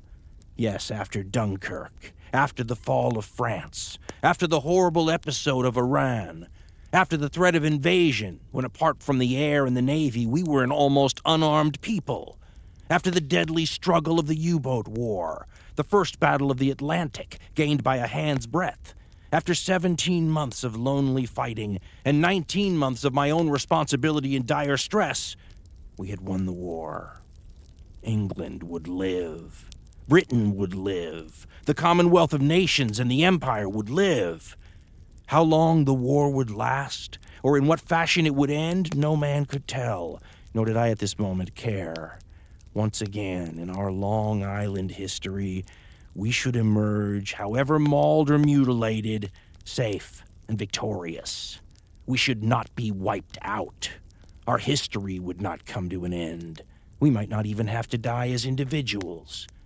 Hitler's fate was sealed. Mussolini's fate was sealed. As for the Japanese, they would be ground to powder." End quote.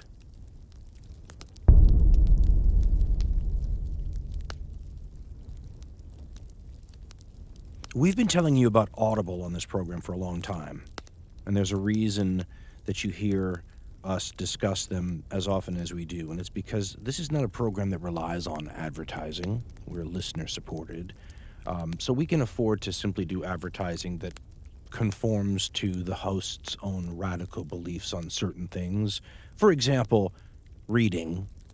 I'm a voracious reader, and I'm one of these weird people that thinks that we benefit from reading and that we all collectively as a society, that the society benefits from having more readers. And if you look at the strides over the amount of time we've been telling you about Audible, that Audible has helped make reading something that fits into the modern world, the digital age, and the lives of the next generation of Americans, you see that this is an advancement that keeps reading relevant. And the end result is, in my radical view, a better society. I mean, take, for example, what Audible does with their app. I mean, this is an app that allows people to not just, enjoy the books because they're reading them, but to help tempt other people to enjoy books they may not be reading. I love the Send This Book feature, where with the app you share a book from your library with anyone. And if it's their first time accepting a book through this feature, they can listen for free. You can share audio excerpts and clips from your favorite parts of your books to anyone. I mean, I love that stuff. You can also listen at different speeds, so if the host talks a lot slower than I do and you like my style, you can speed them up, or, conversely, if my style grates on you, you can slow them down. Audible's helped create the modern world when it comes to audiobooks. They have the largest selection, and they have a great deal going on now. You get a free audiobook with a 30-day trial. And if you just enjoyed the show you just heard, we used a couple of, I call them audio footnotes, from the book Pearl Harbor, From Infamy to Greatness, that Craig Nelson did.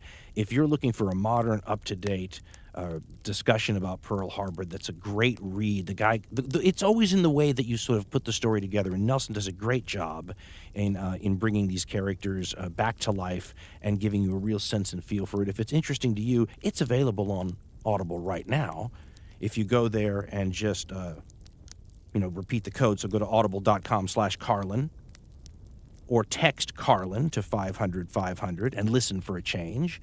You'll get your free trial started. You could pick up Pearl Harbor, and you can go into, I know it's hard to believe after a 4-hour podcast, but you can go into even more depth on some of this stuff, get granular, as I like to say, and really, flesh out this story. It's a big story. There's lots of wonderful little eddies or horrible little eddies for you to travel down. Pearl Harbor is one of them. Craig Nelson's book is great, and Audible's a fantastic place to get it.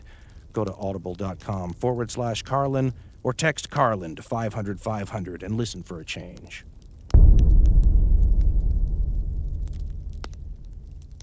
Don't forget that all the older hardcore history shows are available for purchase from iTunes or dancarlin.com. If you think the show you just heard is worth $1, Dan and Ben would love to have it. Go to dancarlin.com for information on how to donate to the show. For the latest news, information, and thoughts from Dan, make sure to follow his history feed on Twitter. The address is @HardcoreHistory. Coming up, while the Pearl Harbor attacks are going on, pretty much simultaneously, a Japanese blitzkrieg is occurring in Asia and the Pacific, the largest battlefield in human history, that will succeed in part because of the West's underestimation of Japanese capabilities, and this is for all sorts of reasons, including racial ones. Some of these colonial powers do not believe, and maybe a lot of Americans don't either, that an Asian, they would have said Oriental at the time, people were capable of something like what the Japanese are about to pull off. But there's a reason we called this series Supernova in the East, and this is where we see the Japanese rising sun explode and conquer territories over a wide area. And the United States, angered, roused, but groggy, is in no position to do anything about it right away. For those of you who've been missing the combat element of this story, and let's remember for a long time the histories of this story in the American history books started with Pearl Harbor. We're 8 hours into this series, let the record show. There's some context. But this is the part of combat operations that most Pacific War aficionados are familiar with, and that's coming up, along with all the other stuff, of course. All that and more, as we like to say, in Part 3 of Supernova in the East. Due out in about 10 years, given our current schedule, but we try. Thanks for all the support.